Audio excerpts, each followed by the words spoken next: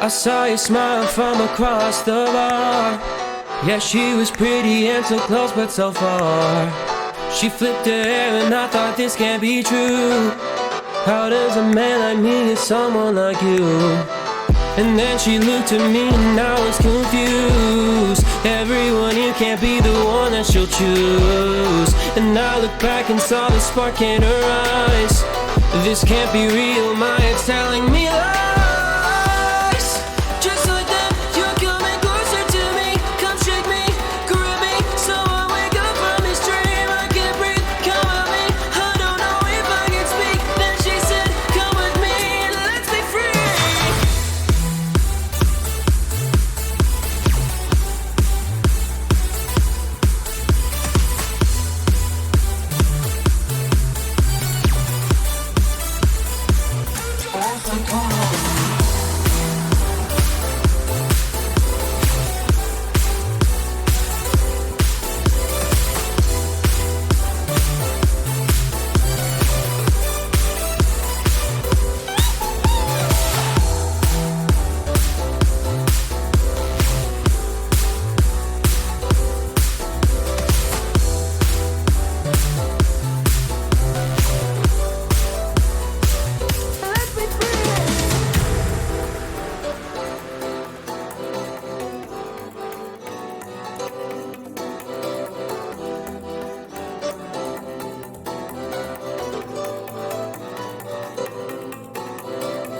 The night is young and I think this could go far.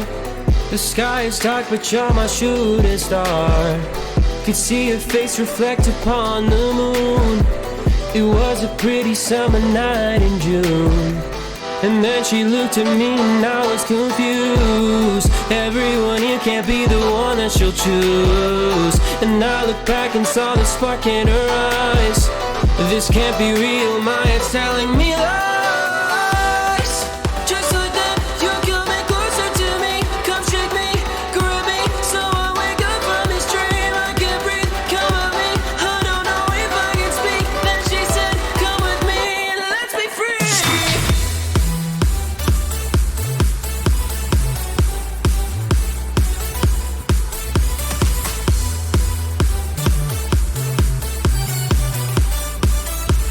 Let's be free.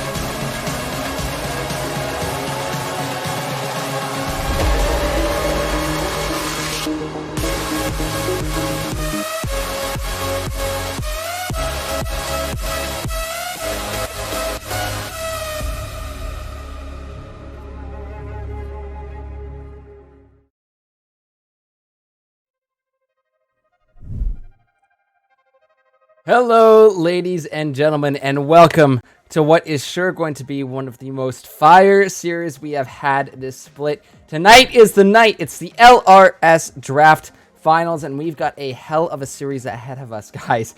Oh my goodness, do we ever. But, you know, a lot on the line. Rattlers taking on the Rhinos in a best-of-5 series. However, we got some big brain analysts here that I want to bring on the desk to help me talk about it. So without any further ado, I want to introduce Overcomer, Dream Unforgiven, Ravens Man, and a friend of Overcomer's along with his dog. Welcome, gentlemen. We are about to get the show underway. 15 minutes left to go. How's everyone doing tonight? I'm doing pretty good. Yeah. Yep, Dream's good. Overcomer's looking good as well too. Well, gents, this is it. This is not only our last stream of the split, but this is the last deciding series between these two absolute powerhouses that we've seen just kicking some ass throughout the LRS draft split. So I want to know what names are coming to mind when you're thinking of this series tonight. What big players are we going to be watching out for tonight? I guess I'll go ahead and start off with the obvious choice of Lunar Effect. I mean, can't say anything else about him. I mean, like, that hasn't already been said. Like, come on. I mean, showing up time and time again. Yeah, exactly. He carries any team he's a part of. You know, this is his third draft finals in a row that he's been on, and he's won the last two. So I'm sure he's definitely ready to make it a three-peat tonight. Yeah, definitely going to be someone to look out for when it comes to those jungle gangs. But then you also have our fellow caster playing tonight. You have Awesome Sheep playing on Rhinos, so going to be fun watching him in action. Jeem, your thoughts coming into this series? Yeah, I was just about to say, on the side of Rhinos, you can't discount Devil's Avocado. Guy has literally played every jungle under the sun, and also champions that don't belong in the jungle as well. So, That's pretty true. Probably one of the most diverse players I've ever seen. Sometimes it doesn't work, sometimes it does. Primarily this split, it's been working for him fairly well, seeing as how they came out #1 seed. So, absolutely. So yeah, definitely that attention to the junglers, which that was going to be my next point to bring up. These two titans that we see in the jungler facing head to head have always just shown, you know, Lunar Effect with his great pathing and great CSing, but that unpredictability of Devil's Avocado's champion pool is just something that we've seen time and time again be just a little question mark while we're in draft, but then we see the reason for it in once we hop onto the Rift. But I believe it is going to be Dallas subbing in for this first game before Devil's Avocado comes back for the second. So thoughts on our junglers and thoughts on what picks and bans these teams are going to be aiming for in regards to the jungle. I mean, I know an obvious ban for Rhinos would be taking away Lunar Effect's Olaf. He has shown his true 1v9 berserker rage with that champion. So, you know, if that gets through, you can expect one hell of a show, and if it doesn't get through, well, we'll know why. I know you said Dallas will be coming in for the first game, but some things, you know, on the opposite side of the spectrum. I can't speak for Dallas. I can say, you know, whatever game Dallas is in, it's Dallas diff, whether he loses or wins, it's going to be Dallas diff. Absolutely. But when we do see Devil's Avocado come in, obviously, if you are on the Rattler's side, you want to be seeing some attention given towards, excuse me, Avocado's Zac. It's literally like, I mean, he's got all these wacky picks, and then the one meta jungler he actually plays that belongs in the jungle is Zac. So, I mean, it's pretty much his main champion. So, you know, if you're Rattlers, you definitely want to look to maybe even get rid of that. I actually had a friend talk about Zac with me today, and he said, who doesn't love a tank assassin that can hit you from 2 screens away? So, yeah. And these lanes, we got to look at some of these, bring attention to some of the other lanes, because we've seen, you know, a little bit of switching out of rosters and such as the split has gone on. But down to the bot lane, where not to be biased as a support player, but you know, we have seen some great stuff coming out of our supports, and you know, looking at the duos that we have paired up here, Vapus and Tally Ho versus Awesome Sheep and Primus. Two powerhouses in their own individual ways. What are your thoughts on how that bot lane is going to kind of go throughout this series tonight?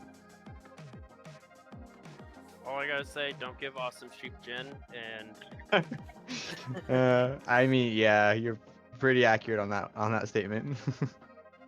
Yeah, I mean, I can attest to that. I've known Sheep almost 2 years now, I think.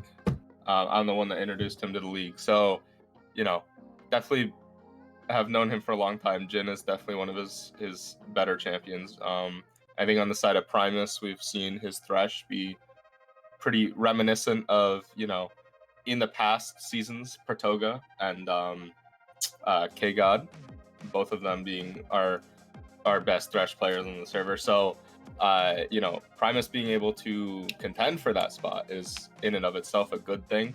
And then over on the Rattler side, there's been a bunch of swaps and switch arounds, but I believe Vapus is playing tonight, and I've had the unfortunate pleasure of playing versus him quite a lot of times. So, you know, I do think that this bot lane is going to be Volatile. something to keep an eye on. Yeah. It's going to be spicy around the map. But yeah, Overcomer, let's hear your thoughts. I was just gonna say, I have actually had the pleasure of being Vapus support a couple times for Not really a pleasure. Clash and whatever else. Whenever he needed support, so I was kind of like, you know, I was there, and it's seeing his diversity and game knowledge. Like, he knows his champions pools. So you give him any comfort pick, and he will just sit there, farm back, scale up if needed, and he just does damage. It's like, wait, what? Like, hello, where have you been? It's just like, it's hard to catch him out, because positionally, I notice he's almost always on point with position, if not with the rest of what follows suit as an AD carry. But yeah, and we are gonna get things just a little bit smidged restaurant, because we have just a couple minutes before we show a little something special for the folks at home, and then hop onto the caster desk. But I want to hear your predictions. What you guys think this series is going to end up like? Who's going to take the win tonight, and in what fashion? Let's start out with Dream and hear what Dream's predictions are for tonight.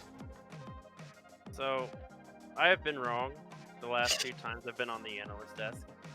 I've been proven wrong. Both VX went down. My team went down yesterday, and the team before that, I can't remember their names. Tigers beat the Winter Booze. There we go. Which was unfortunate. So, I'm 0-3. I'm hoping this time it's different. I'm going to say 3-2 Rhinos. 3-2 Rhinos from Dream. Overcomer, your thoughts on predictions for tonight? I think I'm gonna have to go 3-1 Rattlers. I don't think they'll get a 3-0 sweep, but I definitely think they can take this series without going to 5 games. Very fair. How about you, Ravens man? So unlike Dream, you know, he's 0-3. I'm actually 2-3. And the one loss, Winter Booze got very, very close. So I don't count me out for that one. I successfully predicted EGM's 3-0 against VX last week. I am successfully predicting a 3-1 for Rattlers tonight. That's it's close. We've got 1 Rhinos and 2 Rattlers, but I think I'm gonna have to give one more to the Rattlers in a 3-2 fashion. I think this series is gonna be just so freaking neck and neck and so close. It's almost hard for me to even decide, but I think just by a hair, and for what we've seen between these 2 teams, I think Rattlers are going to be just able to clutch this. It's just so, like I said, a lot of back and forth. There's a lot of history between these teams just from this split. A lot of spicy beef that we got going on between these teams that have made the split very very interesting to watch. But I honestly think both these teams are just solid at the fundamentals and setting each other up for success. We've seen great synergy coming out of both of them, great communication. So it's going to come down to, one, how these drafts go in favor of their key players, some of those that we talked about, and of course, two, how they actually execute their comps. And, you know, we can look at this in terms of micro, how these lanes are going to go, especially when we take a peek at that bot lane. A lot of it's going to come down to where these ADCs are positioning, ADCs and supports are positioning, and that farm difference we have seen sometimes starkly between a number of these lanes, depending on the lanes and the picks. So it's going to be a tight race, I think, tonight, but I believe we're going to 5 games, and Radler's just going to come out right on top. But guys, we have 2 minutes left. Final thoughts before we head on over to the draft. Do have one thing. If the Rhinos win game 1 and Devil's Avocado comes in and wins game 2, I think that's going to hard confirm that it's always going to be a Dallas div. It's always Dallas. There's no It's escaping it. it's got to be a Dallas diff. It's always Dallas. Yep. No matter whether you win or lose, it's always Dallas. Exactly. Yes. I think personally, final thoughts that we didn't get to touch on. Definitely going to be an interesting top lane. I think the mid lane is very even in matchup and skill and everything. You know, even Champions played is kind of similar. Mm-hmm. But that top lane can turn to be very volatile. I mean, Easy Life's carried a lot of games for, the Rhinos throughout the season. So definitely want to see what he can pull out tonight. Yeah, that was the one other thing that I had in the back pocket in case we had extra time. But that definitely a great point to bring up. Easy on his Maokai, just showing us how ridiculously tanky the tree can get, but he's done that on multiple tank champions before, and it just enables his team to have a super solid front line for those fights that they love to set up. But gentlemen, I will meet you back here after we come back from the break from game 1. But thank you for your inputs. We are going to be sending it over to the caster desk very soon, but we got a little treat for you folks at home, so sit back, relax, and get the hype ready, because this finals is going to be something to see for sure. So when we come back from our little treat that I've made for you, we're going to be hopping right to the caster desk and start this draft for game number 1. Gents, hope you're all excited. Folks at home, hope you're also all excited. Sit back, get those snacks, get those drinks, do whatever you got to do, because this one's going to be extremely spicy. We'll see you over on the caster desk in a few.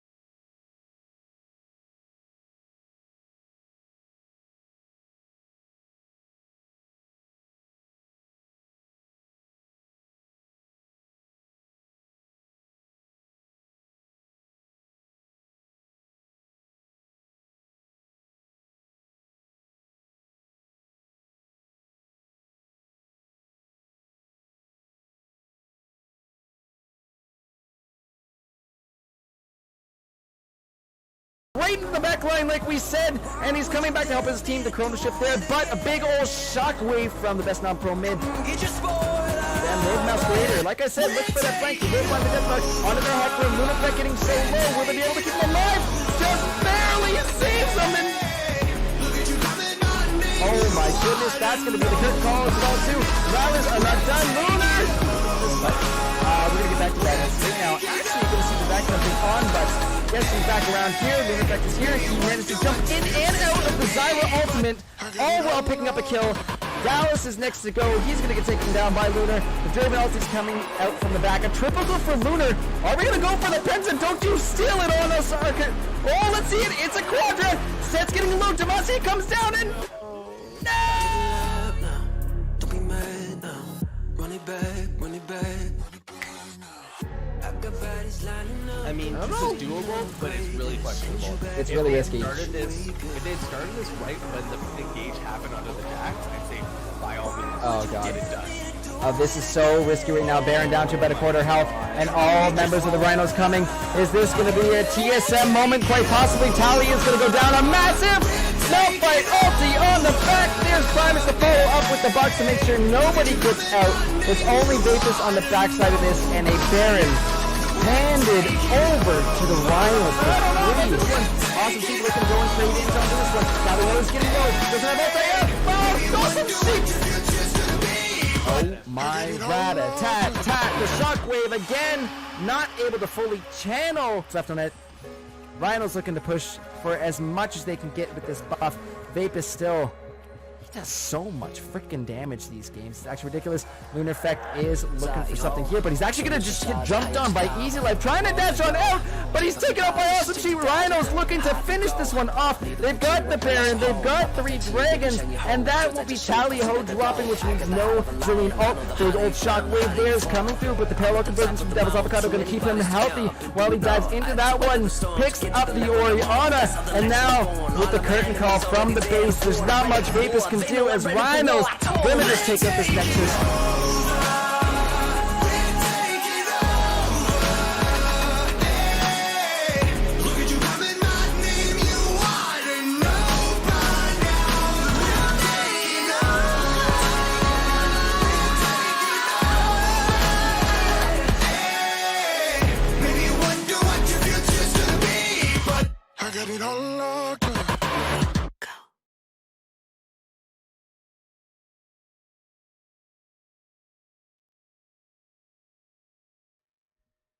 Hello, and how is everyone doing tonight?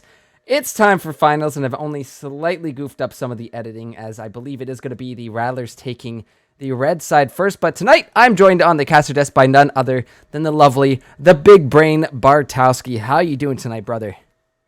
Welcome, one and all, to the grand finals of the LRS draft. I am so excited to be here with you, and this is just going to be some wonderful games. I'm sure of it. I can't believe we're in the finals right now, Bartowski. I don't know where this split went, but incredible how far these teams have come, how much skill these teams have shown us over the split. But it comes down to this. This is it. After tonight, we are all done, and it's going to be absolutely insane, I think. Yeah, this is it's all coming down to this. I mean, this is a rematch of a match we saw previously, and it was so good at that time as well. And I'm just looking forward to it being all the more better for these finals. These players bring everything they have, go all out. It should be great. Yeah, but before we're still waiting for players to get themselves ready and sorted right now. What are you thinking we're going to see here in game 1? We've got Dallas filling in for Devil's Avocado, so maybe a little bit more of a standard jungle in terms of what the Rhinos pick. But, I mean, this is... When Dallas has been on here, like, it hasn't been like, oh, they have a sub, they're not playing at their full capacity. They've been really good with Dallas. Like, he's been a great substitute for the Rhinos. So, honestly, I'm interested to see what is going to happen here. And see what they're going to pick. Obviously, on the analyst desk, we were chatting about what kind of bands are coming out. Obviously, none other than Lunar's Olaf was mentioned in conversation. So I gotta say that's one right off the top of my head. But any other that you can think of, Bartowski? Yeah, that won't shock me at all. I wouldn't be surprised if they throw several bans at Lunar, including, his Hecarim, maybe even his Kindred. I'm not sure what he's been spamming recently in solo queue. It might lend a good information to the Rhinos as to what he might be attempting to pull out, because they have Dallas in that jungle. And like you said, Dallas, great in that role, has done a great job for the Rhinos, but it does give that uncertainty to the role. And means that the more you can do to keep the enemy jungler, who's been so prevalent as a strong player, down as much as possible, absolutely want to do that. Just bar none. I expect a triple ban on Lunar, and we move on to the rest of the draft. It's definitely going to be interesting. I think we might be subbing for support here. That's good. That's good. We were in the support exactly where we are. Bartowski versus Gurf in finals for support. That would be perfect. You know what? That'd be actually kind of spicy. Not gonna lie. Yeah, that'd be great. But how do we cast our own game? That's a little tricky. However, we can cast simultaneous. Yeah, sure. You might hear me pause because my brain. I focus on one thing at a time. Well, I mean that's sure kind of a lie if you're doing the casting here. But it looks like we've got teams readying up here for our first draft of the night. So we are going to get a couple of answers to our questions that we put out here. But guys, don't forget, tonight is the last night to put those tokens to good use. It's the final push for the king. But right now, Dream Unforgiven, aka Daddy Dream, is sitting up there nice and comfortable with the amount of tokens he's accumulated this split. But guys, lots of fun to see your participation and what you guys think. So don't forget to put those tokens to good use, my friends. However, Rhino is ready to go, just waiting on the ready for the Rattlers, and we're going to get this draft for game number 1 readied up. So we're going to give them the green light there, and oh my goodness, I've been waiting for this all week. The rematch between these two, we saw them 2 weeks ago face off in the winner's side of the playoffs here, but now Rhinos and Rattlers meeting once more, and this is it. No more games after this. No more playoffs after this. This is the deciding series for who is going to be our first ever LRS draft champion. So very excited to see how this one is going to go tonight. But I'm thinking with how close we've seen these teams over the split, how neck and neck these games have been, there's a good chance that we see 5 games tonight and bust out the silver scrapes. Oh yeah, I mean these teams have been so back and forth. Rattlers taking games off Rhinos, Rhinos taking games off the Rattlers. Either way, there should be lots of entertainment for us tonight, and I'm bunkering down for a long one. Yep, let's get nice and comfortable here. I've got the everything ready to go, but it's time, Bartowski. We're ready to start the draft too, and immediately it's going to be the Olaf Gun. Not surprising there, but Rogue Masquerader's Rumble. That was another one that we're missing out on. He's shown us I mean, it hasn't been too many times because it only sneaked out once or twice for us on stream. But clearly, I would love if it came back out again. I would want to see it. If we're ever going to see it in these finals, would be an absolutely amazing place to see that. Would love if he could bust it out, or rather, if the Rattlers could not ban it for a single game. But they'll have to be given a lot of motivation, I'm sure. Rhino so far, as predicted, 2 jungle bans so far. Would not be surprised if a third ends up going his way. Hecarim, a strong one. Shen was a good counter ban from the Rattlers. Takes away a potential first pick for Easy Life, who's been very good on that Shen several times. Not only that, it's kind of a good pick for both sides there, but another for sure. Another mid ban.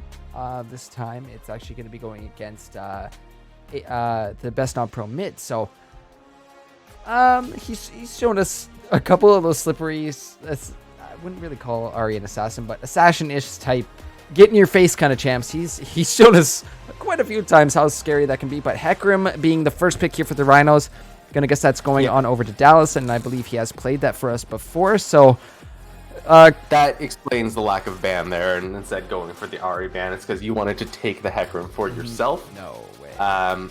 I'd love to see an Ivern. No way. I think Ivern has an impressive amount of potential, especially when your opponents don't know what the hell they're doing against it. But I would be very surprised if game 1 is when they decided to bring that out. This is something interesting, but I haven't seen from Lunar in a hot minute. His Kayn is coming through for us tonight. Okay, I believe it might have been last split. He showed us a few. He's got some moves on this Kayn, so I am looking forward to seeing that. They're flexing the donger just to get me a little excited here. Listen, I've seen your tricks before. I know your tricks here, but another Yordle also being hovered. However, that Jhin taken away from Awesome Sheep, going to be going over to Vapus, and Vapus showing his pool is quite wide, I would say, quite deep and wide. He's got a lot of ADCs under his belt that he's gotten pretty good mastery of. However, the Twitch coming through for the Rhinos. Yeah, Twitch was one that was brought out in their earlier series. It was, again, the Awesome Sheep who played it and looked very, very good on it. So kind of on the scary side coming into this game with it. We'll see if they pair it up with another nice support. Instead, going to be looking for that Rise pick for Rogue Masquerader in the mid lane. And I believe this is what we saw the Rhinos whip out against the Gators last week. Yes. And it was just that, that attention piece not being given over to the mid and allowing Rogue Masquerader to scale and scale and scale and scale, where he got to a point where it's very scary. And considering the fact that we're probably going to see him take that Conqueror again, means he becomes an absolute monster in the late game. However, and he picked up here, I would assume it's most likely going to be mid and not something like support. That offers some really, really nice bursts into a Rise and a Twitch that could be just lurking anywhere. Yeah, that's that's gonna be a little on the scary side. We haven't seen Annie brought out in a long time here. I like the Lulu ban coming in from Rattlers, as that's a very common Twitch pairing. Yes. We might even see another ban, although I don't know necessarily who that would be. There are obviously a lot of good champions to go with that Twitch, and it's going to depend on what the Rattlers think the Rhinos might want to do. I was gonna say something like this. A tanky top laner is probably one you want to take, and Malphite is the one to go. Maokai probably a little bit more manageable. However, with a Jhin you have, quote unquote less DPS, if you would say, versus like a Twitch who's got more attack speed items and firing up at you. Not to say that Jin's not going to be doing a hella damage once he gets those 2-3 items. It just becomes a little harder to manage a tank in your face as a Jhin versus someone who can kite. Yeah, he doesn't, and he also doesn't quite shred as aggressively as the Twitch does. He's more about these giant burst shots that deal a lot of damage all of a sudden. Twitch able to build, the Blade of the Ruin King if he's up against a tank. I don't think we're going to see that Teemo lock in. And also Malphite in the hands of Easy Life, I believe we saw him play that and it looked really disgusting. Do you remember who it was against? The Maokai was it a Vladimir? No, not Maokai. Malphite. Malphite. No, not off the top of my head. I think we saw it into a Vladimir, and it went very well for Easy Life. Yeah, it might have been. Oh, it was the Malphite into the Vlad. I'm mixing it up. It was the Maokai last time that we saw up against, I believe, a Quinn, and still there was some difficulty dealing with the Maokai when he got into late game. However, Leona, really strong pick here. Tally-Ho has played that before. And that's the great part about Leona is that you can, I've said it before, attack or defense mode. That's your option. That's your prerogative as that support. It's just knowing when to flip the switch to go in or to just stay back and be a great source appeal for your ADC. However, Alistar picked up here for the Rhinos. That's some nice tank we're seeing from the support. Both sides of the supports here tonight. Yeah, we've seen Primus pull out this Alistar in the past. I believe he looked good on it. I can't quite recall it. I did look up that Malphite game that I was remembering. It was into a Jax. And while the Jax did end up winning, boy, did that Malphite give him a hell of a time in lane. But yeah, so Alistar, Leona for the bot lane. We're now still looking at the top lane picks for both of these teams, presumably. And a Fiora is going to be locked in for Rhinos. I like that. That's one of the first time we don't often see Easy Life thrown on one of those carry kind of positions. He likes to play the tanks, and he is quite good at them. So I am excited to have him on more of a carry potential champion. The last best of 5 we saw him participate in, he spammed. No, I guess he did play 2 kind of carries near the end there, but he did have a lot of tanks prior to that. On the side of the Rattlers, I mean, Camille is a common matchup into that Fiora, but I don't think that Osiris has that in his pocket. I expect him to just maybe go for more of a tank that can sustain the Fiora and just push her back into her own tower. Maybe that Maokai would be a fine pick here. And that works for the early game, but we do see that the Vladimir actually coming out for Osiris here up in the top lane. So we'll give our players the ready, let them know we are good to see where these champions are going, even though it's pretty standard stuff on what we expect and where we expect it to go in terms of how crazy we've seen these teams pop off before. However, we've talked about these potential split push windows that we're going to see, and that's what I was going to say. If the Rattlers did take someone super tanky up into that top lane, is that usually come mid game that tank is getting involved with those team fights and could potentially leave a window open for Primus to go ahead and get a split push off. Still the case if Osiris is more contributing to these team fights. Going down to the Dragon, since Rattlers have Fred's side, that does give them that slight little edge of being on the actual side of the Dragon. So we'll see what options they decide to go for, because the Rhinos do have a couple options what they can do with that Fiora in the top lane. But we are going to see the teams start to lock into the draft, into the client draft, I suppose. So that means those predictions are going to be live soon, my friends. So make sure you double check how many tokens you have. But Bartowski, thoughts about this game, this overall comp that we're seeing, and the playstyle we're going to be expecting from these two teams in this first game of the night? Yeah, so one of the most interesting things right off the bat is the fact that in all of the previous games that we've seen the Rhinos play throughout these playoffs, they have, I think 100% of the time, 100% of the time chosen to play on the red side. This is the first time that we see the Rhinos on the blue side. Well, it's actually the Rattlers getting first choice. So Rattlers have chosen. Yeah, no, it's fair. Yeah. So either way, the Rhino. This is the first time we see these two teams on the opposite sides of the map. So that's already going to be interesting, and I wonder if that's going to change any dynamics around the dragon control in the early portions of the game. But I suspect. Okay, so we've got, Dallas is on that Hecarim. It's a very high impact jungler throughout pretty much every portion of the game. Kayn, on the other hand, while he's going to want to make the ganks to get those souls, he's not going to be nearly as impactful until he gets that level up and, farms his way to his level 6 and such. So I expect to see Lunar maybe trying to poke lanes a little bit, pick up his souls. I have to remember now, because unfortunately I don't currently, whether he needs to attack melee champions or range champions to get to his blue form. I think it's range for blue, melee for or red rather.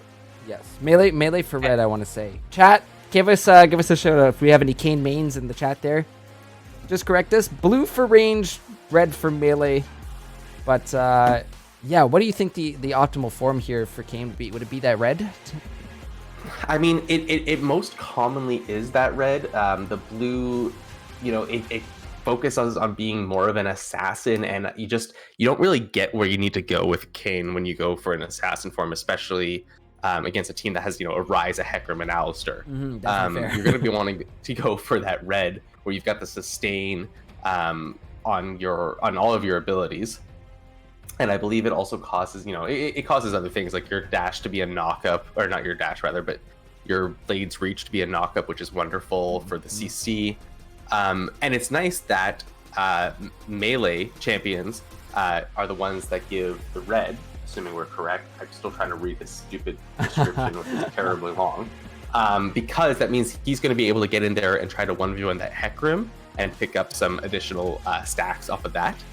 Hecarim, on the other hand, I'd be surprised, I'd be shocked if he didn't focus on this mid lane.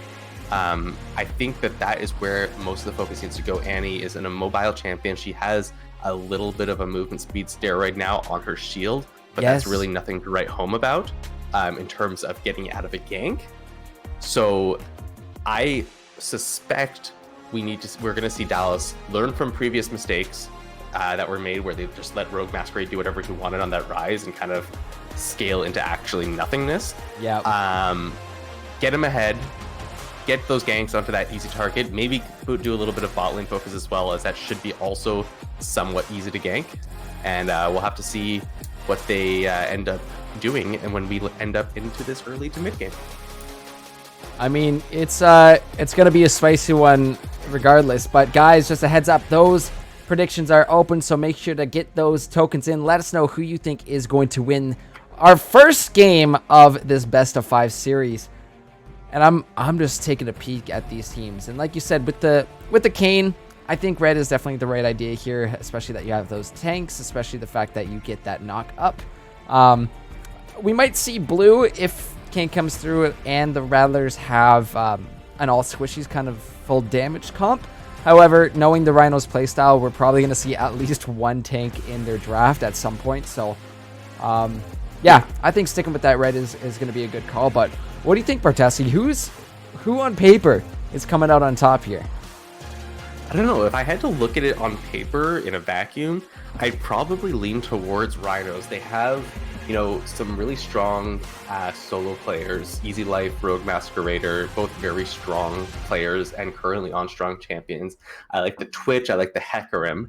But in terms of, you know, how this playoffs has been going, I cannot put the Rattlers down far enough to say that I don't believe in them.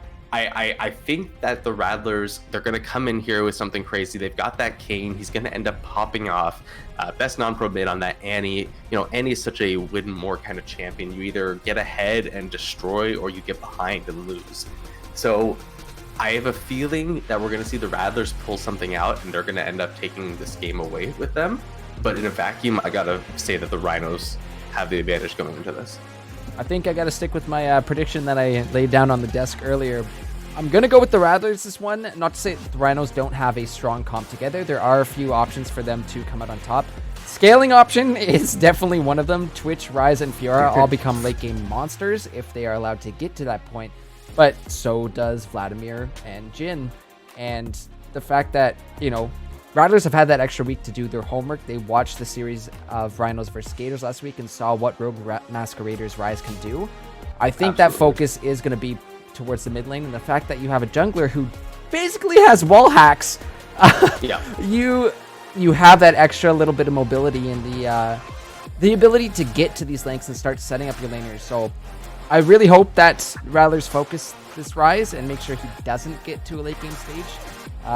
Because if so, we're going to get to a 30-40 minute game again where both teams are even in gold, even in kills, and you never know what can happen. But Bartowski, we got a break coming up, so we're going to head on over to our little break screen. Guys, when we come back, we're going to be hopping into our first game of this best of 5 grand finals. Don't go anywhere because you're not going to want to miss this.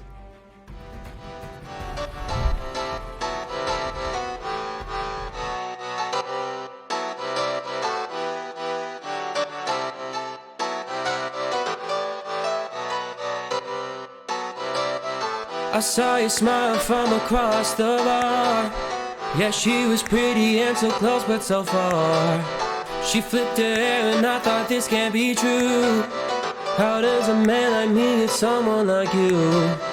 And then she looked at me and I was confused. Everyone here can't be the one that she'll choose. And I looked back and saw the spark in her eyes.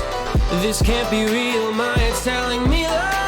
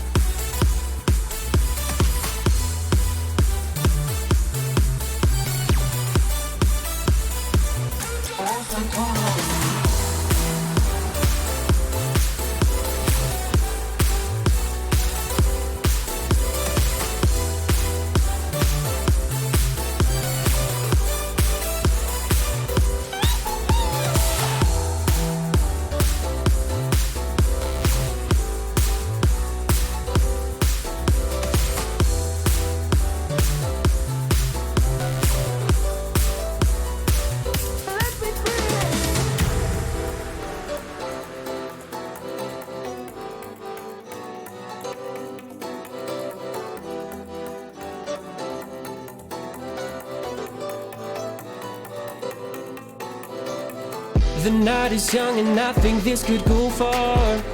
The sky is dark but you're my shooting star. Could see your face reflect upon the moon.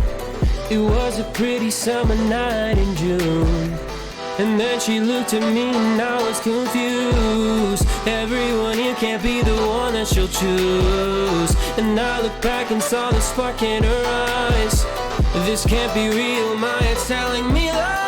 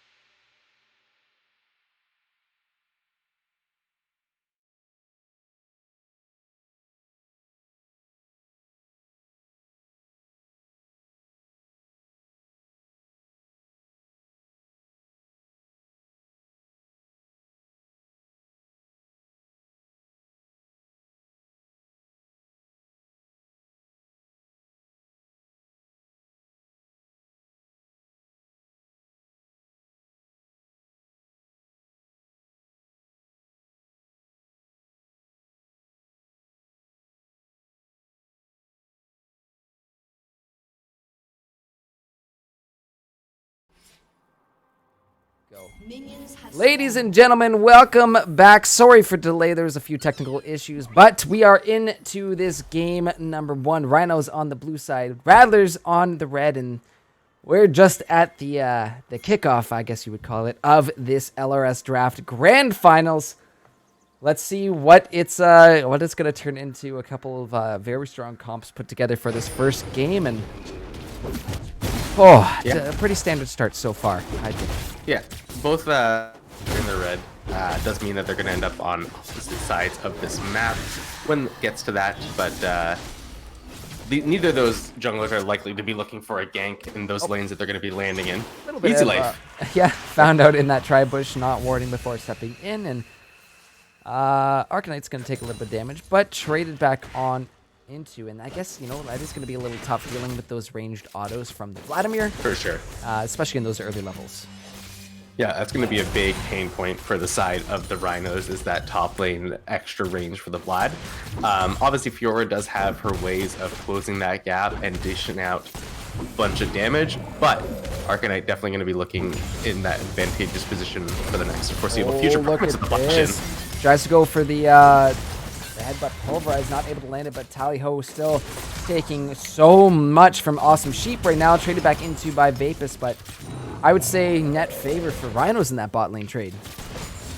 Yeah, I mean, unfortunately the failed combo from the Alistar, but it does end up being a net positive in terms of health, and he is sitting on the Hextech Flash, so he's not overly unhappy that he's used his Flash and his opponent didn't. He can live with that. Just kind of sit in that bush, and it'll be basically like. Oh, look at this Sender Blade going in. That's going to be the first to come through, but Primus there to block it. Aftershock coming down from Tally Ho. Look at this. Summoners being blown back and forth. Tally Ho getting low, but it's actually top lane that has first blood, but we're not done yet because Vapus going to be getting the trade on to Awesome Sheep, and Primus trying to deal with this ADC all by himself. However, here comes Lunar out of the jungle, looking for this damage, getting the slow down to Primus and the kill as well too. So across the map, KS. 2 for 1, a little bit of a KS there, but yeah, kill picked up there in the top lane for Easy Life. Dallas was there to assist, so junglers making their presence known across the map. Definitely an important kill picked up for the for Easy Life and Dallas in that top lane. The bot lane, I mean, Lunar Effect getting there is just icing on top of the cake for him, but they would have had it already. Just the bot lane from Rhino stepping a bit too far forward. Jin, when he gets those grits, he's got a lot of damage to him. Boy, Dallas is back once more. Arcanite going to be popping that pool, but it's a little bit too late. He knocks him back, burning the flash from this Vladimir. He's trying to get to safety through his tri-bush, but I don't know if he's going to be able to do it. Just out of range of those autos, and Easy Life going into the tower to get it. Tries to block that tower shot, but not able to. Lunar Effect actually caught out in the mid lane. Rogue Masquerader cleans that one up. The assist from Primus as well too. And that's a blue buff onto the Rise at 4 minutes in. No, that's not what you want. I'm going to be very happy about that. Oh my god. As a Rise though now, you've got Tear of the Goddess, you've got blue buff, you are feeling so damn good. Like this. Oh, he's feeling even the good. game from Dallas. Yeah. Okay. Dallas back again, but this is insane. So much back and forth already. We're not even 5 minutes in, but I think this is a good preview of how tonight's series is going to look. Oh, absolutely. And Dallas being all over the map on this Hecarim is something you love to see at this point in time. He's already sitting on two assists and not that much CS down, and has contributed so much for his team already. This Fiora is in such a good position now. Look at the damage he's doing. It's Sword City going in pool, but there's really not much you can do about it. The Q in, and that's another kill for Easy Life. 3-1-0 on this Fiora at just 5.5 minutes. That's actually a little disgusting. That is already extremely concerning for the Rattlers. You have got to get there and shut that Fiora down as fast as possible, or that's just going to be the story of this top lane for the next 10 minutes. Vladimir tries to step up in lane. Fiora shuts him down, throws him back to base. And even under your tower, I mean, it's going to get a little scary. You're now 2 levels behind. Wow. Fiora has her ult. Yeah. Easy Life has kind of got this lane under wraps at this point. Arcanite just needs to play it super, super slow, super safe. However, Zenith Blade going in, the headbutt is there, but Lunar Effect is coming through, and Vapus on the back just pumping out that damage is going to be able to pick up the kill onto Primus, so just the support will be lost there. Awesome Sheep sitting back. Not much that Twitch can really do in these early levels against a 3v2 situation. Yeah, no, a little bit on the difficult side, and it looks like the red team here is going to turn towards that Drake as they have the pit to their advantage, and this is one of those potential differentiators because of the side changes. The red side does get a little bit of extra Drake control as they get to just walk into the pit like this and then walk out without having to funnel too much, and a nice quick pickup. And Ocean gonna feel real good for these laning phases. Yeah, especially for that Vladimir up in the top lane. Needs to be careful of how much poke he's taking, but at least if he does get poked, he can play back and just at least passively heal up a little bit more on top of his abilities that are healing him. However, a little bit more trading in the mid lane. That's going to be Tibbers actually coming down. Rogue Masquerader forced to flash in. Oh my goodness! The best non-pro mid flashes in, ignites up, and sets the bear loose on this rise. Solo kill picked up here for the best non-pro mid. Yeah, that was a great pickup from Annie there to be able to burn both summoners. You got the offensive ignite, and you're running that electrocutes just enough damage to take him down underneath his own turret, no less.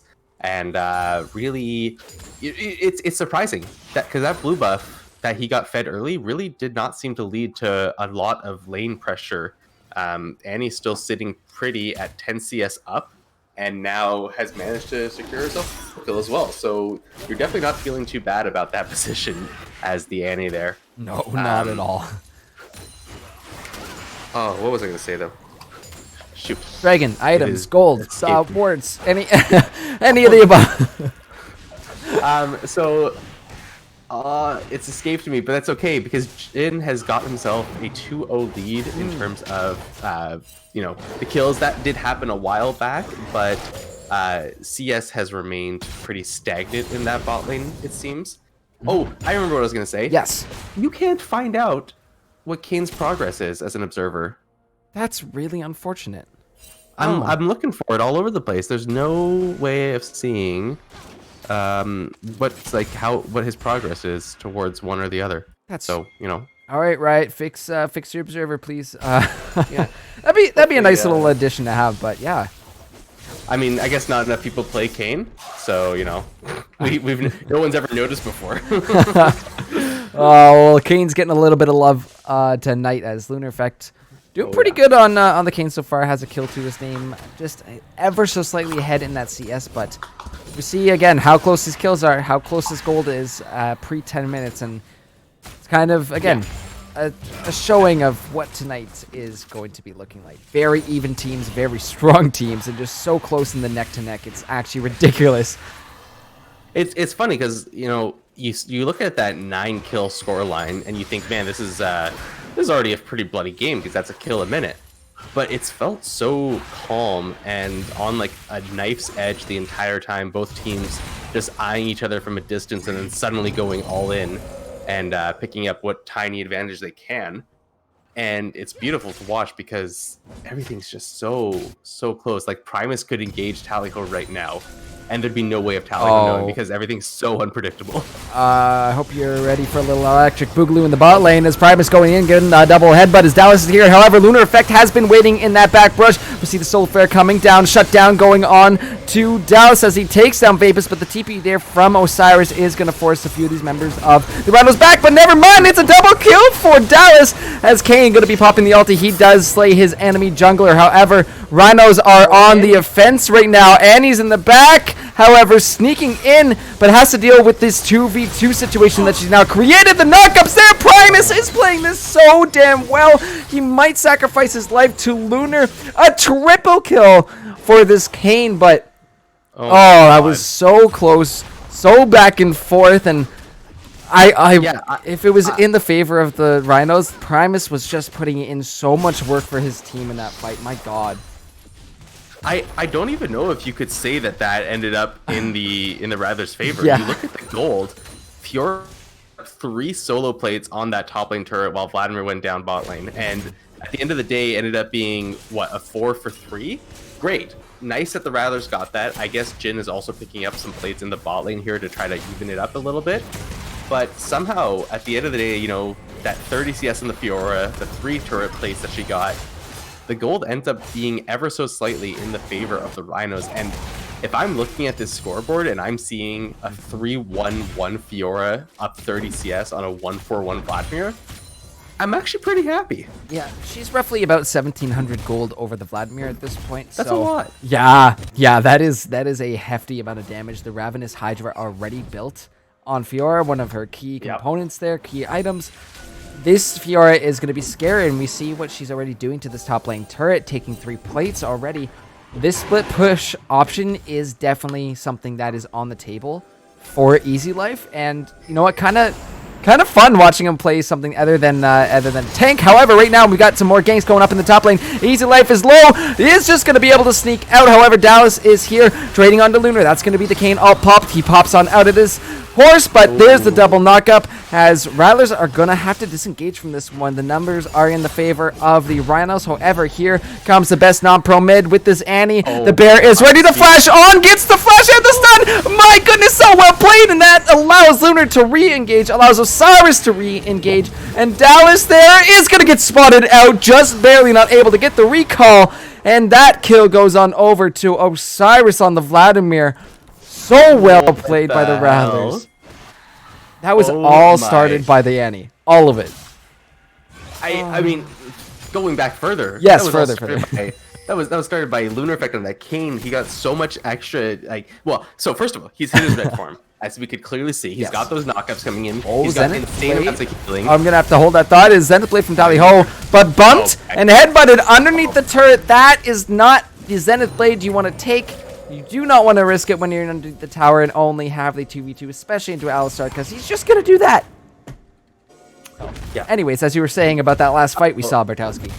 I mean, yeah, the Kane putting out tons of damage and healing and the knockups, and then yes, Annie coming from downtown even goes for the flash play onto Easy Life. She's got 2 in the bush, nearly guaranteed, and instead goes for the flash play to land the W and then ult someone else. Like, it's just ridiculous play. Yeah. And ends up high risk, high reward, gets the 3 kills for, like 3 kills for very little.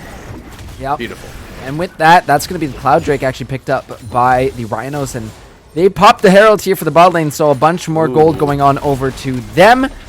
Now sitting actually just under the Rattlers. After that exchange in top, the Rattlers took that gold lead just a little bit, but it's not too far off. Lunar Effect actually looking for Easy Life here, and you see Annie rotating up once more, going to be holding that stun probably for the repose. It's coming through. There is the repose, and there is the bear slamming on down. Look at the amount of damage as Tibber is just whacking away on this Rise and this Fiora. Ooh, Rogue Masquerade are going to get the flash out and avoid that Vladimir pool.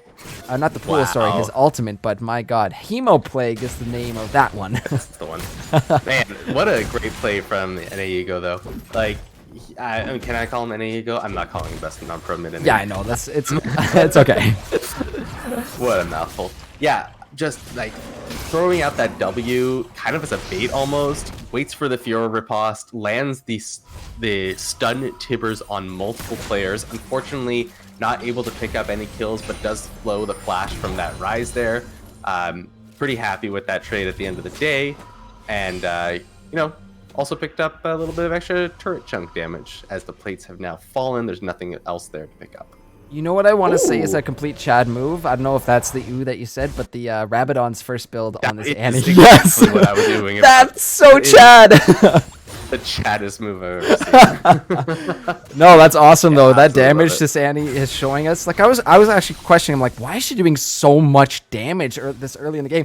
She's got a Rabadon's at 15 minutes, and that'll do it. Yeah, I mean, her ult scales 75% with AP. Oh, and her shield is now actually a shield, isn't it?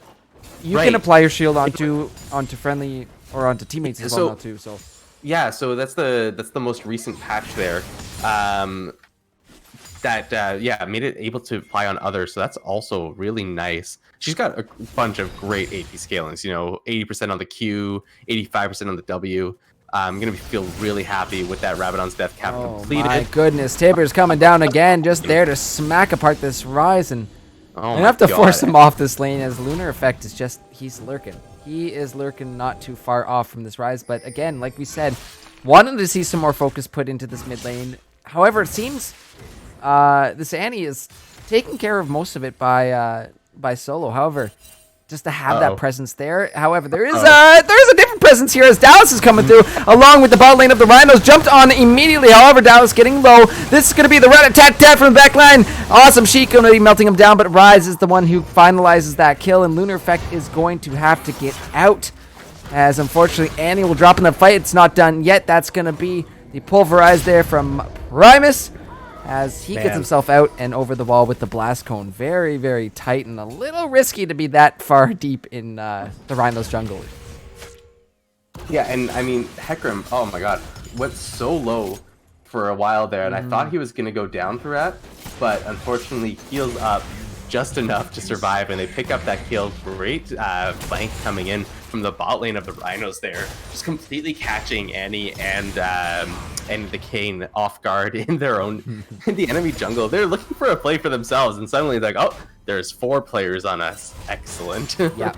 Suddenly, a lot of Rhinos showing up to that one, but nice of them to probably spot. Well, I guess there wasn't really vision there, but for them to be cognizant of the fact that there was someone in their jungle, they send the numbers there, so really nicely done.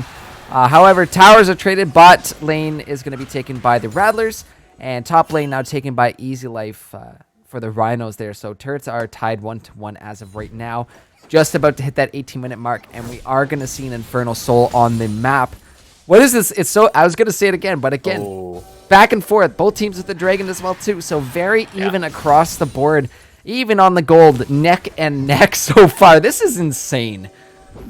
And you know, if you look at the two teams right now, you've really got 2 pain points from either side. You've got the Fiora in that top lane sitting 3-2-1, who's picked up a solo tower, several solo plates. And then you've got the Kane sitting 5-1-2 with great jungle CS. They both have fairly equal amounts of... Well, actually, no, Kane is actually a good, healthy bit ahead. And the question is Lunar Effect going to be able to do everything he needs to do on this Kane to win it for his team? Well, it's so tricky.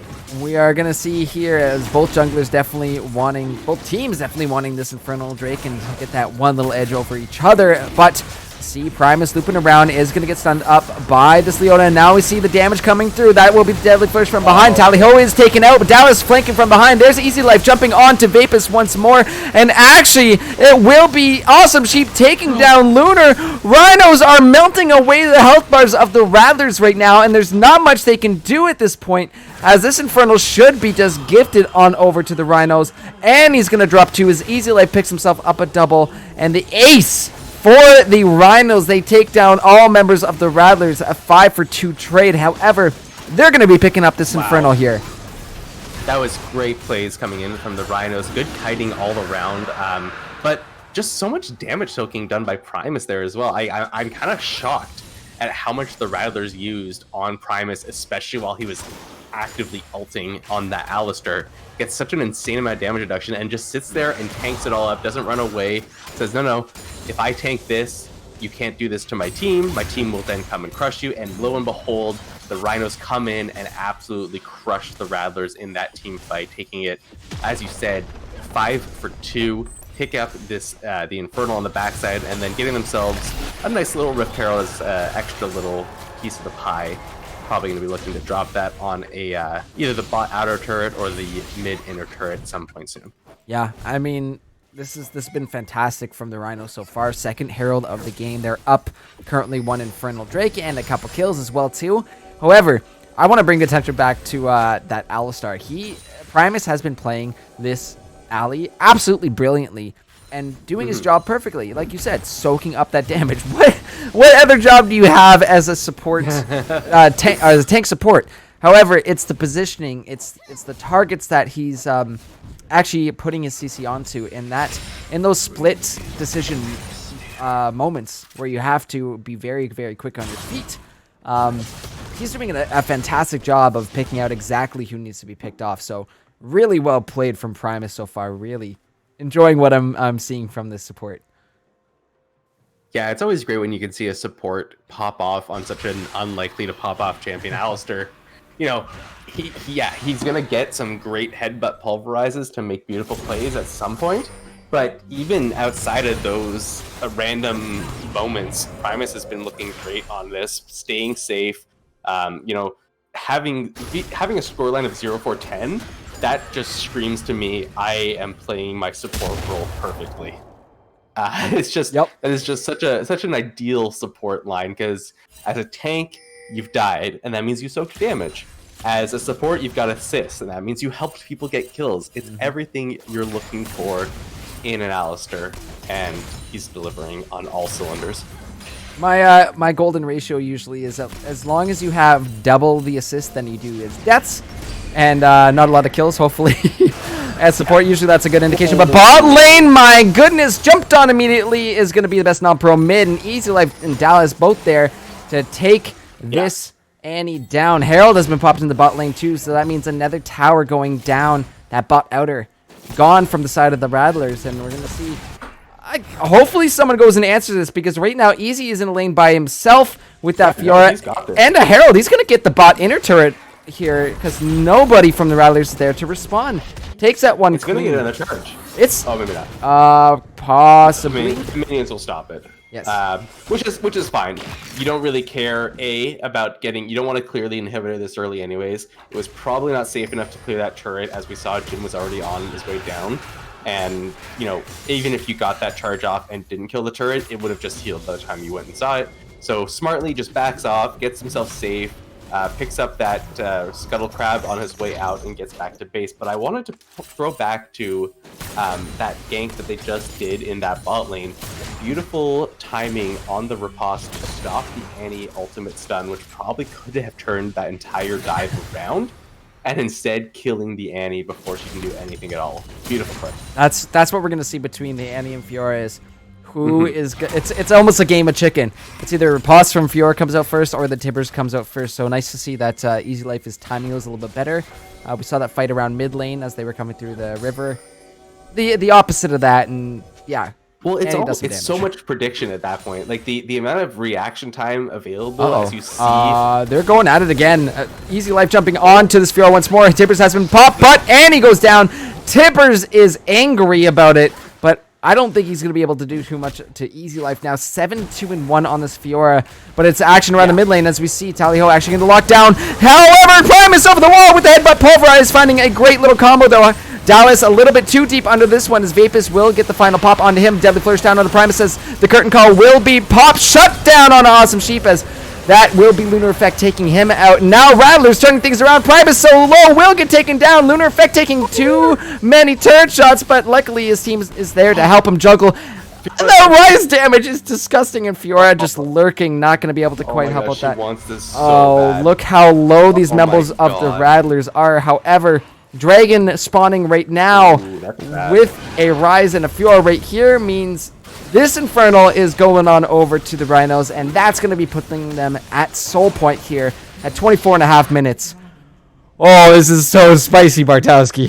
Yeah, that was a beautiful gank, or not gank, a team fight from the Rattlers there, recognizing Fiora's in the bot lane. That is the entirety of the Rhinos' threat. That means we can jump on them here. But oh boy, giving up that Infernal, I am worried that that's going to bite them in the ass. Great pickup from the Rhinos there. They should be more than happy with what they've got there. Infernal soul point when you have a Rise, a Fiora, and a Hecarim, and a Twitch. Everything. And we saw that exact play that we wanted to see for the highlight reel. Primus lands the flash headbutt pulverize onto Jin to begin that, and somehow still they managed to pull it back in that. Just really shows how much of this gold lead that the Rhinos have developed is actually just sitting on that Fiora. Oh, absolutely. We can take a peek at the gold lead right now. I believe it's about it's almost 3,000 gold ahead in terms of laners in that top lane. But yeah, I think when we go back to that fight, just amazing execution out of Primus there to get that set up. But I think a little bit of miscommunication there in that dive. We saw Dallas go in very, very deep, and turret shots plus Jin fourth shot will definitely definitely hurt you. However, Well, especially he has no armor. yeah, that'll yeah, ouch. That's pure damage. Big ouchie on that one. However, looking across the map, all the outer turrets have been taken by the Rhinos. They have opened up this map for themselves. They also have that bot inner turret for them as well too. So that gold spread across the team is definitely going to be helping a lot in terms of itemization. Ooh. However, Can they do it? I don't think they they're going to can't. pull the trigger on that. No. Lunar lurking around the spot lane, looking for easy life with Annie.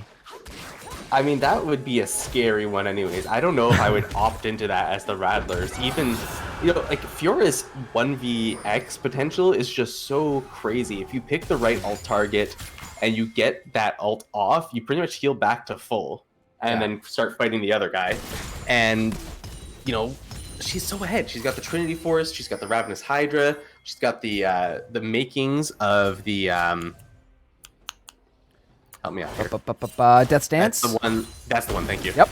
Makings of the Death Stance, almost there. Probably going to be getting it on her next back as she's hitting on 1,200 gold in inventory. She is a scary, scary champion at this point that no one of the Rattlers feels safe stepping up against. I'm just taking a look at some of the runes here. Actually opting for the Grasp here. And going the Inspiration Tree secondary for Boots and Biscuits. So that was there to initially, I guess, survive that Vladimir poke in the early stages. However, this champ is going to be nuts. And I think... Oh, we definitely should have looked at these beforehand because we see actually the turret demolish on Easy Life. So split push is the name of this game. Times. Yeah, I mean, he picked up those turrets and those plates especially so quickly in part because of that. And yeah, like you said, that was his early game insurance. He said, I might not do great against this Vladimir, but at least I will survive. And then he did both. He survived and he thrived, and he's just able to 1v1 anyone at this point in time, thanks to some really clutch ganks coming in from Dallas, getting him an insane early game lead in that top lane. Now sitting at the highest level in the game, tied with the Rise, of course, but also the highest gold currently. Oh, actually just 20 gold behind Lunar Effect. How does Lunar Effect have so much gold? That's the other thing we should start talking about. He's also got 7 kills and 2 deaths. I'd say it's that slight little edge in CS at this point, really. But both of these champions are the scary ones. The Easy Life and Lunar Effect are these big 2 initiators, big 2 team fighters. It's scary. You do not want to meet these guys. The real concerning thing, though, is that Lunar doesn't feel anywhere near as scary as Easy Life right now. Yeah. He's got the same amount of money. He's got excessively similar items. Well, maybe not excessively similar, but very similar items. They both got the Death Stance. They both got the Ravenous to some, or the Ravenous to some degree. Tiamat actually on the look at Easy Life. Yeah, shredding apart Fiora this turret. just seems so much stronger at this point in time, and it's probably because of the phase that we are in this game.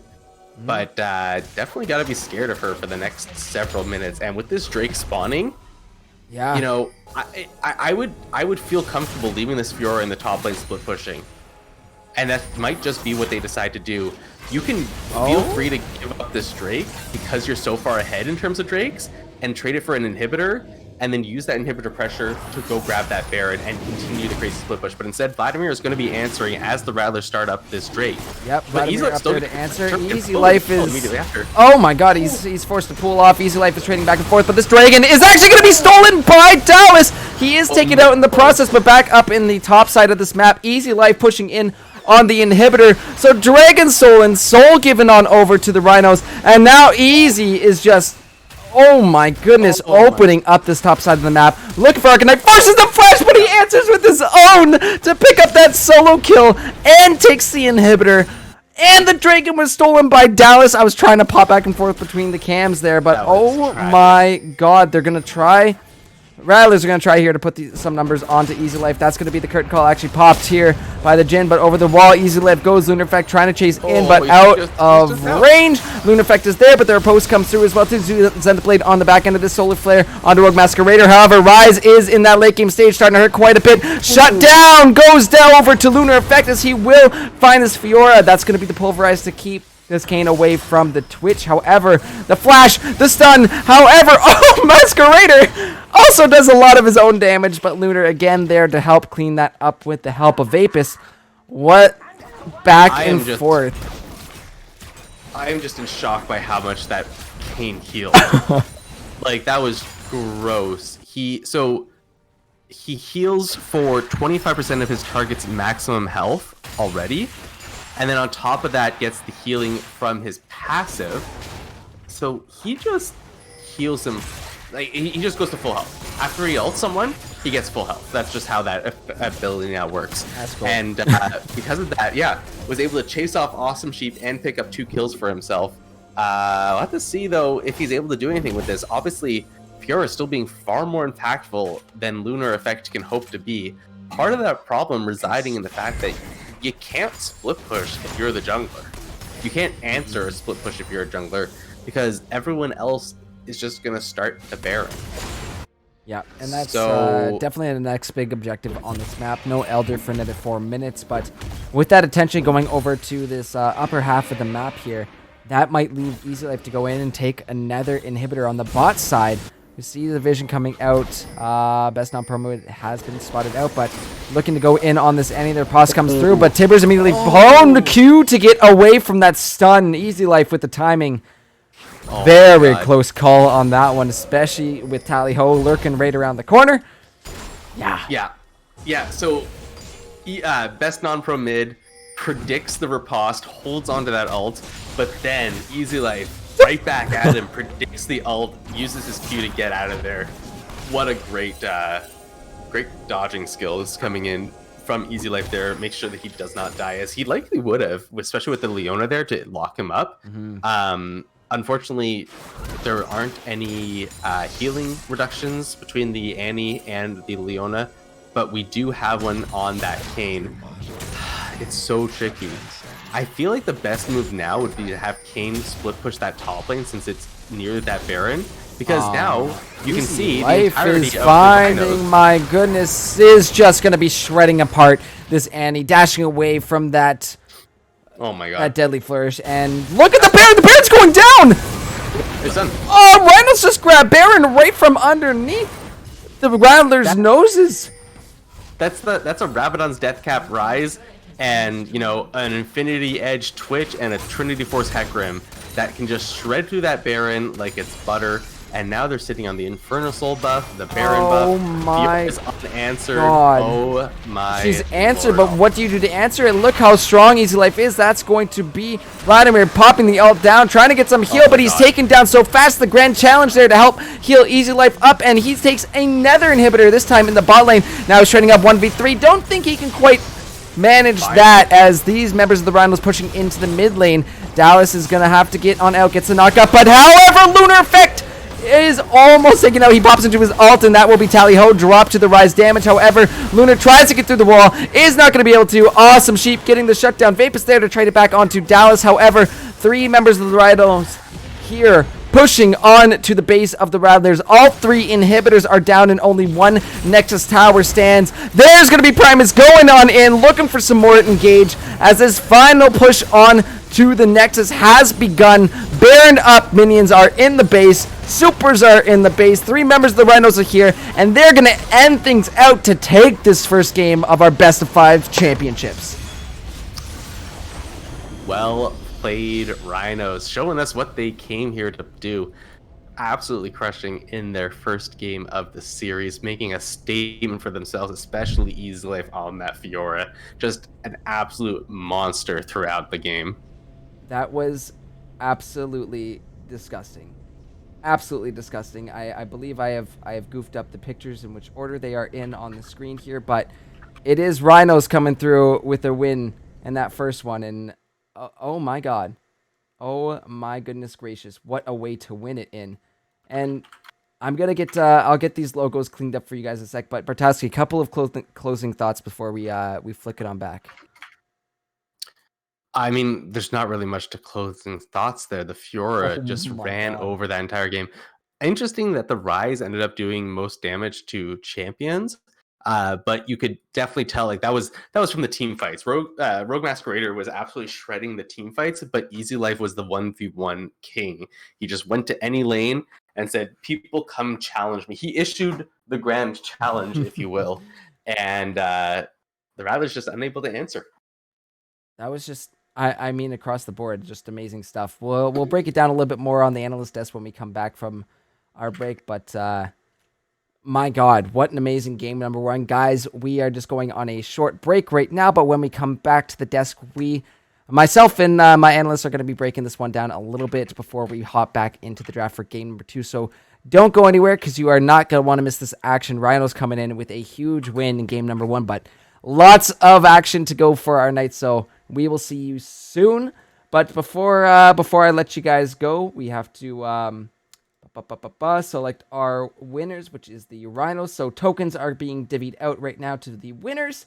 And the poll for player of the game has been started right now. So go ahead, get your votes in for who you think deserves player of the game. When we come back, we'll be announcing our player of the game and then breaking down some of our first game of the night. So we will see you in a short 5 minutes. Don't go anywhere. You're not going to want to miss any of this.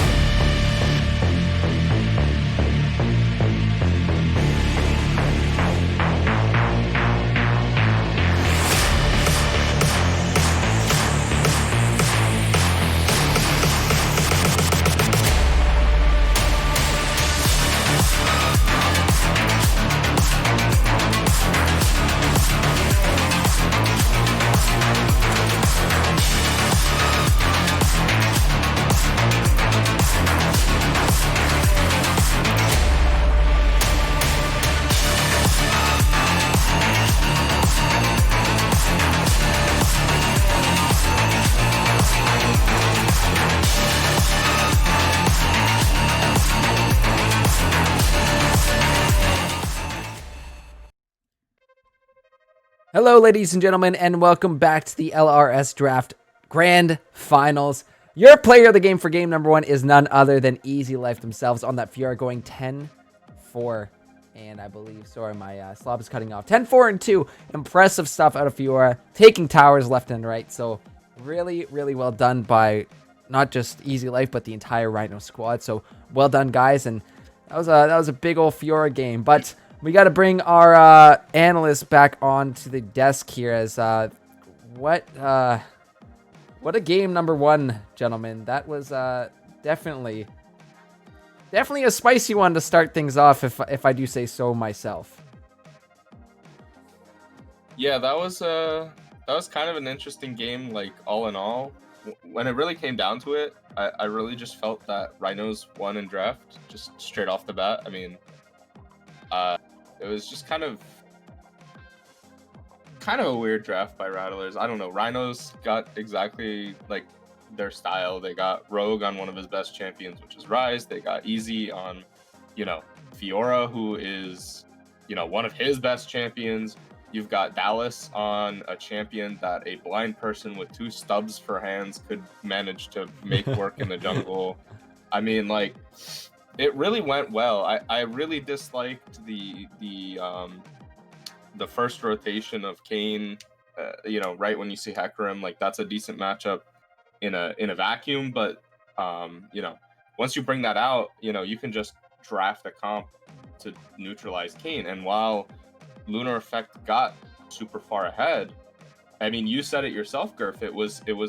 He was like, he had the same amount of gold, nearly the same items as Fiora, same amount of kills, but he just felt so much weaker. So I don't know. I really want to look to see them ditch that Kayn pick, because it was kind of straight up.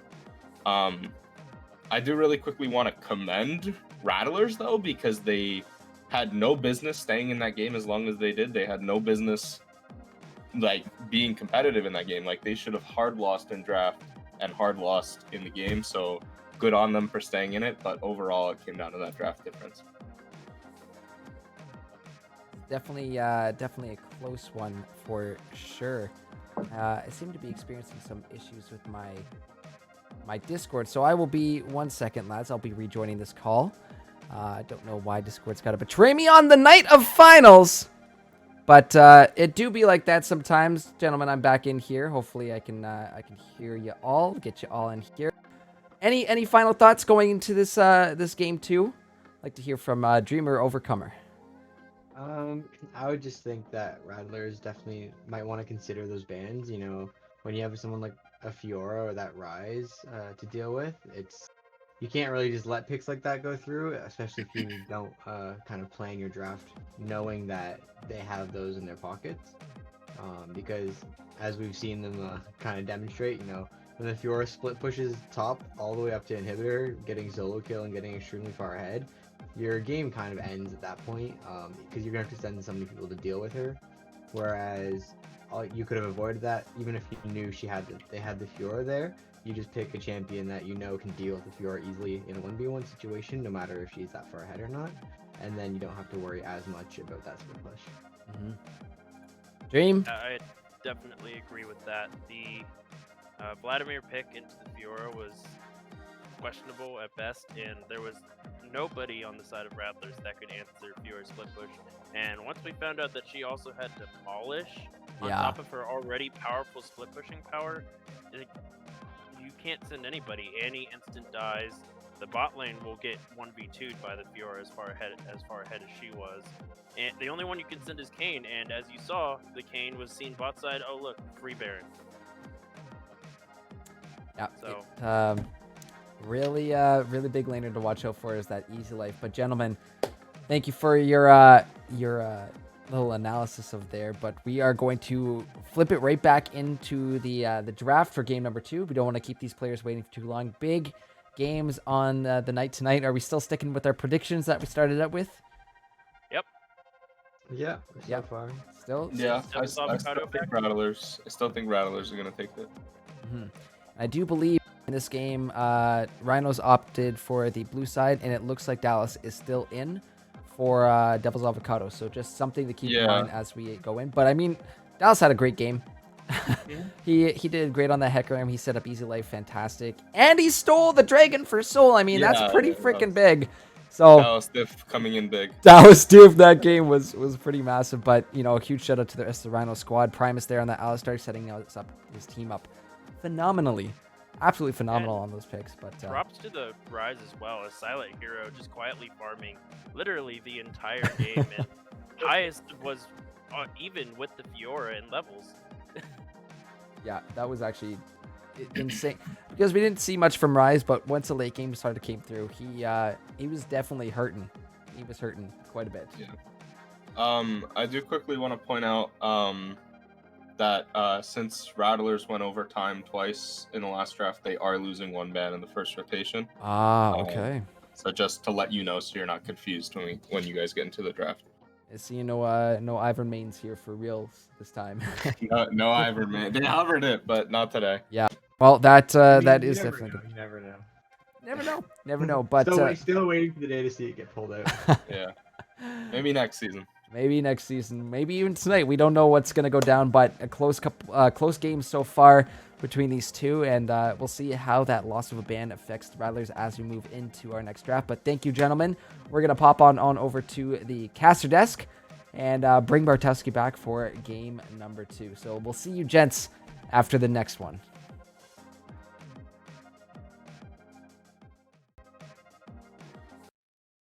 Alrighty, Bartowski, are you ready for what craziness is coming our way? Oh, do we have Bartowski? There he is. I am. I'm ready to witness this. Whatever the hell is going to happen to us here. I'm hoping that it just ends up being a complete and utter flip on its head of the previous game. So we got something new and exciting. I'd love to see the Rhinos win once again, but I don't want it to play out exactly the same. Give us those spicy picks. Give us those interesting drafts, and the Rhinos are hopefully going to start us off here once again, going for the blue side. Yep, that's maybe they've decided that was their kryptonite. Maybe, but clearly something went right on that blue site for these Rhinos. As they came through with a very commending win in that game 1. Like Ravensman was saying, Rattlers surprisingly enough survived for that long. But I mean, you can definitely attribute that to a large part of Lunar. We will see the Ivern ban go away, as that loss of ban for Rattlers going overtime twice is going to come through. However, more bans to Lunar. Shocker. Yeah, I mean that's 3 of Lunar's champions gone now, and we'll have to see if there's a 4th one sometime soon. I don't know if that includes the Ivern or not, but the joke is including the Ivern, yes. Okay. We do see the Rumble taken away from Rogue Masquerader once more, but there are Probably a couple. Shen Yeah, was the last. I would say Shen, but that Fiora seems to be a bit of an issue that might have to be addressed this That's game by the true. Rattlers. Yeah, I mean, Shen is definitely scary, but maybe you'd rather give away the potential for the Shen just to know that if they, there it is. So if they choose something else, at least you can pick up the Shen. I guess banning the Fiora is fine. If you've got nothing that Osiris can confidently say, yes, I can play this into the Fiora and I will win this time, then it's probably best to just throw her away. We see the Hecarim as the repick coming in here. We're gonna have to see what the Rattlers respond with this time. Probably not the Kayn. I would say something a little different, more in Lunar's wheelhouse. Potentially, maybe. Yeah. I don't know how an Echo would really slot in against the Hecarim, but definitely is one of his options. Are going to see the Diana picked up here for best non-pro mid. I would assume. Presumably going into the mid lane. You never know with these players, but it's nice though that Rhinos are able to get a safety pick for Dallas on the Hecarim. Just aside, he did pretty great on the Hecarim last game, but it's nice that they're able to pick that up for him, and on top of that, deny it from Lunar. Yes, that is a important denial there as well. And I mean, so Diana might be in that jungle position then. Question mark. Yeah, that's a nice pickup for the mid lane. The Orianna, definitely a good all-around champion, brings plenty of wave clear, plenty of burst. and a little bit of the supportiveness with that shield. So always happy to see her picked up. Should pair nicely with that Diana as well as a ball delivery system. Rise, though, the lock-in of choice once again. No, that kind of comes with locking in the Orianna as your as the R2 pick, because Rhinos are going to know immediately now that Orianna is going into the mid lane, so they're safely able to pick up that Rise and potentially save their top pick or hide it till the end. But we'll have to see, because it is the red side that gets that final say in the draft. Yes. And going to see what the Rhinos lock in before going back into this ban phase. Question is there anything that previously gets banned out that they might want to pick up ahead of time? There is maybe the possibility of picking up the Jhin for the... I'm going to go with the Leona instead. This time, Leona in the hands of Primus, and we saw Yes. how good he is on these tank supports. And again, that difference of choosing when to pick and go for the engages versus when to peel back and kite for your team. So Primus just showed us how amazing he is at doing that in that previous game with the Alistar. So having someone like Leona is like, it's almost like a step up in terms of support tiers. Personally, that's how I'd look at it. Yes. So that's going to be really strong for Primus. However, Tally hovering. yeah, Swain. yeah, I'm thinking this. We've seen Tally pick the Swain up before. The Electrocute is usually what's taken, so I expect. Yeah, no.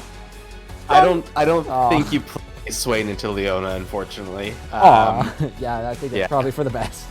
Not the, because I mean you're just helping her at that point.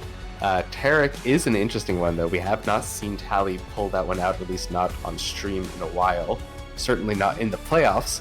And wait, now that I think about it, I might be lying. We have seen one Tarek in playoffs, haven't we? I think it might have been Primus, or it might have been. Yes, it was Primus. Yeah, it was Primus and Awesome Sheep. You had it. So yes, so Tally now going to be on this, and you know, do the Rhinos ban Callista at this point? They banned Draven apparently. I think that'd be something they have to ask. Knowing Vapus and knowing the fact that he's got a bunch of ADCs in his pool, I don't think it'd be terrible. But they decide to go for those top laners, ban out the Samira actually too. Which, I mean, it could be, she can go really anywhere, but we've seen Sheep actually pick up the Samira before in that close game between his Samira and Vapus's Jhin.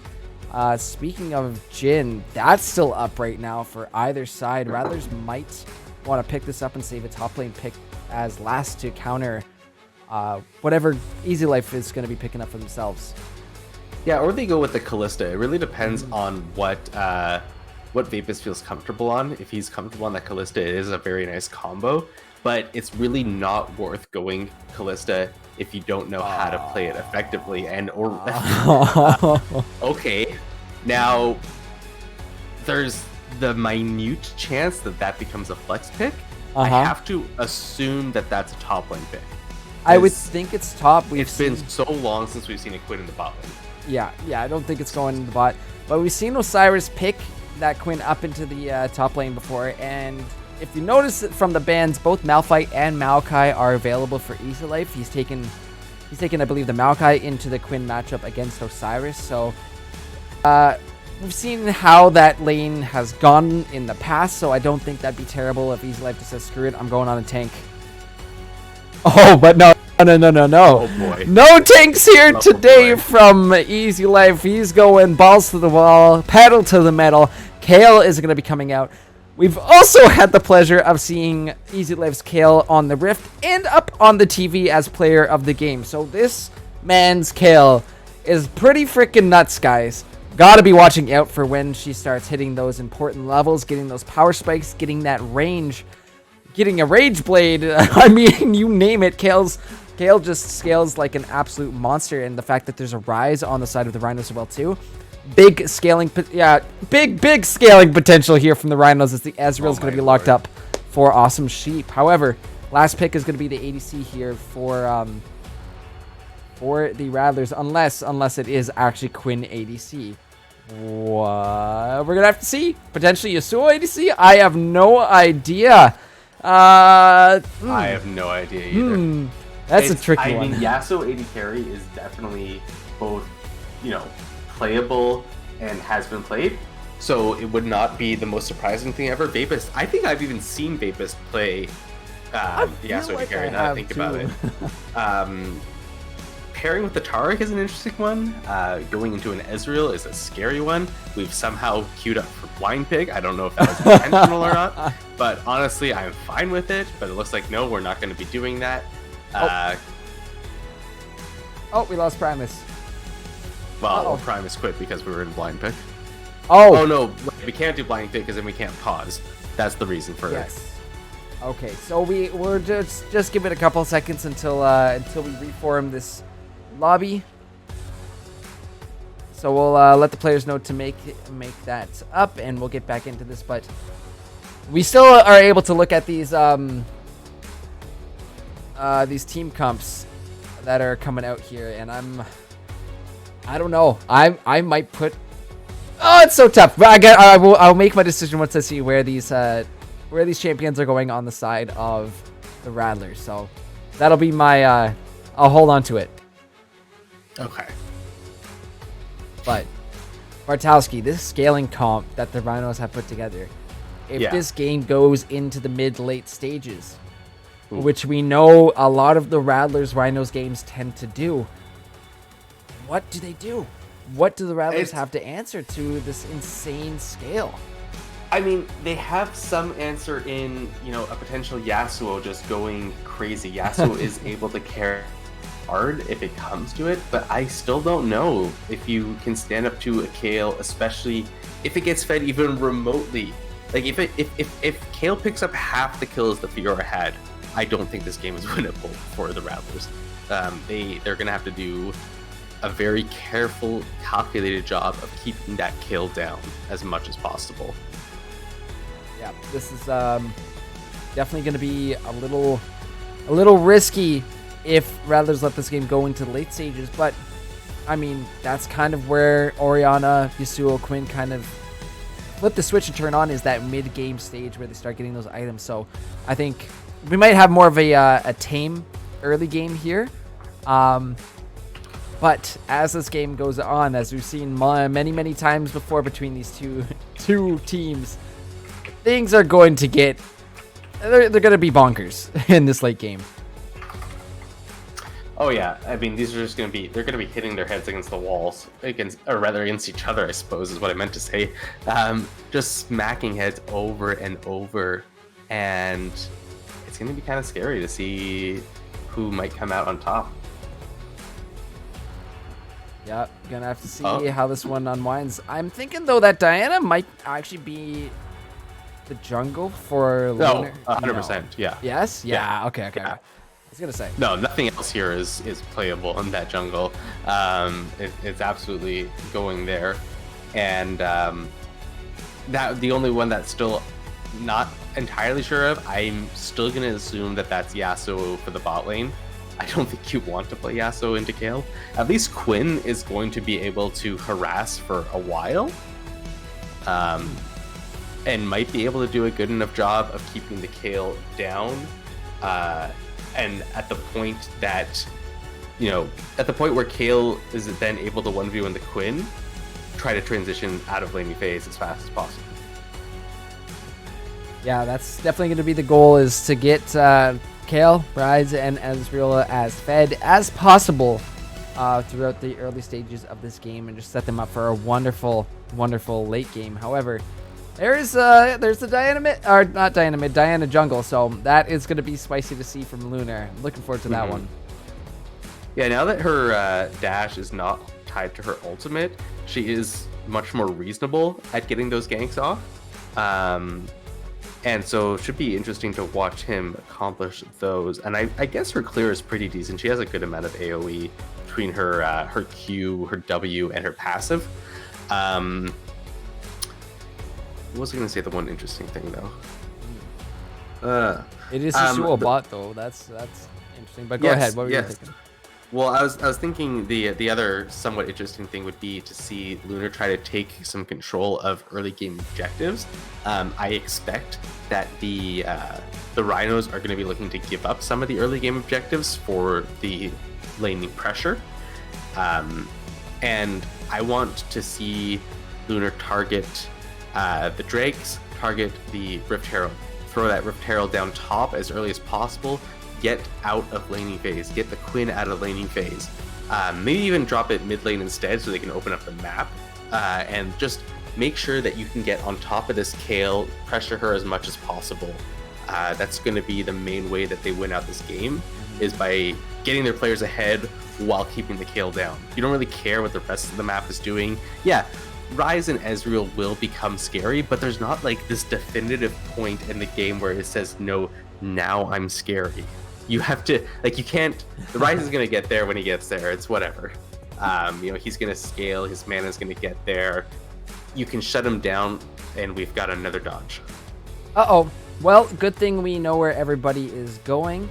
We are tournament draft, so looks like we are just getting these teams together. I can't seem to see chat, so players have to let me know.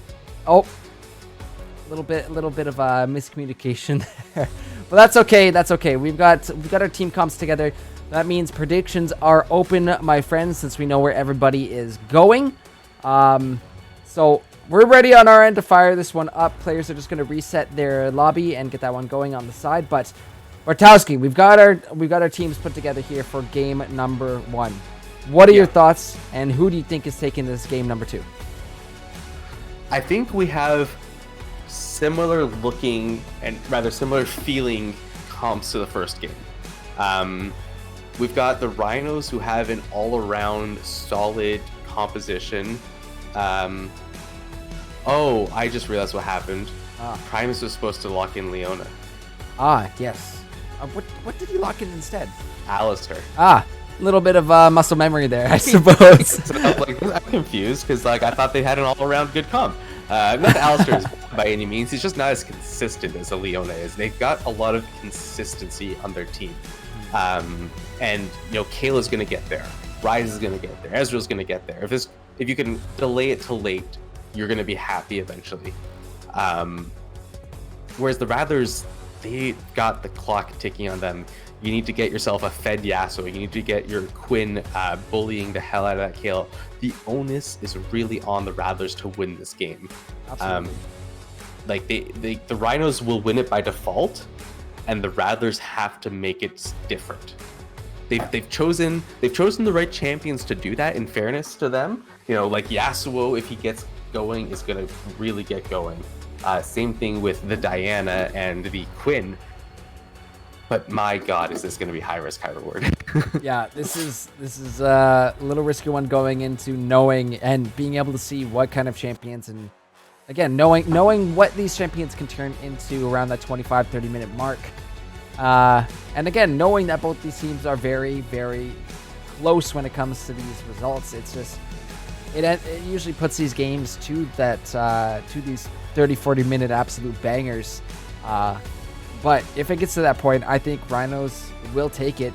And like you said, it's in the hands of the Rattlers to get this one rolling, put it in their favor. But I think I'm gonna flip sides from last game and go with the Rhinos for game number 2. Oh. Yeah, that's fair. Given the momentum that they have from that first one, I'm inclined to agree with you. I really hope that the Rattlers are able to bring out the spice, bring out the plays they want to make. But yeah, I agree. By default, it's got to go to the Rhinos. Yep. Well, we still have a. Is that the spectator delay or the loadout countdown that we're That's the loadout. Okay. We still got a couple minutes here, Bartowski, but I'm trying to think of where, you mentioned the top lane there that Lunar is going to be setting up. Are we going to see like an immediate gank up there? I'm just looking at the bans for a sec. I think just as for fun, they went fast through the bans as there's a Heimerdinger floating up there. But anyways, I see. Yeah. You guys can't see it on your end, but they did ban out Heimer in the client just for fun, just to make sure they were getting the ball rolling, getting this one ready to go. But yeah, how are the Rattlers exactly going to be making sure that they take hold of this early mid game? It's really going to be about shutting people down, and it's somewhat of what I touched on earlier. They want to get those Drakes. They want to get that early Rift Herald. they want to drop that Rift Herald and pick up multiple plates, preferably the first turret before 13 minutes. It should be doable, especially if it ends up being in this top lane. If the Quinn is able to do what she needs to do, that's going to be, far and away the best way to win this game is to just make sure you focus on those objectives early and bully one lane. Obviously, the more likely scenario that ends up happening, the Quinn does an okay job against the Kayle. Orianna shoves in the Rise over and over again, and then magically, well, not magically, but the bot lane ends up picking up a couple kills. I think the more likely scenario is that this Yasuo Taric lane ends up popping off because of not knowing really how to play against it. You usually see the Yasuo lanes work great the first time. The Cassiopeia lane works great the first time. You catch your opponents off guard. They don't know what to do with it. The second time, not so good. So I like it coming into this. I won't like it if I see it again in this series. No matter how well it does in this game, I will not agree with it a second time. But I think it's got a good chance here. But I still have to give it to the Rhinos by default. Yeah. And I believe, you know what I accidentally did? Because I saw it and we mentioned it. I actually put Alistar in as a support for Rhinos, but it is actually Leona. My apologies, guys, on that. We're going to fix that up. Leona, you can see, is now on your screen here. But don't forget, predictions are open up until when we are on the Rift and live going. But this is going to be another big one. An absolute another banger, I think, in my opinion, from what we've seen from these teams. This is going to be absolutely insane. So hopefully the Rattlers can find their lead in the early game and get that ball rolling and end things off before this RNO team, their comp, gets unlocked, gets to that scaling in the late game where these big names are definitely going to be pumping out tons of damage. But we're going to have to see how it all unfolds as we head onto the Rift in a few minutes, guys. So we will see you after this break. Make sure to keep getting those predictions in, but don't go anywhere because you're not going to want to miss this game too.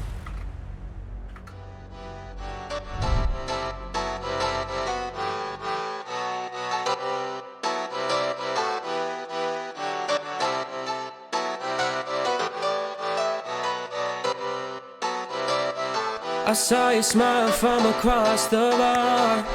Yeah, she was pretty and so close but so far. She flipped her hair and I thought this can't be true. How does a man like me get someone like you?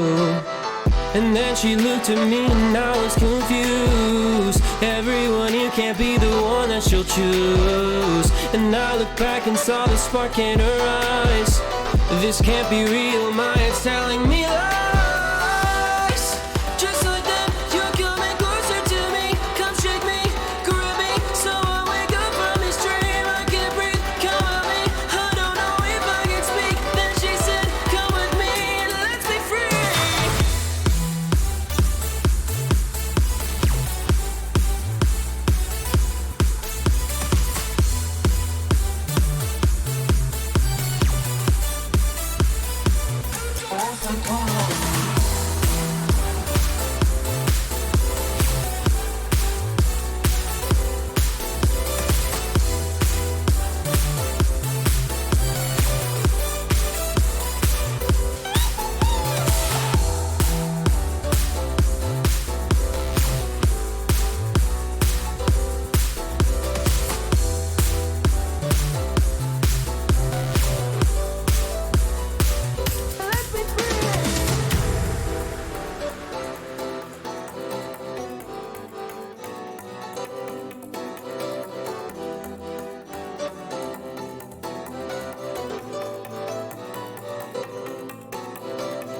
The night is young and I think this could go far.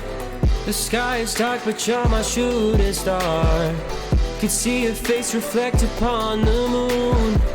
It was a pretty summer night in June.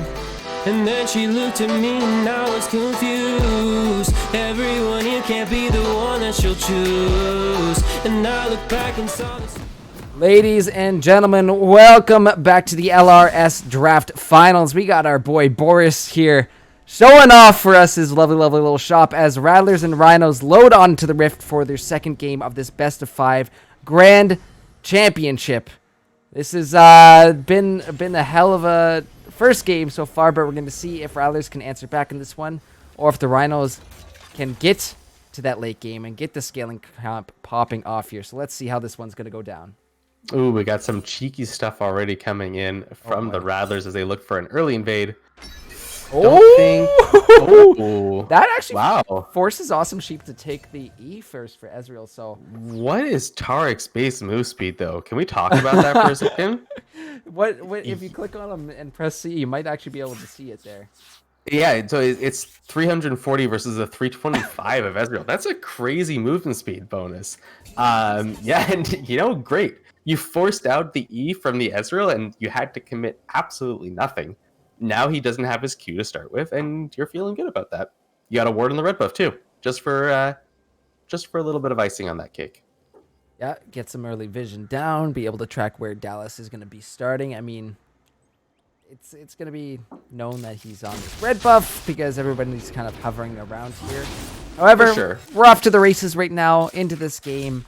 Buffs are being taken and mid lanes are already starting to poke out at each other. But first dragon on the map is going to be Infernal, so we will not see a soul. But what are we thinking? Remember when we go back to a couple weeks ago, that difference that early Infernal can make, getting out with those little slivers of health. I believe, was it Luna that made it out with 19 health? It was somebody made it out with 19. There were some crazy low amounts of health so many times. Yeah, that was a tight game. It was crazy. I'd love a mashup of all those insanely low health bars that we saw.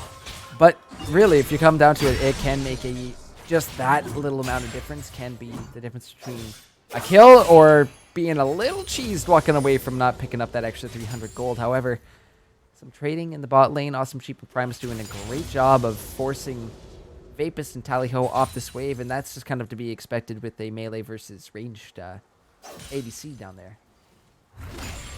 Yeah, and kudos though to the bot lane. They've done a great job. They're actually a tiny hair up in CS on this Ezreal, and I have to imagine part of that is due to being able to blow Ezreal's E early. It just makes it so much more difficult on Ezreal to farm up some of those minions. He has very low base AD, as well as not the nicest of auto attack animations, I have to say. So yeah, good job being able to keep up and actually be a little bit ahead. As you can see, the wave is shoved into them, and they already have a small lead to their name. Well, we're going to see actually Dallas coming around again on this mid lane. They're going to be forced to flash out, but Rogue Masquerader picks up first blood, and this is not what you want as the Rattlers, knowing that one of those scaling champions already getting that early gold. Yeah, that's just kind of a repeat of what we saw last game. Dallas going for the early ganks, getting a really good kill for a potential carry on his team, Rogue Masquerader. Maybe this time we'll see him be the one that blows us away. Obviously, he did a really good caught up again. damage. Dallas is here for the return gank. Lunar Effect is waiting, but that's going to be this Orianna taken down to under half health. Thankfully, Lunar was there to force Dallas off, or else that would have been another quick pickup there for the Rhinos. However, down the bot lane, a little bit of trading there. As Awesome Sheep is going to get away from that Taric stun. However, Primus caught up by it. Trading back into Tally-Ho, but Vapus is diving on in and dashing around. Look how fast this Yasuo is. One of those very slippery chants. Hard to get a grasp onto. Thankfully, Primus can just press Q onto him. We see some more trading back into the jungle. Dallas going to be walking away a little worse for wear off of that, but I do got to say, it's smart of Awesome Sheep to start with this door and shield, respecting what Vapus is doing right in front of our eyes right now. Yeah, I mean, he would very well be at like half HP at this point if it weren't for that door and shield.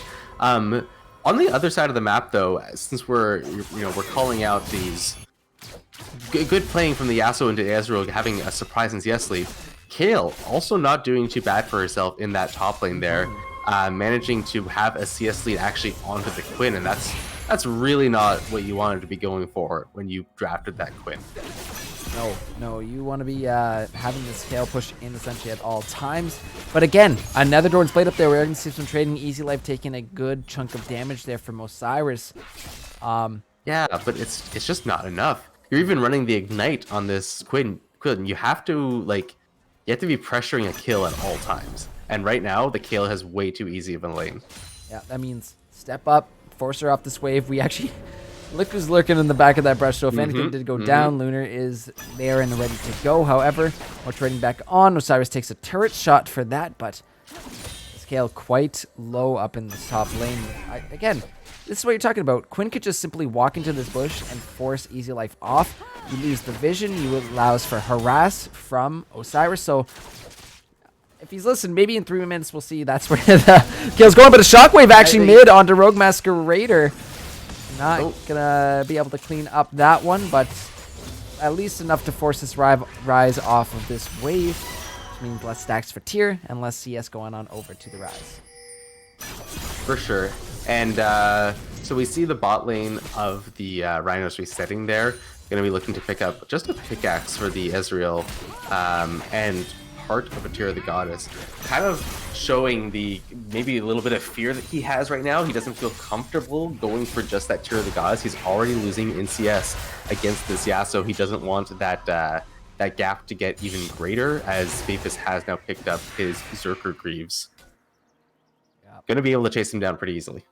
Yeah, that's definitely an added plus to this Yasuo. More movement speed, more attack speed. Yeah, watch out, because the already slippery champ is becoming even more slippery.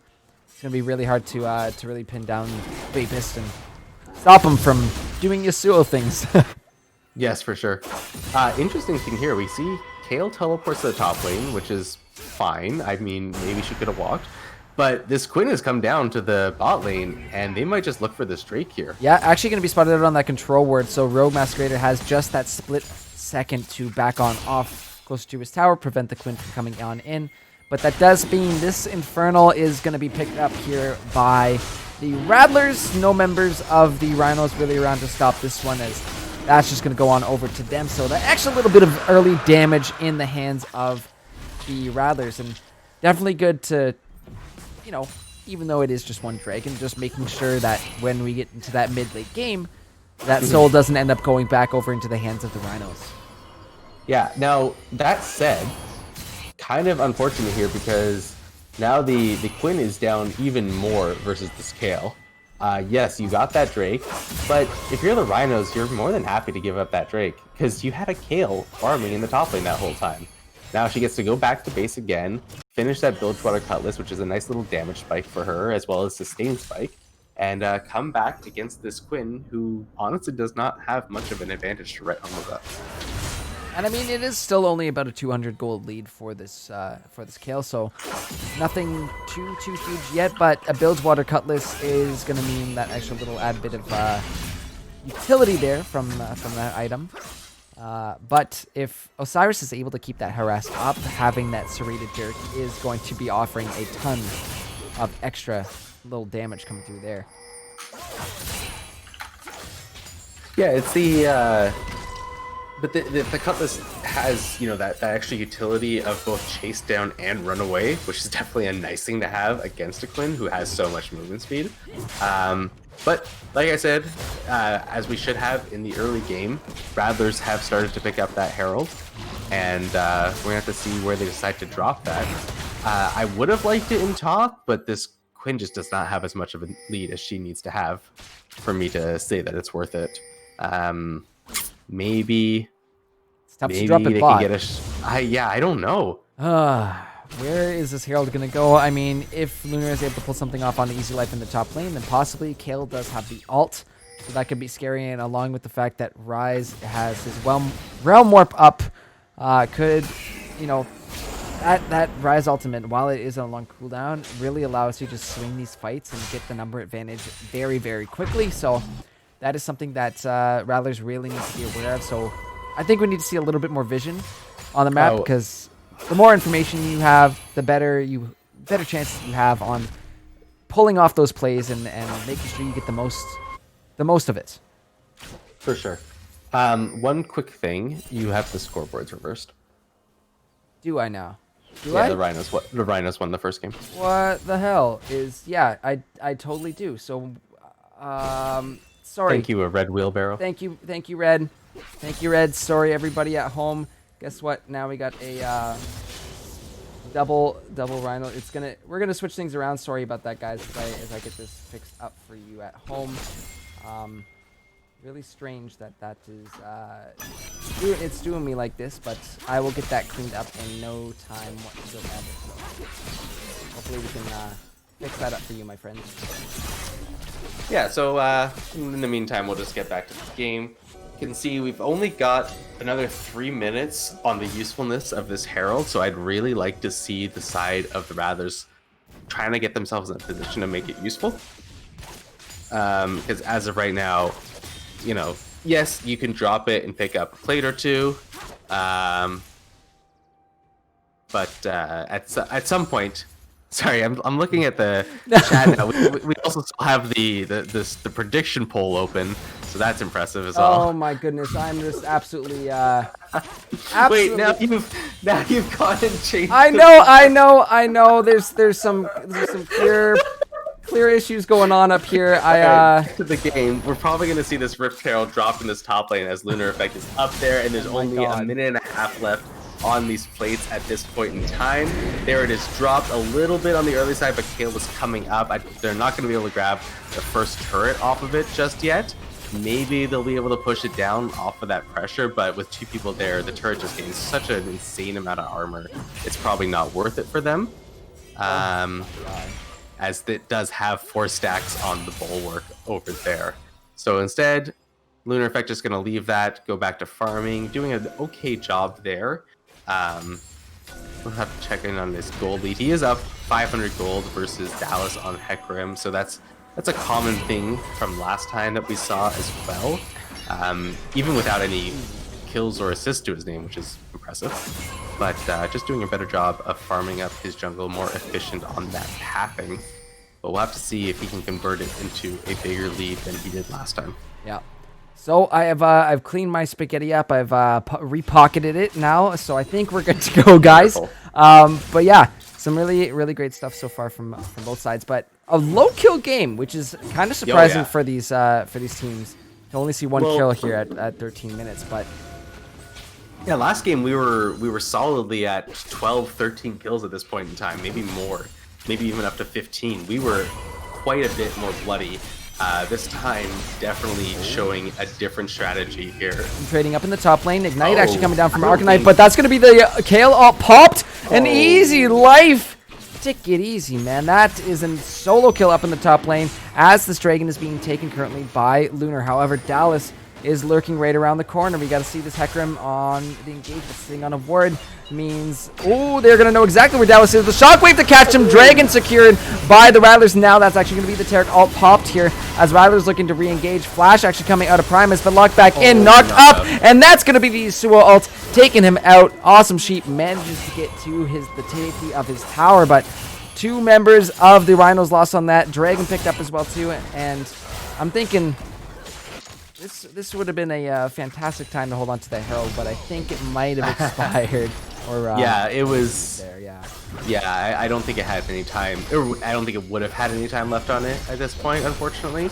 But definitely going to be doing their best to pick up this tower nonetheless. I feel like when we watched that play in the top lane from Cyrus on the Quinn, I feel like as soon as he flashed him, he regretted it.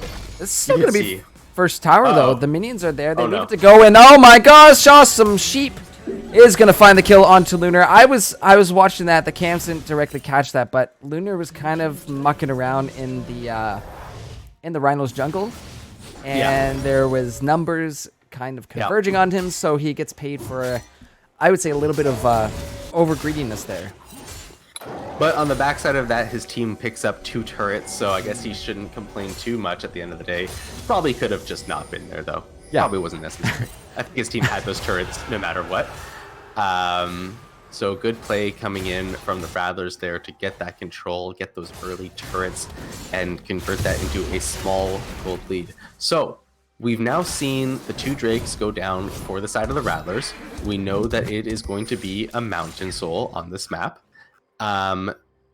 This is the part now where the Rhinos have to start acting. They've lost 2 turrets. Laning phase has pretty much been ended. The next Drake puts their opponents on soul point. You've got your Kale at 1 completed item. Your Rise is at a completed item. This is the time where now you start to fight for objectives. This Rift Herald, maybe you give up this Rift Herald. This Rift Herald is probably not the most important thing in the world. It doesn't really net you a whole lot. But that next Drake spawning in just under 3 minutes absolutely should be a gigantic fight.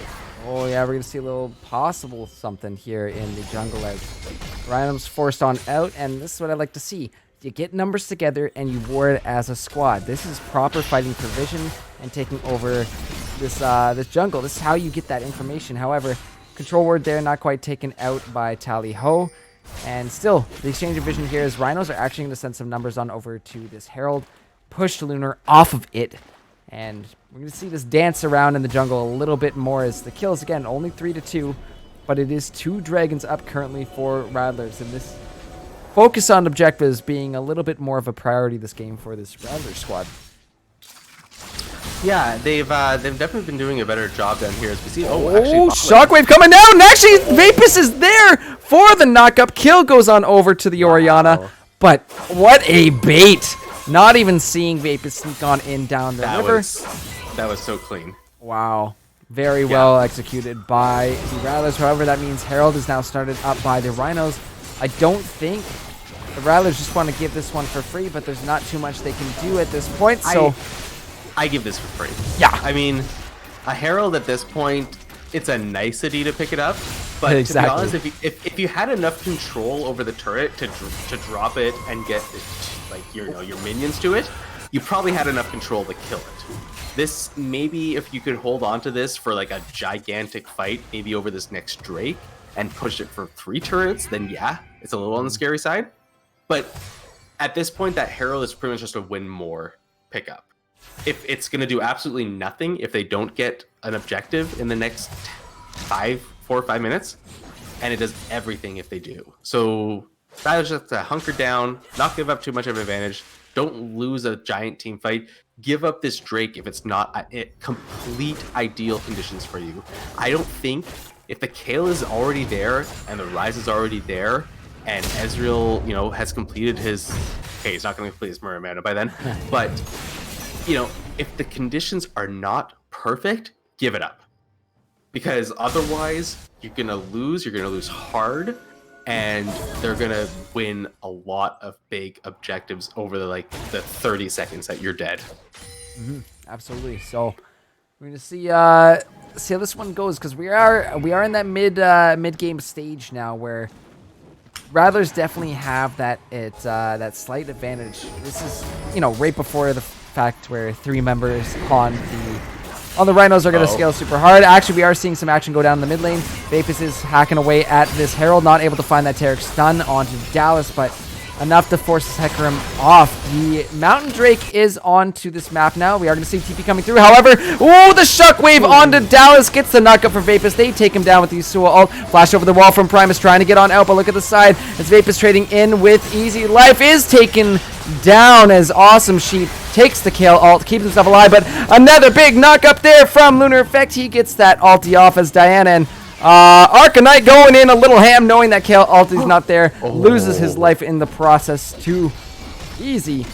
But all in all, what was that trade? A 3 for 2 in favor of the Rattlers. However, it's the objectives that matter, I suppose. Yeah, that was a 4 for 2 at the end of the day. That combo of the Orianna Shockwave into Yasuo ult, that's twice in a row now. It's just completely destroyed someone. That's 2 effectively solo laners just pummeling onto someone with their ultimates. And kudos to any Ego, best non-pro mid, whatever you want to call him. He's had a couple of shockwaves without a ball delivery system of any kind go very well for him. He's got the ability to position that ball where he needs it, and a beautiful team fight coming in from the Rattlers. Yeah, those shockwaves have been on point for finding people out, but some really nice stuff on the follow-up. It's just this kill presence that both teams have. They're not afraid to really go in and make those calls, and usually if they do make the call to go in together, it's as a squad. So it's nice that there's no miscommunication on that. You have one person kind of running in and looking behind me like, team, where are you? Because that's solo queue, and that is not tonight. Tonight is 2 full teams that have been playing together for quite some time over this past split. 9 full weeks of regular season, plus the few weeks of playoffs that they had, is just shows us how strong they are as a cohesive squad. Both teams here. And now we see Yasuo is at 100% crit chance after completing that Infinity Edge. Oh god. So he's going to be looking real strong into these next couple of team fights. Ooh, they actually find Dallas out. Tarek getting the stun, and that's actually going to be enough to get the knock. And Vapus is there to clean up Dallas immediately. And now without a jungle, Rhinos can't really do much about this. No, this is going to be Baron for the Rattlers.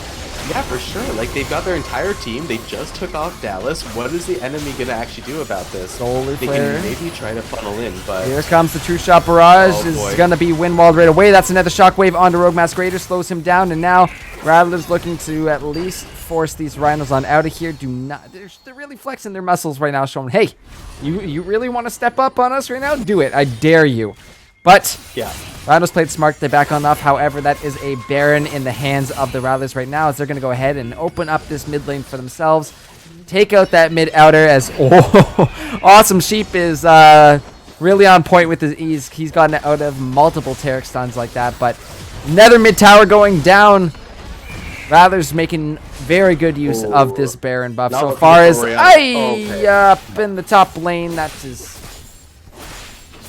I see Orianna corpse up there, but no, yeah.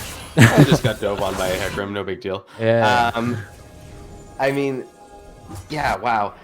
That was that was pretty much everything that I said could go wrong for the Rhinos went wrong.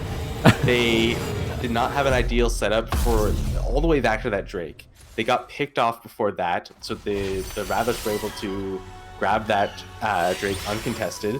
Then they pick off Dallas in front of a Baron, and all 5 members are there, so they just, kill the Baron. And then they managed to push for a tower after that. No, 2 towers after that. And they've still got that Baron buff on them for another almost 2 minutes. And gonna be looking to see what else they can pick up.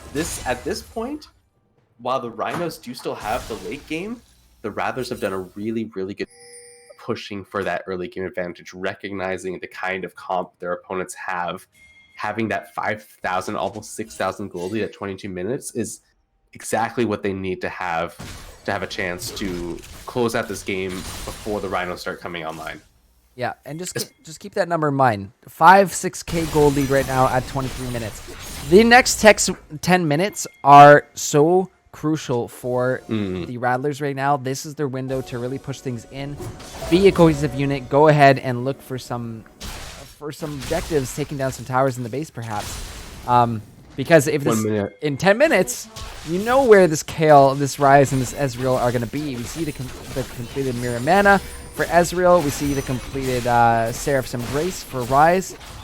So it's starting to get scary, and Rattlers need to make their moves now. Yeah, I mean, they do have the Drake up in 30 seconds now, so if they can manage to pick that one up, that's going to be a really good soul for them, as Primus might be slightly caught out here. Yeah, this is a little bit of trouble, as actually Orianna trying to go around that backside. Him down. Yeah, just the hunt. The hunt is definitely on. Tyler Hill looking for a stun, managed to find Dallas, but the rest of his team is not there. Pops the ult, flash jump back. That's going to be the True Shot Barrage, but the Tarek ulti is perfectly timed. Thankfully, it comes through, as this mountain is now spawning in 10 seconds. There will not be a Tarek ult for this fight. Is the push?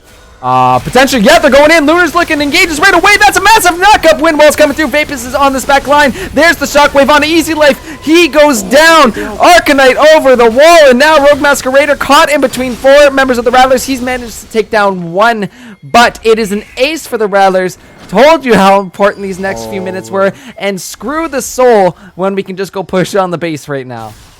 I mean, I think they should leave 1 person back. I don't think they win the game off of this with Leona spawning in 5 seconds and Hecarim in 11. Maybe they're thinking they can grab this turret and the inhib and then go back for the Drake. Yeah. Which is reasonable. Absolutely. Because it is running away from your opponents as they're spawning rather than towards them as they're spawning.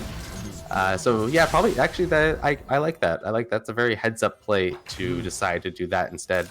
I agree, because you have that split moment. Wow. Wow is right. But you're right. It's definitely a great heads-up play. You know, you have that choice where we have a Dragon right in front of us, but what can we do with this next 30 seconds where there's no one in there? Dallas actually going in. He steals away the soul. Oh my god! Dallas has clearly been working on those smites because he's killing it tonight, but now he has to get away from this squad. And Kale is it's the Quinn that's there. The Taric stun comes down, and Osiris picks up the kill. Lunar Effect is coming back on, but that's a shockwave. Not going to be able to find anybody as the Solar Flare is enough to lock down Lunar in his tracks. And Rise, Rogue Masquerader, is there to clean that up. However, oh boy, this is going to be a Rise all coming through. They're looking to dive in. Massive fight, but they come right out into the middle of all these members of the Rattlers. However, Easy Life putting in some work. Vapus is there. He's getting a little low, but that's a knock up. That's the Yasuo ult. Kill goes on over to Osiris. I don't know about that Rise ult, guys. What was that? Rise ult? I don't know. Like such a good idea time, and then... Oh, Arcanite is going to impede on what would have been a beautiful 1v1 support fight, and...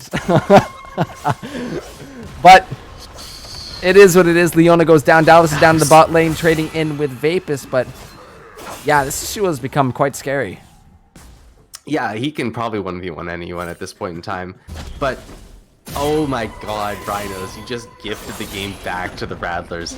I mean, yes, the Rattlers still have a very healthy gold lead, but, you know, they were starting to get there. They were close to coming online. They've got 2 items on all of their hyper carries, and then they managed to steal the Drake. A miracle play, denies the soul. Beautiful from them, punishing the Rattlers for biting off more than they could chew. And then the Rise... Oh, look at this as Rogue Masquerade actually calling out. Look how much damage this Quinn is doing now.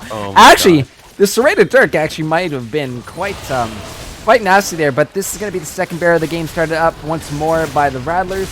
Dallas is on his way right now, but I don't think anybody from the Rhinos wants to step in on this. Look at Best Now Pro Mid. Dallas is looking to come in. That's going to be the True Shot Barrage coming through. However, yeah, he's got to go. He can't stick around for this.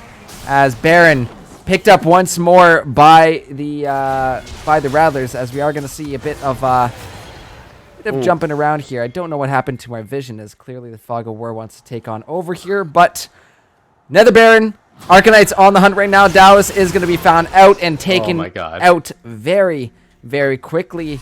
And the rest of this Rattler squad looking to push in on the towers and of the base of Rhinos, wearing that purple buff.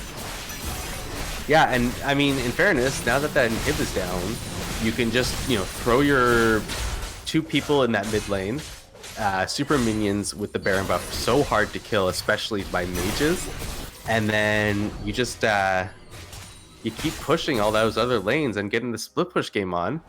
At this point, it's just a nice clean 1-3-1, and they're gonna get so much off of it. How long do they have left on this Baron? Roughly. My timer went goofy, so I'd probably say about 2.5 more minutes. I would say for some reason. My Slobs is trolling us in this game, my guys. I swear. But I would say roughly about 2 minutes 15 seconds left on that.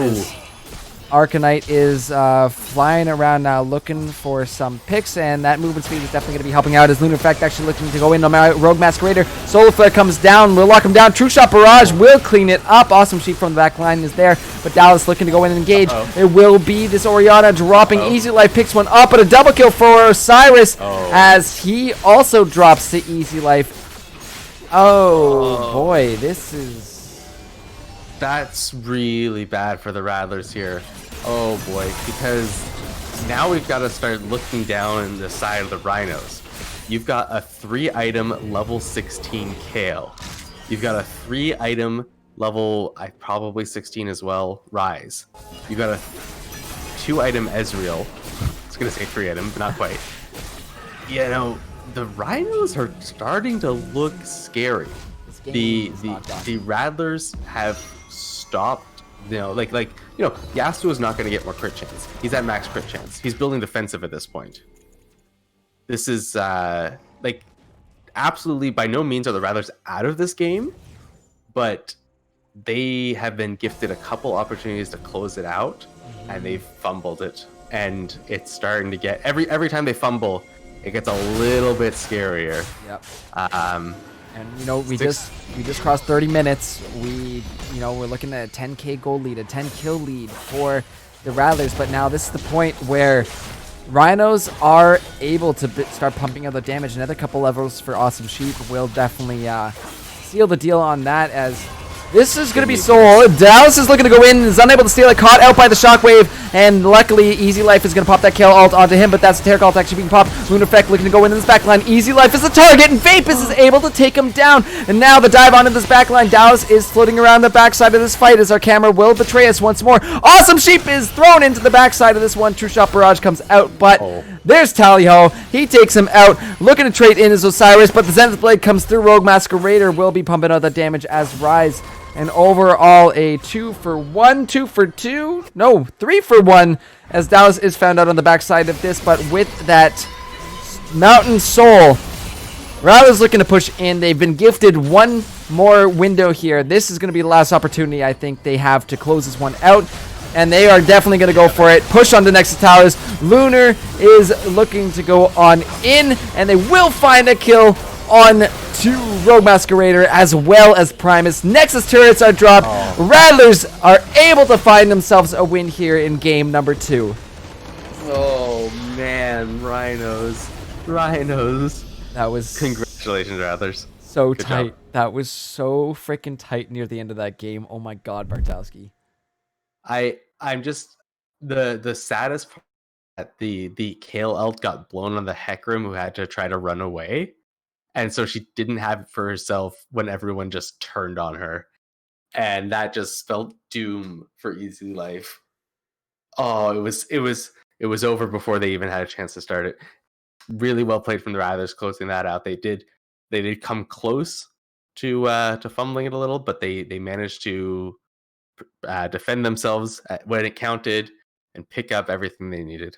Yeah, that was definitely... I was a little worried there near the end when Rattlers didn't close out, and we saw the damage coming out of the Rhinos. So luckily, they were able to find a really nice pick on Easy Life there at that last fight. They were able to take down that big threat of a Kale, and no, just really well done to eventually close that one out. But a little shaky on the near the end of that. So, any final thoughts before we head to our break, Bartowski? I'm liking the damage number coming in from that Quinn there. Mm-hmm. That was pretty impressive. So even though Osiris, he didn't have the amazing start that I wanted him to have on that Quinn, he didn't really manage to bully that kill off of any CS. He actually was behind. He managed to pull it together and put that damage where it counted, roam around, get the advantages for the rest of his team, and good job. Good job with the pick.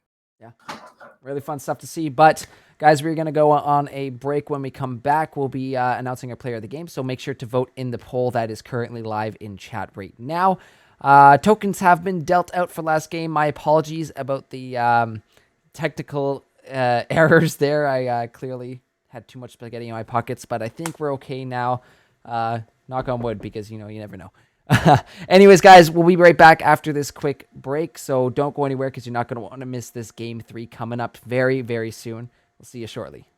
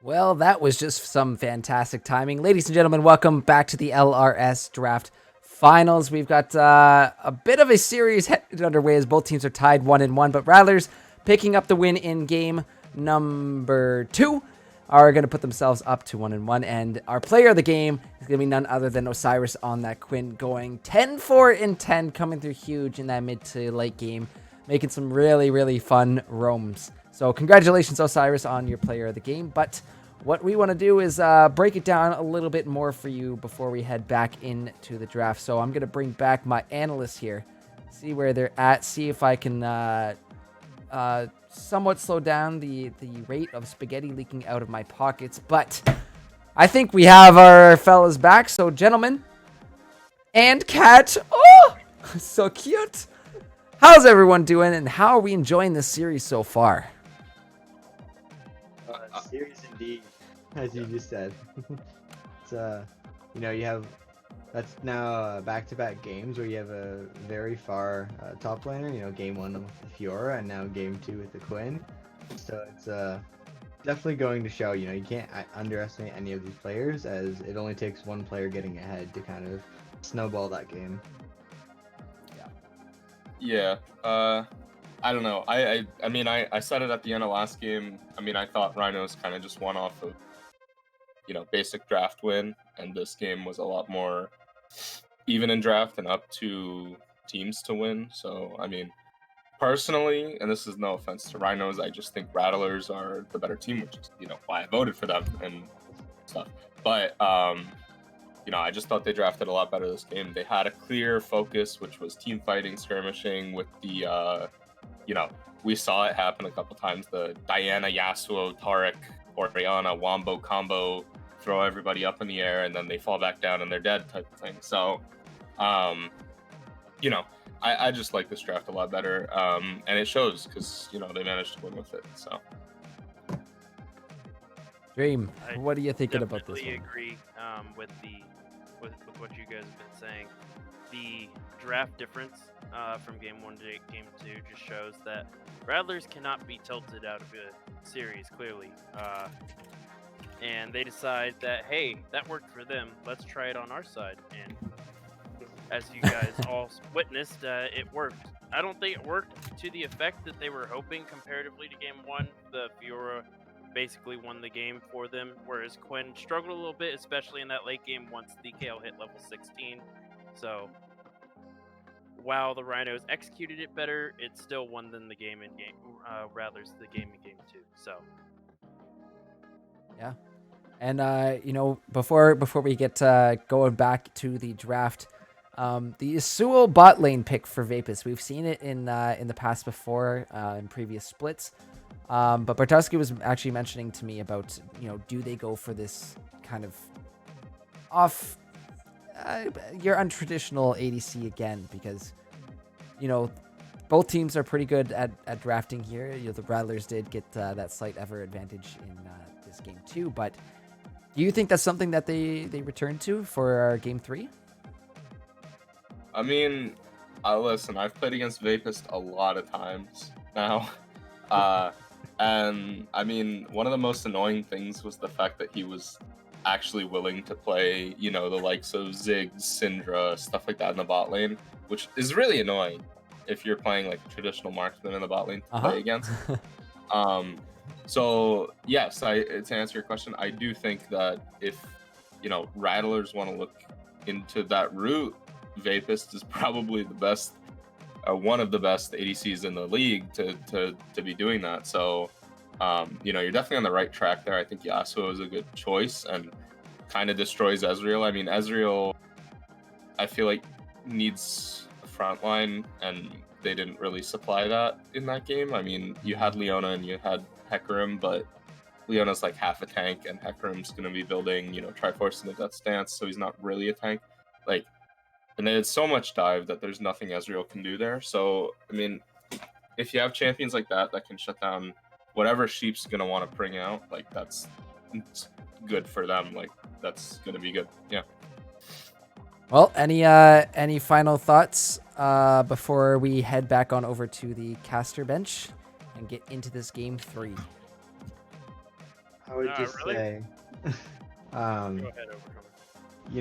with both these teams, we've kind of seen their not draft style necessarily, but we've seen them kind of pulling out kind of all the shots, making sure they get what they need. So going off of that whole Vapus playing the off traditional ADCs, you can see things like that when the drafts call for it, and Rattlers definitely are showing the draft skill to be able to know this is a good pick here, not traditional, but hey, we can play it, so why not?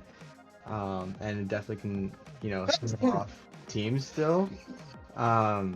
So it's definitely not something that either team can take lightly, as Ravensman, I know, pointed out for game 1, they won off draft, and can now happen off other games too. Hello, how's it going? Welcome to the finals. Is that Sir Overcomer? It's old Overcomer, yep. Excellent. Well, welcome to the finals. Hope you are all enjoying this. But guys, we are gonna head on back to our caster desk and get ready for a draft for game number 3. So, guys, thank you for bringing your brains to this conversation, because it's lovely to have some of the boys to help break it down. Absolutely love it. You're all looking fantastic tonight. So again, I'll see you after this one. We'll see how this goes, see which team is going to that match point. But it's all gonna go down here, and we know both these teams are just. Do we have Devil's Avocado for this one? We do. So I will do that. Thank you, Dream, for reminding me. We have Devil's Avocado back in the mix here for the Rhinos. So they are at full roster strength once more. I wonder how that changes draft for the team, because Yeah. they play a bit differently with Devil's Avocado on the side of Rhinos. Absolutely. It's definitely going to be a They're on a different little draft mix. coming to the jungle. That's what I want to say. No more Dallas diff. The Dallas diff buff / nerf is gone. Yeah, unfortunately, Well, that is would that make them even teams again then? depending on which way that buff is going. So it'll be interesting to see what happens in that jungle. But Rattlers getting choice side or side selection here in game 3 have opted for the red side once more. So both teams on the same side, which means I should probably have my overlays in the right order this game. Anyways, guys, we're going to flip on back to the caster desk. We don't want to wait, make these teams wait any longer, but we'll see you after this game, gentlemen.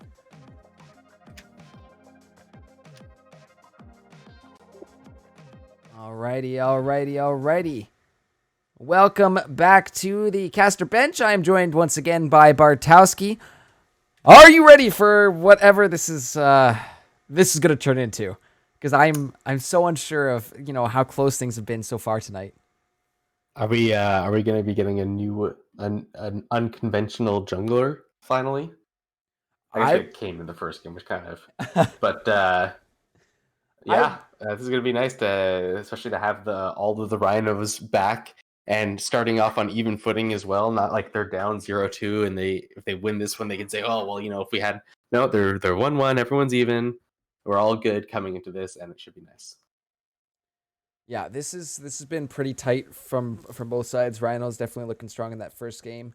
Also looking strong in that second game, but it's the Rattlers that clutched the win. However, it comes down to this draft a lot of the times here, where we can kind of make a good estimate of where these teams are going to be going throughout this game and how they're going to be interacting and fighting with each other. However, with Avocado back in the mix here, this can really flip a switch on what these bans look like. I think they're still going to be targeting Rogue Masquerader in that mid lane. We're probably not going to see a Rumble, unfortunately, but that unpredictability factor that Avocado brings in here is something that can throw and has thrown the Rattlers for a loop in the past. So we'll have to see what this jungle pick for Avocado is going to be. I'm excited to look. I'm looking forward to it. Yeah, and maybe he'll even pull a ban to himself, which will be nice. And we'll have to see what the Rattlers are going to think about having that jungler back there instead of Dallas. Wow, I can't believe I almost corrected him. The one nice thing is I feel like Rattlers were close to where they would need to start banning that Hecarim, and now they don't have to. Yeah. Cassiopeia, though, is an interesting ban coming in from the Rattlers. As we have not seen that come out yet, and there's no reason for it to have been added, because presumably Devil's Avocado does not play Cassiopeia jungle. I have my theories. I'm actually surprised. I was almost gonna think Vapus might pick up the cast as an APC.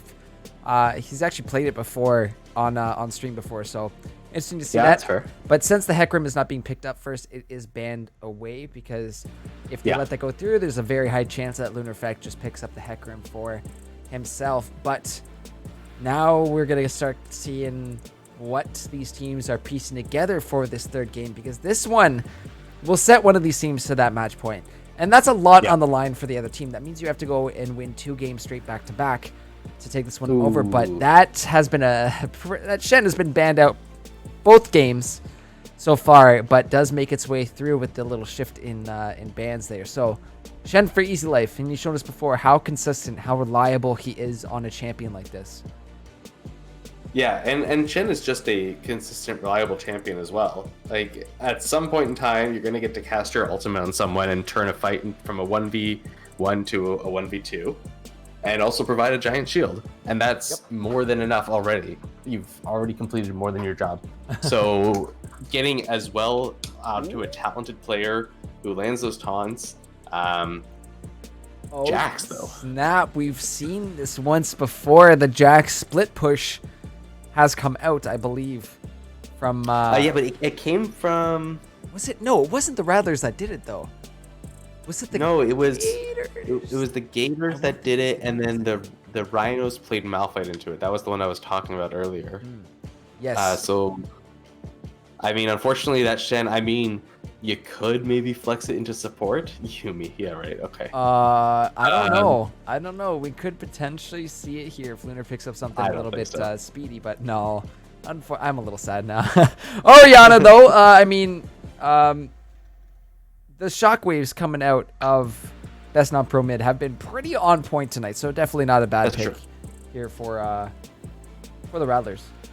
Yeah, no, definitely going to be happy with that pickup there. Has looked very solid, as you mentioned. Oh. Oh. Now this was something curious I saw in chat. There is actually our other wonderful, lovely, handsome, talented streamer Psychonautic pointed out Lunar Effect got his name for potentially a certain champion that he played. Sure. This time going to be over on the Rhinos, and I'm wondering if that is going to be Avocado playing the Diana jungle. Yeah, it definitely might be, and kind of a funny answer. You know, you bring in a different jungler, and now you're going to play his own champions back at him. I mean, it does take him off of another option. That's now effectively No, stop hovering the Yumi. That's now effectively 4 bans that have gone the way of Lunar Effect, if you count the one that was picked away. So gonna be interesting to see what he has left in his champion pool. I know we've seen the Oh, the big daddy D himself, Draven, gets locked in here. Vapis has actually busted this out before. Okay. I think it was it not in that series against the Rattlers? It was. Yeah. He smacked. He just absolutely clapped some cheeks on that Draven. So the Rhinos have to be so say they're 100% going to be on Leona. Yeah. That duo Draven Leona is such a potent level 2 combo. It's nasty.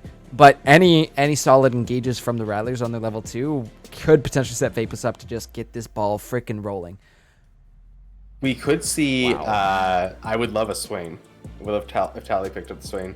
I would also love if he picked up the Yumi here, but that would actually be terrible for the Draven, so don't do it. No, but Swain would be interesting. Thresh would be interesting. Yumi would be interesting, but not at all possible. What else would be interesting? Blitzcrank would be pretty hilarious. Blitz would be really cheese to pick into. I'd like something with maybe like I mean, I guess Yumi kind of fits those. A shield, a speed up, a heal, but it's actually the Kayn locked in here for Lunar Effect. So we're going to be going back to that a champion we saw in game number 1 for Lunar, which is saving that support for last. So this is actually kind of smart here from the Rattlers because they're going to see the support for Primus coming out, and we've seen how big Primus has been tonight. So having that counter ability, right? It's almost like a rock, paper, scissors. You have your all-in versus your utility versus your poke. And, you know, playing with that triangle, you got to be kind of cognizant of where things are going, right? Twitch usually has... Once he gets his ult, he can be a little bit more of an all-in, but generally has poke. However... Wait a minute. Did I not say you could flex the Shen to support? You might have. I think you did say that. Honestly, I'm pretty sure I said that. Oh my god! Wow, that's pretty fucking bold, though. I mean, or it could be the infamous River Shen jungle. I mean, I wouldn't put it past him. I would not put that past Avocado. That was Avocado, yeah. Yeah. I mean, we could even see a Twitch jungle too. That'd be something wild. But I think the Twitch is most likely going to be going on for the least amount of sense. that makes in what we're seeing here. I think the Twitch is going on over to Sheep. Alistar picked up some more for Primus. This is a tanky freaking team coming out of the Rhinos. Holy crap. Yeah, Jax is not going to be able to do anything in this game. He's looking at that team comp and he's like, well, damn it. Well, crap. Yeah, that's gonna not be the nicest for Kayn, Draven, Jax to deal with once those armor items come through. Now, there is a small chance that this is Malphite mid, Diana jungle. It could alternatively be Shen jungle, Diana mid, Malphite top. There's just whatever. I'm just gonna say. We're gonna have to see how this one goes because actually I do like that pickup for the Rattlers, the Nautilus, nice and tanky, some great engage. I'm gonna assume the Nautilus takes his dredge line first and looks for those anchors, those hooks in these early levels to get that Draven really rolling. But let's see where these champions are going to go as we flip on over to the client and take a peek where and who is playing these champions, especially for the side of Rhinos. I'm honestly thinking, I don't know what I'm thinking. It's probably Diana mid, Malphite top, and River Shen for Avocado is my prediction. But you never know with this Rhino squad. Honestly, they're they like to make things unconventional, but that makes it interesting for us, and I love it. Yeah, so we're gonna finally find out. The rest should probably just slot into place as soon as we find this one out. Oh, not this one. Sorry, the next one. I imagine everything else is gonna make sense, unless it ends up being like, I don't know, Diana top. I honestly couldn't tell you at this point in time, but we'll Yeah. give it a couple more seconds. Yes. So it's probably gonna be AP Alistair mid. Yeah. Lichbane. What season yeah. is it? This is not season. What, season 1, season 2? What? No, this is. How far back was AP Alistair? That's some. Yeah, that's a bit of a throwback. That's a bit of a throwback for some of our OG players there in chat, but it will be the Shen for the jungle, Diana for the mid. So, not too surprising for Avocado to be picking up something that is. I mean, I feel like that's a clever flex coming in. I don't think Devil's Avocado willingly is playing Shen. I think Easy Life is saying, please, please, please let me play Malphite because I will crush this Jax. Yeah, like what is a Jax to do against a Malphite? Because knowing Easy Life's playstyle, like with the aside of games 1 and 2, where he does pick a more damaged champion like Fiora Kale, when he picks up a tank, oh, this man loves to build tank. He's gonna go all in and make sure that your attacks are just tickling him. They're little brushes. Yeah. They do nothing to him, and we've seen it before. So he's gonna grab the Arcane Comet so that he does damage to Jax during laning phase. He's gonna grab Corrupting Potion first. He might even grab the one that makes it so your potions deal extra or do extra, like from the Inspiration Tree. Might grab Biscuits. Oh yes, from the tree. Yes, yeah. And he's just gonna wail on this Jax. He's gonna cast every Q off cooldown onto Jax. Combined with the Arcane Comet, it's going to do stupid amounts of damage. And then by the time Jax gets to like 3 abilities and is willing to start trading with the Malphite, he's going to be at like a quarter HP. Malphite's going to be full. And then they're going to both go to base. Malphite's going to come back with like, not the Thorn Mail, but the thing that builds into the Bramble Vest. Yes. And it's going to be like, cool. I guess I just don't do damage to you anymore. I mean, that's how that laning phase is going to play out. There's nothing you can really do about that. So maybe we see the Jax pick up the TP. Maybe they try and make some plays down in the bot lane. But just as easy as they might be able to do that, the answer from the Malphite can be right behind them. And yeah, Malphite's all going to be setting up this team massively, especially for the Rat-a-tat-tat from Awesome Sheep.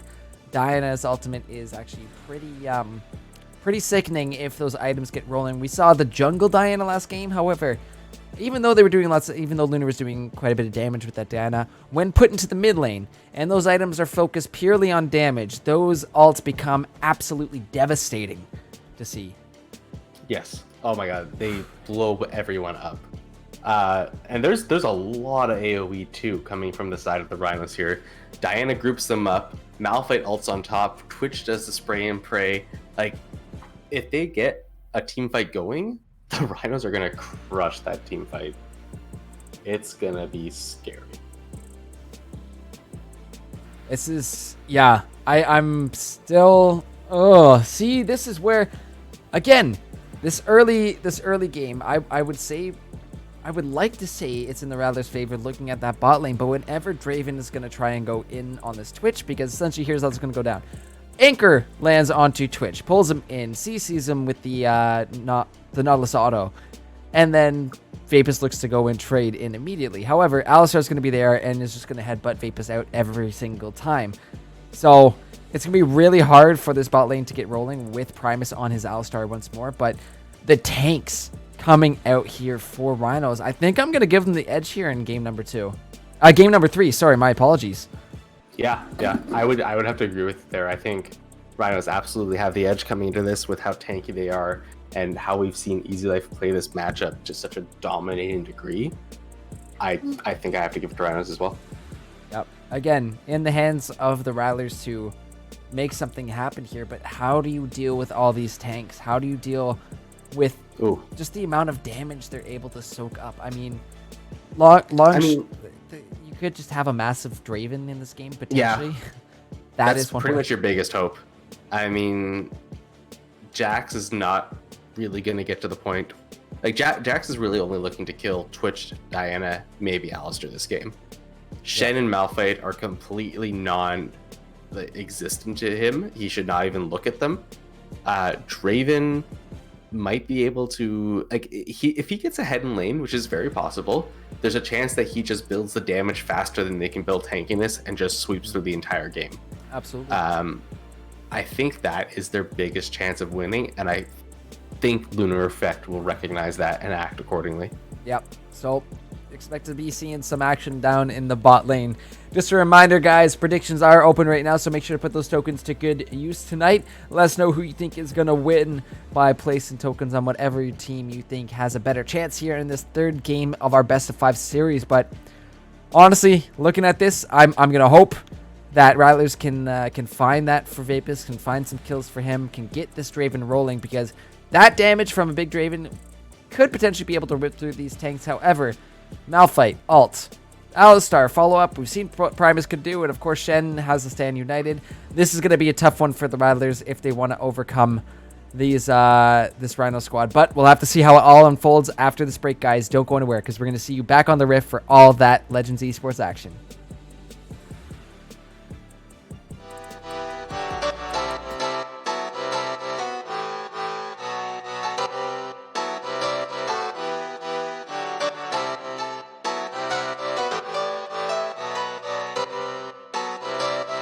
I saw you smile from across the bar. Yeah, she was pretty and so close but so far. She flipped her hair and I thought this can't be true. How does a man like me get someone like you? And then she looked at me and I was confused. Everyone here can't be the one that she'll choose. And I looked back and saw the spark in her eyes. This can't be real, my head's telling me lies. Just like that, you're coming closer to me. Come shake me, grab me, so I wake up from this dream. I can't breathe, come at me. I don't know if I can speak. Then she said, come with me and let's be free.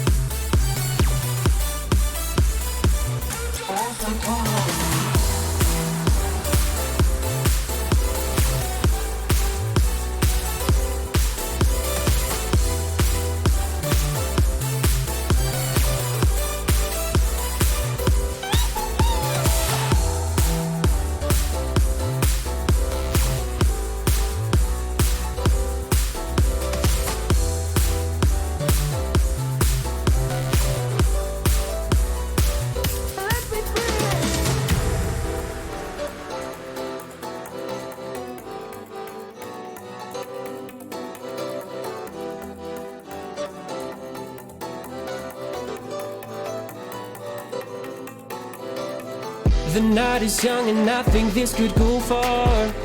The sky is dark but you're my shooting star. Could see your face reflect upon the moon. It was a pretty summer night in June. And then she looked at me and I was confused. Everyone here can't be the one that she'll choose. And I looked back and saw the spark in her eyes. This can't be real, my head's telling me lies. Just like that, you're coming closer to me. Come shake me, grab me, so I wake up from this dream. I can't breathe, come at me. I don't know if I can speak. Then she said, come with me and let's be. Ladies and gentlemen, welcome back to the LRS Grand Finals. Here we're joining over on the blue side here at the start of this game as Rhino's loading in once more on the blue. Rattlers over on the red for this third game of the night, and we're gonna see who clutches it to a match point. But a big tanky squad that the Rattlers are gonna have to deal with right now, and my God, it's gonna be quite interesting to see how this one breaks down. But let's see what these teams have to offer here. I got excited for a second because Easy Life had forgotten his trinket, but I forgot. I'm pretty sure they added it where if you leave the base without one, they just give you a trinket. So kind of them not to punish the Yeah, I mean, not like to punish those not paying attention. Yeah, that's as you said, going into the potential match point for either team after this one. And we see a lot of things that were predicted. We've got that Arcane Comet and the Corrupting Potions for the Malphite. Conqueror for the Jax is interesting because it means that he really relies on going for sustained fights. I would have expected Lethal Tempo or Press the Attack, honestly, either of those, just for the burst damage versus the Malphite, but opting in for that Conqueror, hopefully it will do him well. Yeah. It's going to be interesting in keeping track of Devil's Avocado in this jungle and see how well he does on this Shen. I know that it's, at the worst viable, but it's not great. Yeah, we'll have to see, but knowing those unconventional junglers in the hands of Avocado, he's shown a lot of great success on them so far. But again, our attention needs to be down in the spot lane. Tally, oh my goodness, almost finds the anchor, but that's going to be the knock up there from Primus. And the trade from Sheep is going to be bringing Tally Ho down to just under half its health bar. So unfortunate miss, and that's how much you're going to get punished in one of these games. For either side, one little slip up is all it takes sometimes. Yeah, and the unfortunate thing is, as a melee port now, it's going to be hard for you to get in there and get that CS. But, oh my god. Oh my god. It's just on the tail end of this Twitch. Sheep is probably a little clenched right now, I would say. That's scary to see those hooks come so close to your face, but luckily. Yeah, definitely a clencher. Yeah, seeing some more trading in the bot lane. Is actually its top. We might have a little action going down. Lunar is waiting right here for easy life, but Devil's Avocado is waiting around the corner, so we're going to have a 2v2 here. Arcanite's actually going to jump on. Kane W does not land, and there's the dodge, but it doesn't matter. First blood to easy life, and now Lunar has to make his way on out. Those double buffs from Devil's Avocado definitely helping melt down this Kane a little bit, but it's not going to be enough. TP actually being by Jax. He's too far. Back in. Yeah. Thankfully, Avocado will back on off of this. I don't think that this... Arcanite seemed very excited to get back in there, but that was quite unfortunate for the total laning phase. I mean, you're already, in my opinion, pretty down on this Jax versus the Malphite. It's nice that you're back at full health now and have all those corrupting potions, but Malphite's just going to go back to base, pick up a bunch of armor, and come back with his own corrupting potions with his own teleport. Yep, but some actual good trading coming out of Osiris up here so far. We're going to see Lunar Effect making his way through the mid lane. A little emote toss up for us, but might see the attention go down to... he's teasing us. He's just warming up. Warm-up shots. I'm expecting Lunar to come down here in the next minute or two and see if they can connect one of these dredge lines to take out Sheep. Oh my god. Look at Malphite's item. Okay, he's got his armor for sure. You could say that. Wow, that's gonna make Jax's life just absolute hell. How do you deal with that? you just don't. He's got 125 armor. Oh, now. Take a look mid right now. Rogue Masquerader is gonna pop the flash, but taking a lot of damage on his way out. Is thumbs up thrown here from Best Non-Pro mid. Just that quick little, hey, how you doing? Yeah, just happy to get out of that one.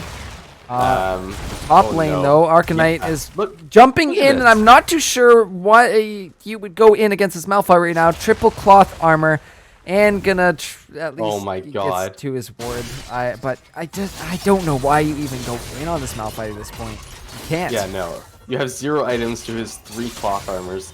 Like, you need to have anything to go in against him with. And you just don't. I don't even know what you build on the Jax in an attempt. Maybe you just also go tanky. I mean, you would think maybe that'd be a little nice to have, have the Jax and the Nautilus being those tanks. But I don't think that is going to be what ends up happening with this Jax up here. So we'll have to see what kind of items he does decide to opt for, if it's going to be tank. But I think you're right. That'd probably be the better choice here.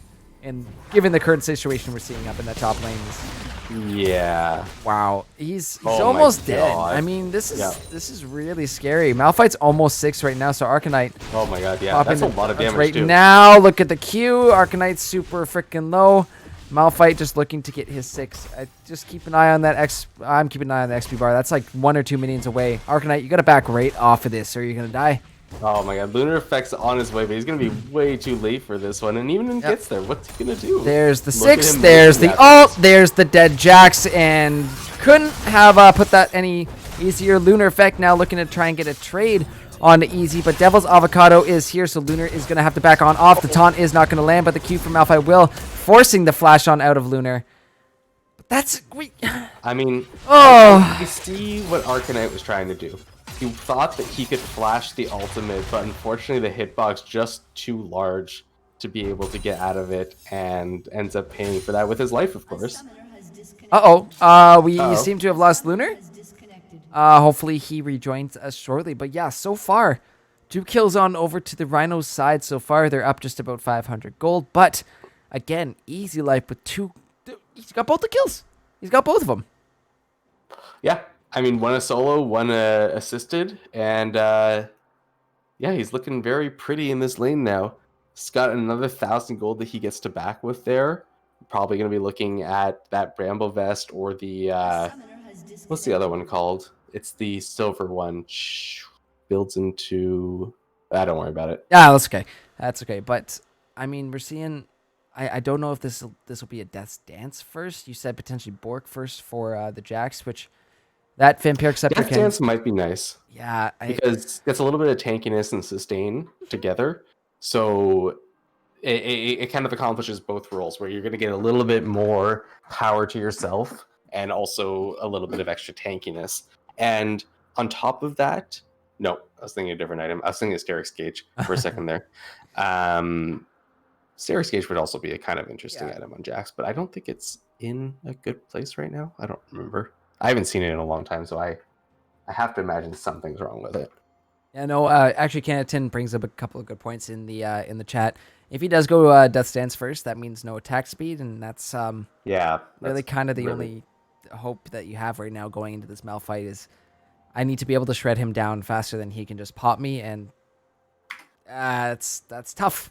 That is tough when the amount of armor coming in. Or what's you build Death's Dance into Infinity Edge, and you just rely purely on your Q and your W resetting your auto attack, because Malphite's going to slow your attack speed to nothing anyways. So this is also true. Just build that attack damage and get those attack resets. And yeah. But does Jax really outscale a Malphite though? I don't know. If he just builds pure armor. I mean, I 100% believe that statement should be correct. But I feel like I've seen Malphites build pure armor, build Thornmail, and just not die to anything that deals physical damage. Yeah, I know Jax outscales everyone, just like Kale does, right? Like it's true and it isn't. There's circumstances. Malphite is just gonna have such a stupid amount of armor. Like you've seen the plays. Here's I how he completely outscales. agree. If we get to late game and both Malphite and Jax are level 18 and they trade head on head, they go 1v1, then yeah, I think the Jax with a full item set and a Conqueror is going to win those fights, considering how long they're going to go with the tankiness of Malphite. But we have to get to that late game stage, and we have to assume that nobody else is helping out Easy Life there, which, knowing Devil's Avocado, knowing how much he likes to be up in this top lane, and the fact that he has to stand united this game is going to make that very, very difficult for the Jax to do. So getting to that level 18 mark for this Jax is, I don't know if we'll be able to see it this game, just based off of what we've seen so far and the difficulties having in these early levels, which was expected coming into this game. Yeah, I mean it's gonna definitely be difficult either way. It's an uphill battle at this point. Mm-hmm. But if Malphite starts again, this is the same situation: split pusher versus tank. If the tank goes and turns the attention into team fights and grouping with his team around objectives like the Dragon and Baron, this again leaves that window for Jax to potentially get a split push going.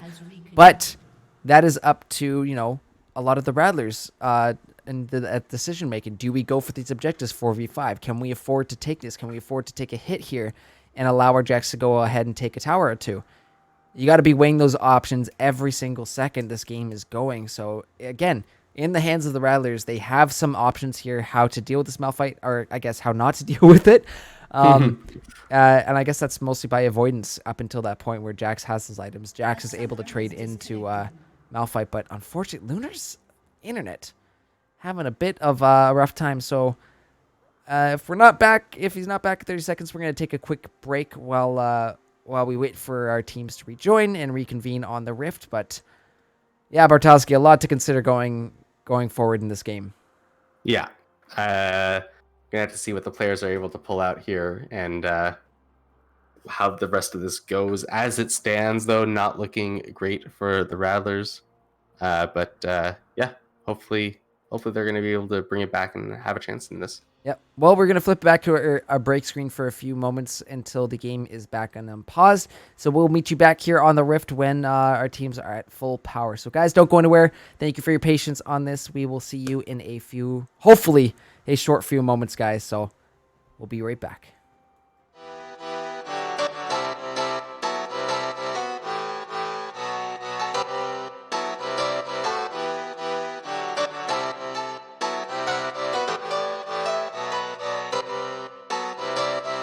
I saw you smile from across the bar. Yeah, she was pretty and so close but so far. She flipped her hair and I thought this can't be true. How does a man like me get someone like you? And then she looked at me and I was confused. Everyone here can't be the one that she'll choose. And I looked back and saw the spark in her eyes. This can't be real, my head's telling me lies. Just like that, you're coming closer to me. Come shake me, grab me, so I wake up from this dream. I can't breathe, come at me. I don't know if I can speak. Then she said, come with me and let's be free.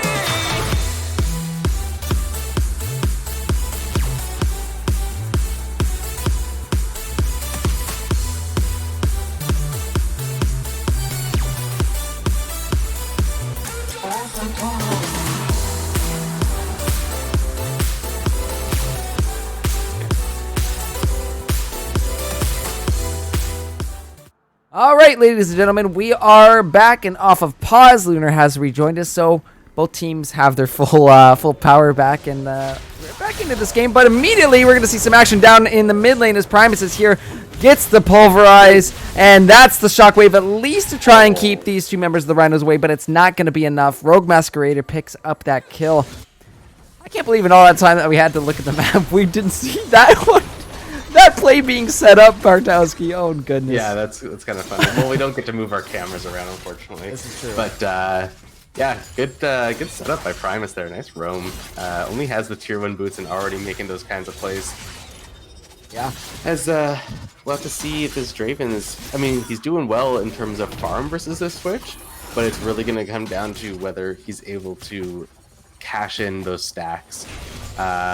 Currently sitting at 175 stacks. Nope. Yeah, 177 stacks. Yes. He's got a cash. And so he gains. So he would gain an additional 300, more than 300 gold, if he killed the champion. Yeah, so hopefully he's able to find that before death comes his way. So definitely going to be the focus of the Rattlers going into this one. But Mountain Drake is up on the map, which means that will not be the soul of this game. I'm kind of hoping for another Infernal because it does make things just that much more spicy having that extra damage on the map. But yeah, things have kind of quieted down so far for a little bit. Give it another 30 seconds to a minute, and we'll be going once more. Yeah. As soon as the team starts deciding that it's worth fighting over objectives, everything's gonna pick up. It's also whenever they decide that Vapus needs to get himself a kill. I mean, the first kill that he gets is going to be 700 gold influx. That's going to be quite the lead all of a sudden. Yeah, that is actually quite a bit of gold to go into your pocket, especially as someone who does so well with those early items as a Draven. Yeah. So definitely need to be prioritizing getting a kill onto Vapus. So hopefully there's no miscommunications or accidental kill steals there. But up in the top lane, Arcanite, again, still having a rough time with this Malphite. Not able to do much other than get harassed. And the Bammy Cinder actually being picked up here. as the first Yeah. component. Yeah, he just wants to shove him into lane. Mid though, headbutt pulverize. That's gonna be the Diana looking to go in once more. Devil's Avocado's there, but a big shockwave to bring these members of the Rhinos together. He's just trying to get out. The Q is actually gonna get dodged. Lunar effect will take down Primus, but that will be best non pro mid dropping as well too. And Devil's Avocado gets the kill onto Lunar. So a 2-for-1 support traded for jungle mid. I think Rhinos are gonna take that any day. Oh yeah, they're more than happy to make that trade. As Lunar. Oh no. Oh boy. Oh no, Lunar, what's going on, buddy? This is not ideal to be having internet issues in a finals, but I mean we've seen internet troubles in playoff games before. Hopefully it is a-okay now. I think we might be seeing that pause screen once more, but he's apparently back. Yep. So that's good for now. Yeah, so yeah, back to the Rhinos having a 5-1 lead over the Rattlers right now. Pretty concerning for them at this point in time because the I don't know, the side of the Rhinos seem like they have a comp that they can just kind of close out with. They've got such an insane team fight capability that if they go into that mid to late game with a lead and you need to team fight them over an objective, you're just not going to stand any chance at all. No.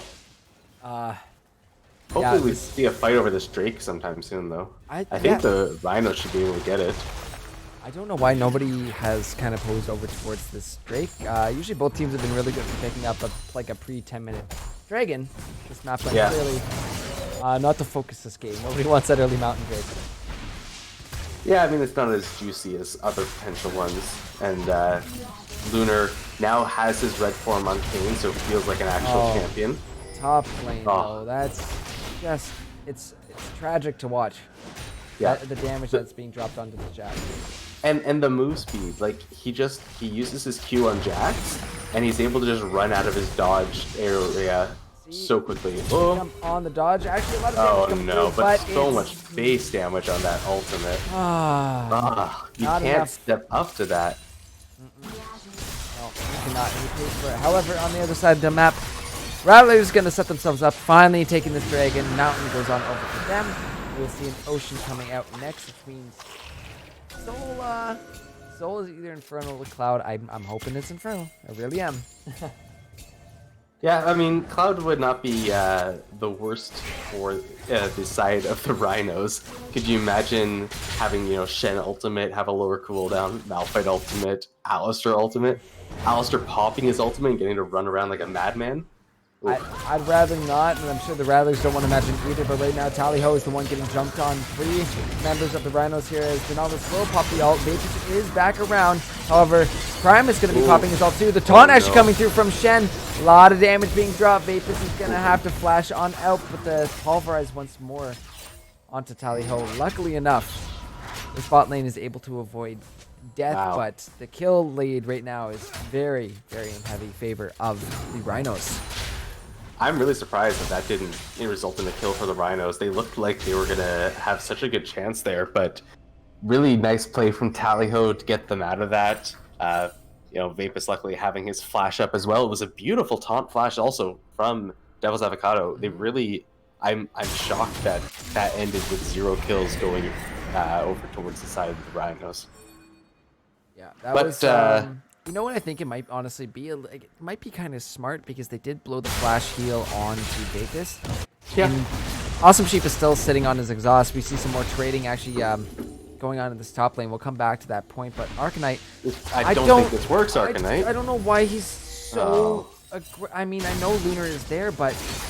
This is just setting you up to go down once more. Lunar... Oh, no. Oh, boy. Lunar goes down. Is that why? And, yeah, that... This is really, really unfortunate for the Rattlers. Oh, okay, that's not the reason. Lunar would not have gotten there in time either way. I went back and looked just out of curiosity. Mm-hmm. Yeah, I think it might have been a little. A summoner has disconnected. I don't think he would have been there at the time that Arcanite was. He was looking to maybe pose himself and get in there. No, like Arcanite had already flashed back by the time Lunar Effect got to the bush. Yeah. So yeah. But Malphite's So ulti just is a up little over aggressive. in Oh, boy. Yeah, it's not too long. It's actually 4 seconds off of cooldown. So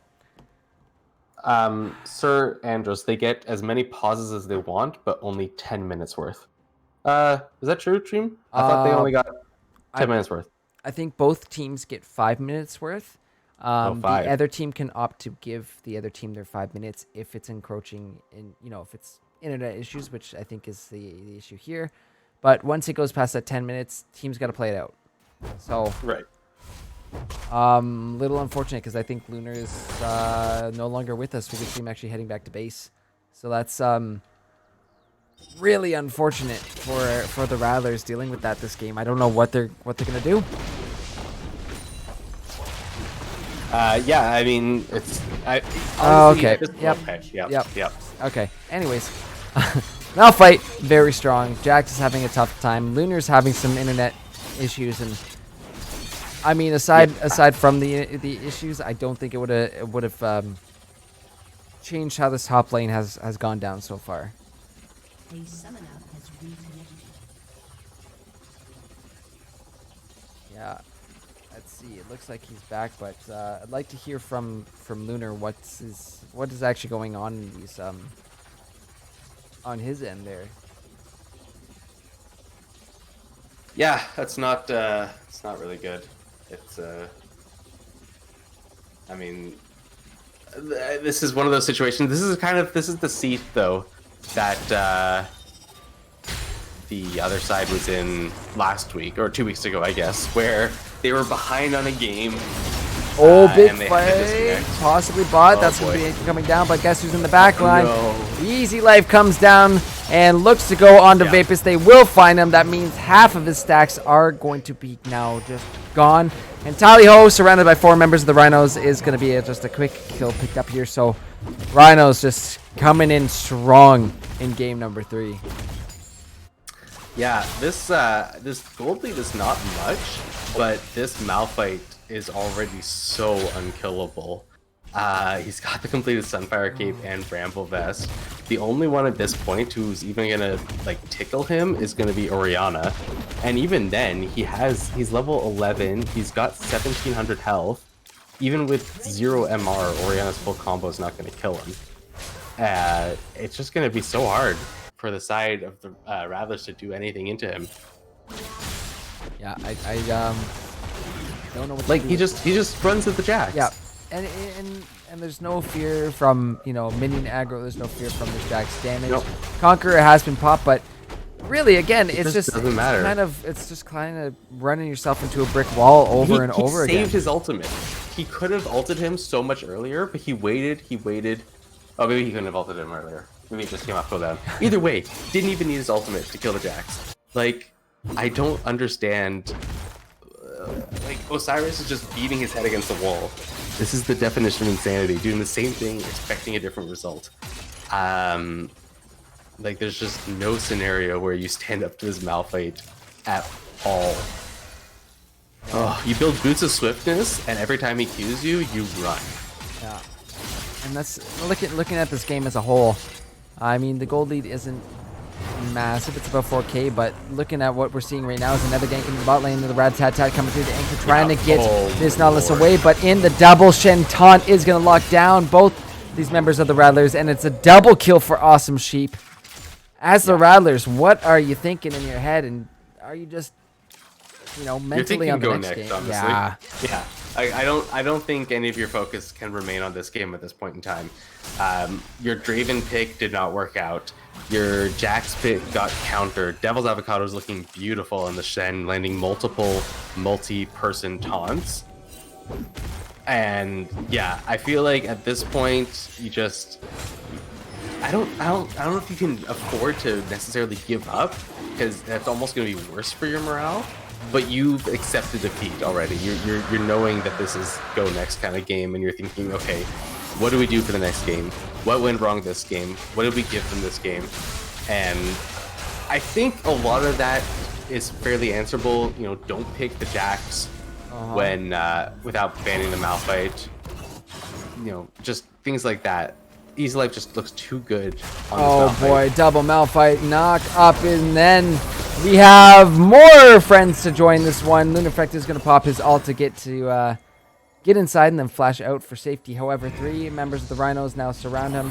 He's trying to go into the ball for a little bit of better cover behind the trees we see there, but he's not going to be getting out of this one.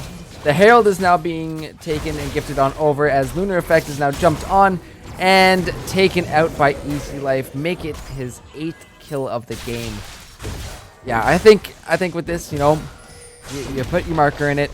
You say, okay, you know what? We had some issues this game. We got to just focus on how we do our best next time. However, some nice pushing coming through from Vapus and Tally-Ho in the bot lane. Yeah. I don't know if that makes Rip Herald spawned in mid. Yeah, Herald in the mid. That means the map is opening up nice and wide for the Rhinos. The Vapus and Tally-Ho do manage to find us that bottom inner tier turret there on the side of the Rhinos, but how do you deal with an 8-0-2 Malphite as an 8-3? I don't know. I don't know how you deal with it as someone who deals physical damage at all. Like, Lunar Effect also just going to be kind of staring him in the face.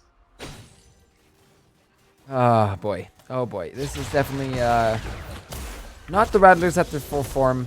It's not the team that we've seen in these past 2 games. So hopefully, hopefully they can reset. They can reset the mental on the next game and really refocus on, you know, taking those next 2 games back. But for the I don't know. How would you feel as the Rhinos? Yeah, you're doing well in this game, but oh my goodness. Ooh, a nice little flash there from Vapus actually to get himself back to safety.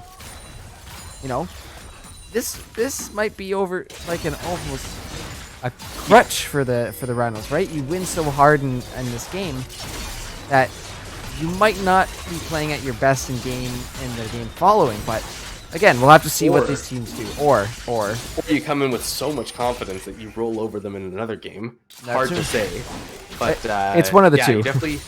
But both of these teams definitely can't let this game get into their head too much because, you know, an overconfident win for the Rhinos, not great. A depressing loss for the Rattlers, definitely bad. You gotta shake this game off, whether you win it or lose it, and just make sure mentally you're ready for the next game. Yeah, and I think I don't know if we're gonna see it, but you know, I think we've all kind of understand where things are in this game. I don't think there is an answer for this Malphite at this point in time. There is the Bloodthirster on. He's just going to 2v1 right now. I mean, yeah, he's just going to go in on both Lunar and Osiris more, but look how much damage he does to Lunar. He's actually going to pop the ultimate. Tally-Ho is here. He's down, but it's just going to be a double knock up there from the Malphite ult. The TP is actually coming through. Easy Life is going down low. Are they going to find him? No, he flashes away, but Arcanite is there. He's looking to go over. He's looking to try and get some chuck down goal, but the rest of the Rhinos are here. Awesome Sheep will force him off as we have more fighting going on. Top lane, Road Masquerader able to find Lunar, but will get taken down in the process. Osiris also dropping Easy Life once more. This game Primus there with the headbutt pulverize and knock up Tally-Ho. And oh my goodness, Rat-a-tat-tat. I don't know where these players are going. This is actually more back and forth than I thought it'd be. Look at the damage coming out of Vapus. Easy Life trading onto him. That's actually going to be a nice red line there. Oh! Tally-Ho picks up the kill there. Primus is now going to have to turn tail. This is just giving us hope. How could you do this to us, Rattlers? Yeah, I mean, this is still pretty over. Most likely. Most likely, yes. Especially now with Lunar DCing once again. I mean, that's just the final nail in the coffin. But even with that team fight win, you're still 4,000 gold down. You're still against a 9-1-3 Malphite who's just built another armor item. Like, you're still... It's not that close. It's closer. It was a great team fight. Really well played from them. Beautifully kited. But it's not that close. This is the second time I've now seen the synchronous sweepers come through tonight. Once for the Rattlers in last game, and now once for the Rhinos this time. But Tally-Ho definitely not in the best position. There's the knock-up. There's the damage, and now there's the rest of the Rhinos jumping onto this Nautilus. I don't think he's going to be able to survive for so much longer. And no, there he goes as well too. So caught out a little bit too deep in this jungle. That was once yours, but it is not right now. You cannot be wandering alone at this point. Yeah, no. As anyone on this team, like honestly, almost every character now on the side of the Rhinos can 1v1 someone on the side of the Rattlers. Just taking a peek at the Malphite's armor. Oh boy, 389. I did it. I did it. Okay. I looked at it. It's not quite at the 400, but what's the percentage there? one sec. I'm consulting the books. 80% reduced physical damage. Oh. Okay. Okay. All right. That's a tanky Malphite. I don't know what you do. I think Vapus is literally holding his team on right now. Listen, like, guys, it's not done. I don't want to give up. We can do this if I get big. But it's still very, very much in the favor of the Rhinos right now. However, I do say this. It went from it being, okay, this one's done, to most likely this one is done. I will say that. So there is a most sliver. likely. I mean, at least Lunar's here, so they can't just say, like, man, we had a chance, but Lunar DC'd, so we don't have a chance, and that sucks. But the push into this top inhibitor turret. Rhinos already made it here, and it is just 23 minutes, so looking to push in on this base. Rattlers are trying their best to defend it, and Vapus is still just farming as much as he can possibly in the spot lane. 071 though on your Jax. I mean, is there ever a point at which that Jax is going to be useful in this game? I feel like this game has to go to 50 minutes for him to start feeling useful. Yeah, where everybody's level 18, everybody's got items, and at that point it doesn't matter who had the lead in the early game, who's 0-7, who's 9-1.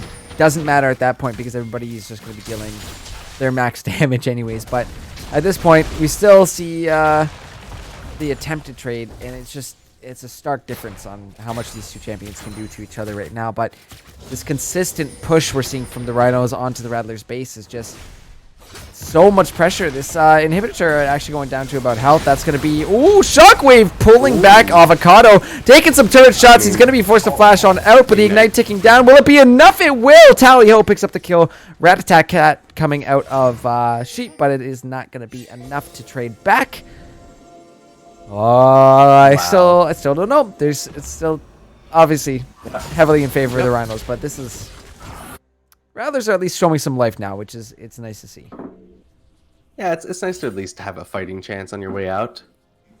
Oh boy, though, it's still such an uphill battle. Oh, it's going to be an uphill battle, but that's going to be an Malphite ulti coming through again, followed up by that Diana, and look at the damage coming through from Rogue Masquerader as he is almost going to find himself a double. Easy Life is not... How many? 3? 4. We're going to count it. 5 turret shots. Almost 6 turret shots, and he loses less than a quarter of his health bar. I'd call that less than a 6th. Maybe even less than an 8th. He lost nothing there. That's disgusting. Oh, boy. That is actually disgusting. I'm a little bit appalled by how tanky this Malphite is. 436 armor now with 81 reduced. Oh, don't worry, though. He's getting a little bit of magic resistance now. But wait, there's more. Now, let's play the game of what is that building into. What is that? I mean, he still has to complete his Thorn Mails. I think it'd be kind of interesting to see Gargoyles come through. It's probably going to be a Gargoyles, because the only other thing it can really build into is Abyssal. And I don't think you go Abyssal, because, you know, it's Abyssal. So yeah, he probably just ends up getting built into that Gargoyle Stone Plate, so when he pops it, he'll have even more armor. I mean, he's gonna go in. He's gonna do his damage, and oh no, Osiris actually spotted out on a ward here. Easy Life will show some mercy and just go for the far. No, he's not. No, he's not, because Jax is backing on a ward, and that threat is enough for him to back on off. However, Nether Dragon spawning on the map in 10 seconds here will be the Cloud Soul this game. We didn't mention that earlier, but this game It's still only 27 minutes, but this is a lot longer than I thought it would go for. Yeah, I mean, and the fact that we're still not particularly close to a soul, where it's 27 minutes in and we're just now going to soul point. That's it's a little on the late side. 33 minutes or 32 minutes, I guess, at the earliest. Malphite still has armor to gain too. I mean, he hasn't maxed his W yet. Oh, he did build the Abyssal Mask. Well, that's just that's something. That is something. I mean, it's gonna help out Rogue Masquerader. I would have preferred, seeing an Abyssal Mask. Say if you had an AP jungler to just help out. I mean, in fairness, I guess Shen does do mostly magic damage. Malphite does mostly magic damage, so I'm not gonna fault him for it. Sunfire Cape does magic damage. I suppose. But so. Ew. It is definitely not what I expected. Oh wait, does that mean when anybody autos him, it's gonna hurt even more because of his brambles? Yeah. Oh, that's just mean. That's just that's actually so mean. I guess if you're ahead, then build it. Might as well. It's the extra magic resistance, and it just makes you all that more powerful. I mean, his ult does a base of 400 damage. Oh, okay. That's a lot of damage. That's a quarter of Vapist's health. Yeah, so that's why we've seen Vapis hold on to his flash, just especially for easy life. Whenever he sees Malphite roaming around, we kind of have the Malphite cam going on right now, because if anybody runs into him by themselves, it's gonna be death. And he's just hanging out in this jungle right now. Actually, numbers going towards easy life. He's gonna keep some off. As this Baron now started up by the Rhinos, I don't think anybody's going to be there to contest this one. Just take a look at where Easy Life is. It's a little on the slow side. It's the two least fit members of the team. team. Oh, wait a minute. Look at this, actually. Even though the Baron is going down, that TP from Rogue Masquerader is going to be enough to force Lunar away from his side of the jungle. And that's a Baron. Don't worry. But luckily, the Malphite arrived finally to do some real damage to it. Oh boy. And yeah, just a nice clean Baron pickup for the side of the Rhinos there. Malphite's probably just going to turn this into a split push after he tries to find the Jax, who has already finished his back. I'm just watching this. Feels bad. I'm watching this pathing. Yeah. A little interesting. We might see the continued push down in this bot lane. Vapis is just continuing to power farm, trying to get to that 300 CS mark here, but he could be a little scary here, but again, has to stay away from Easy Life. Cannot be caught by him, or this game just will be done like that. So we'll see what this Baron buff is gonna do, how the Rhinos put it to use, because if done right, they could potentially end here in the next few minutes. Absolutely. I mean, Malphite on his own is a force to be reckoned with. Pair him up with some Baron empowered minions, and this turret's gonna go down pretty quickly. I would assume so, even though he's just there by himself. Actually, some nice little wave clear coming out from. Yeah. But still, that turret dropped like more than 50% of what health it had. Like that. And on a single wave, now Malphite's here with more minions, and Orianna's not back yet because she's helping out clearing the bot lane. And Malphite's just gonna be able to slowly whittle away at this turret. Oh boy, he's so not even focused on Jax right now. He's letting him auto attack. Those turret shots are. Jax is taking more damage from auto attacking Malphite than Malphite is taking from the tower and Jax. Disgusting. I mean, yeah, the Baron minion was helping out too, but my god, that's so gross. This is actually, a little ridiculous. That turret will go down, but that just shows you Easy is scared of nothing this game.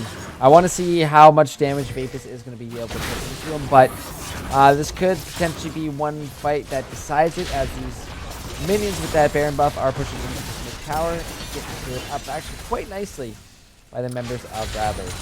Yeah, but I feel like at this point the Rattlers are basically playing on borrowed time. I mean, eventually the Stranglehold is going to finish, and the Rhinos are going to close this one out. It's just a matter of how long it takes them. And maybe I just cast it first them right there. Eventually, we see actually Lunar's going into the ult for Yeah, Uneasy Life, but it just does nothing. yeah, Absolutely. barely anything at all. Turret maybe did more damage. Oh, but take a look. Bot, Awesome Sheep's actually going to be the target. He's jumped on, but a nice big shield. Stand United is coming down. Primus is there with the knock-up, and Easy Life is just going wild on this back line, but saves the ult for Vapus. Jumps on into this Draven. Pops, I believe I heard someone pop that Gargoyle Stone Plate. Now it's just Tally-Ho left to try and get on out. That is gonna probably be the game here for Rhinos. Yep. They take a dominating victory here in game 3. Put themselves to match point, and even though they're on inhibitors right now, not too much time left for this, especially with Easy Life being the front line. Big ol' shockwave there. However, that is the knock-up once more from Primus, as maybe a little risky to push in here, but I think the Rhinos are still going to try. No, they So don't. unfortunate. 10 seconds left on the death timers there. They feel it's not quite enough for them to push in. They've got triple inhibitors, though. They've got the Drake up for their soul. I mean, I guess they're just saying, you know, let's play this right. Let's play this safe. We have such a big lead right now. They're not going to scale up anywhere near enough in time. If we just go back, pick up this Drake, buy our items, and then push in with like all 6 super minions. Yeah, this is definitely going to be the push to end it. Cloud Drake, the soul, actually picked up here by the Rhinos, so we got a bit of a timer on our hands right now, my friends. It's ticking down for the Rattlers. Impressive that they've made it this far, but it's Malphite's ultimate cooldown is 33 seconds. no, it's not. Yeah. No. It is. Oh God. Oh my God, it is. He's got triple Cloud Soul, and then he doesn't even have max CDR, does he though? No. Oh, he does. No, he's got 40% CDR. Okay, yeah. But Iceburn gives 20%. Where's the other 10% coming from? Am I blind? He's gotta be from runes, right? If he's got his Comet, then he might Transcendence. take So yeah, he has Transcendence. Okay, that's what it is then. So he is at max CDR, and he's got a 33-second cooldown on his ult. This is the nastiest Malphite I have seen in my 24 years on this planet. It's actually... I'm pretty sure I learned about this in a seminar about cyberbullying, something about this. This is absolutely ridiculous. Top lane right now, Lunar is dealing with Devil's Avocado. But rat-a-tat-tat, there he is. Pops out of the stealth, and Awesome She was going to clean up that cane. Now it's the final push onto these Nexus towers. There's a beautiful taunt from Avocado is there, but look at Easy Life taking up so much damage alongside the Alistar who's popped his ult. The triple kill for Awesome Sheep. Primus isn't done yet. He goes on in. I believe that might have been a quadra for Sheep, but... No. Oh, no, Primus stole it. But the game number 3, that goes on over to the Rhinos. A commanding win from them. And a big, big tanky boy in that top lane. A big old tanky boy. My God, that was... That was something else. I'm speechless. I can't wait to see the damage graph. Oh my God. Hold on. I'm not there yet. Oh my God. Chat, are you ready for this? I'm about to click the button. What the You're not ready. What is that damage? Bro, that is actually insane. Full tank, by the way. Full tank. Riot, this is a tank. Why is this much damage coming out of a tank? Question mark. Oh, it's so gross. What the hell is that? That is actually disgusting. I don't think there's any real words to be had about this one. This is just an Easy Life show, this game. Honestly, he got so far ahead and so massive. It got to the point where, you know, we were asking, how do you deal with them? You know, what do they do to play back? To the point where you can't deal with them. You can't attack him right now. There is nowhere safe. You can't even attack him because he's going to deal more damage to you while you attack him than your autos are going to do to him. It just absolutely massive game from Easy Life, and shows us why his tank picks are to be reckoned with. It's insane. Yeah, that was absolutely nuts, guys. But we're gonna divvy out those tokens. So those of you who put your tokens on to the rhinos, congratulations, you got those back. Don't forget that we have our poll going, not live yet because I have to recorrect who the jungler is. Got to put Devil's Avocado back in there. But my God, Bertowski, final thoughts before we flip to break. Malphite shouldn't be allowed to do that much damage. Yeah, I agree. That's my conclusion. That's I'm good. You can cut to break now. I have nothing else to say. Yeah, I agree. But let's get that player of the game poll running. That is currently up and live for you folks there in the Twitch chat. So go ahead and let us know who you think deserves player of the game. I think we might know, taking a peek at this graphic chart here. Yep, there goes the votes. Maybe. Possibly. But we will be back after the break with our analysts. And yeah, game 4 coming up, guys. Rhinos versus Rattlers. But I'm hoping Malphite gets banned. You cannot let this thing through. My God. We'll have to see, though. We'll have to see. Anyways, guys. Well, yeah, we'll talk about it later. Absolutely. Okay. Well, we'll see you guys in a few minutes. Don't go anywhere. And we'll be right back with all that Legends Esports action.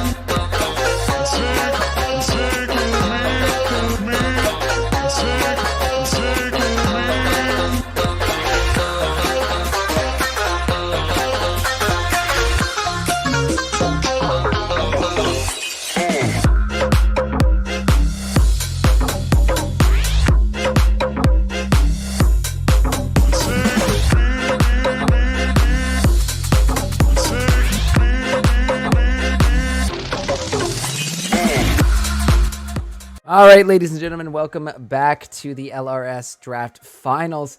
We have our player of the game from last time up on the TV here, and no surprise that it is Easy Life's Malphite going 11-1-8. It was just that was a big Malphite.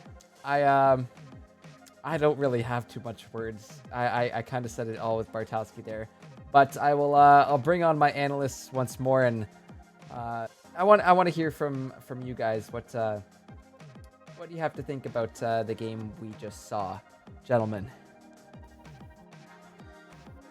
That's you don't expect a full tank Malphite to do that much damage, and then it just happens, and that's kind of the threat of when you get something like a Thornmill on high tank like that, you get high damage numbers even without having to do it much, because you're going to end up damaging champions as they auto you, and you can kind of just stand there. It's like, oh, well, you're dead now. Okay. So definitely a big threat to the teams that they have to consider. Oh yeah, that was a big Malphite. Wolven Alchemist, welcome to tonight with us. Thank you for having me. Of course. Your thoughts on what we just saw? In general, I don't think I think Jack's got a little greedy and think he was gonna out damage the Malphite in early, and then he just kind of like Malphite just, in my opinion, he just outscales anything. That's how it is. Like, I'm an ADC main, and I just hate going against Malphites. They're just the most annoying things in the world. Even if they're AP or they're full armor, they're just gonna out damage you no matter what. Yeah, that was definitely scary. I mean, it's pretty easy to say, well, ban Malphite this game, which I think we're probably going to see, but what does that mean in terms of what we're going to be seeing possibly up in this top lane from Easy Life? He might pull out the Kale again, I'm questioning. If he doesn't pull out the Kale, then I would like to see like probably another version like Malphite, like Orin. Because Orin's a really good tank as well. He could just go in, do damage, but also soak up all the damage as well. He can also start team fights with his R, which is really good for the Rhinos because they have really good engage for team fights. The only thing is I would like to see the Rhinos banned is Vapus' Draven. They left that open, and Sheep just got outclassed in the bot lane, in my opinion. Yeah, I mean, you also have to consider too, like, what are they gonna not ban instead if they do choose to ban this Malphite? Because we saw Easy Life's Fiora already, so if they choose to ban Malphite, if they want to keep that Fiora ban as well, then you're now sitting on only one more available ban on top of that.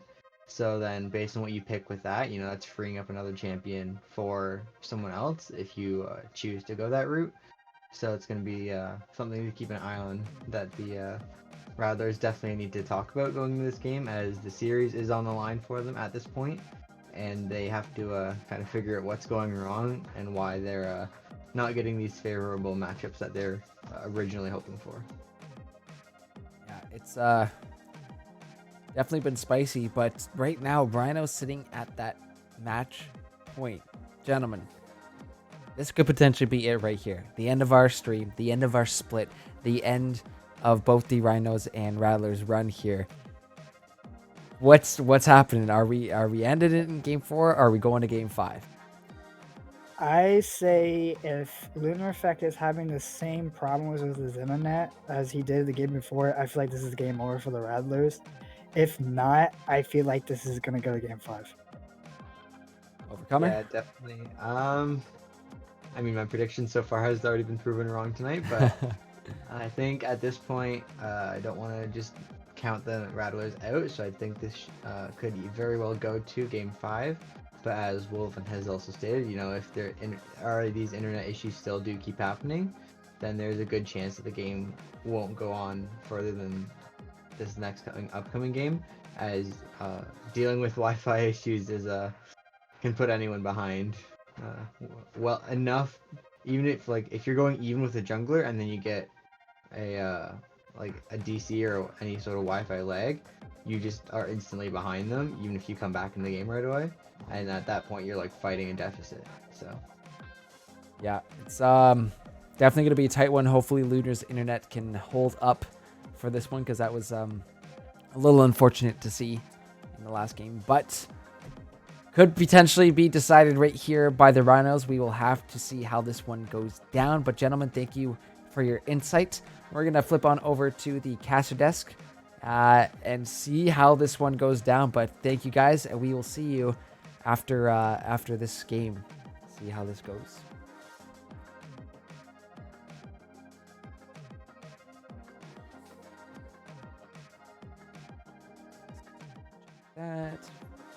That excellent. All right, I think we are over into the caster bench now. Bartowski. Oh boy, this is gonna be a spicy game, I think. To put it the least.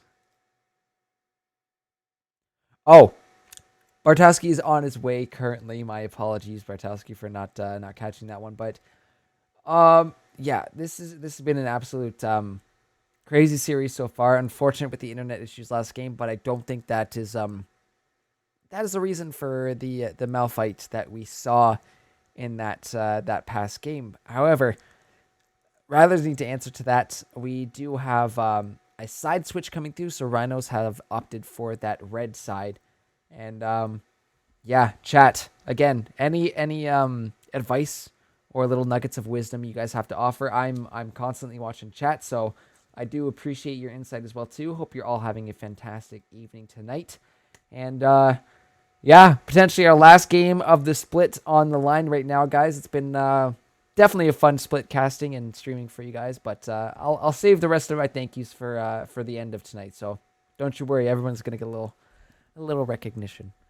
Anyways, guys. All right, I'm back. Bartowski is back with us.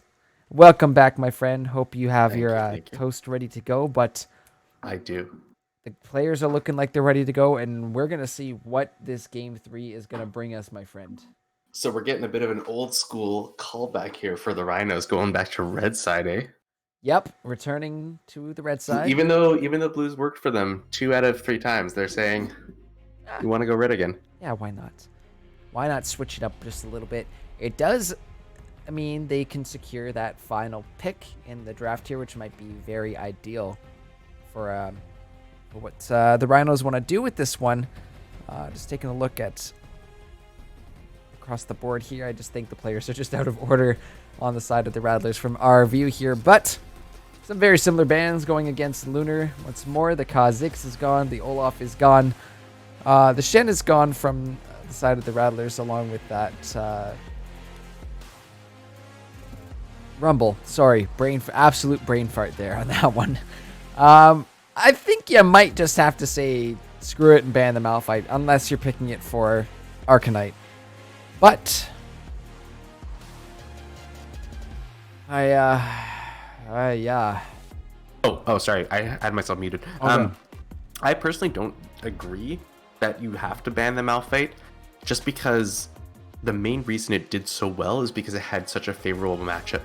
You just gotta put him in a matchup that the opponent doesn't rely on attack speed and, you know, getting into his face.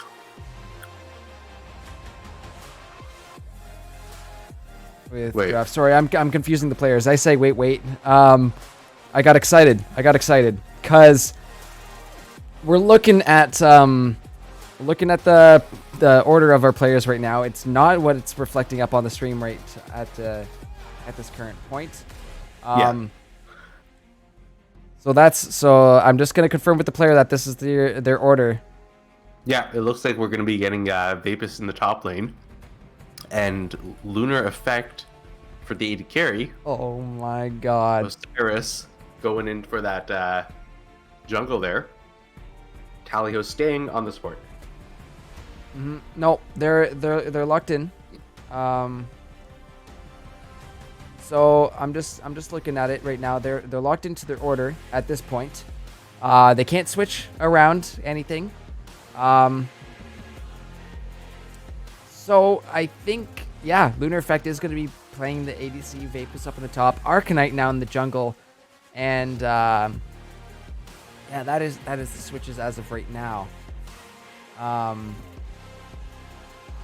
But I'm curious, as I think they're allowed to do that once they're in and they start draft. I mean, they're kind of locked in. They can't be like, oh, Lunar Effect's playing ADC and then pick him a jungle and flip him back to jungle, because that's kind of a little cheese. But if they've committed to this, if this is what their decision is, there's something in my head that is gonna be coming up. I'm not gonna say it. I do not want to spoil it for you guys, because this is, I believe we've seen Lunar pull something out like this in he's done something before. This might be a return to that. Okay. That's all I'll say. Look forward to learning what that is. In the meantime, you see the Twitch and the Thresh, interestingly. Not going for that Lulu combo that they seem to like. But yeah, and slightly unfortunate then. Maybe the Rhinos didn't notice, but they did ban out the Olaf, the Kazakhs, and the Hecarim, pretty quintessential Lunar Effect bans. But I mean, he was locked into that ADC position. Yep. So I believe those will stick as of right now. So just gotta be a little cognizant of those orders you're coming into.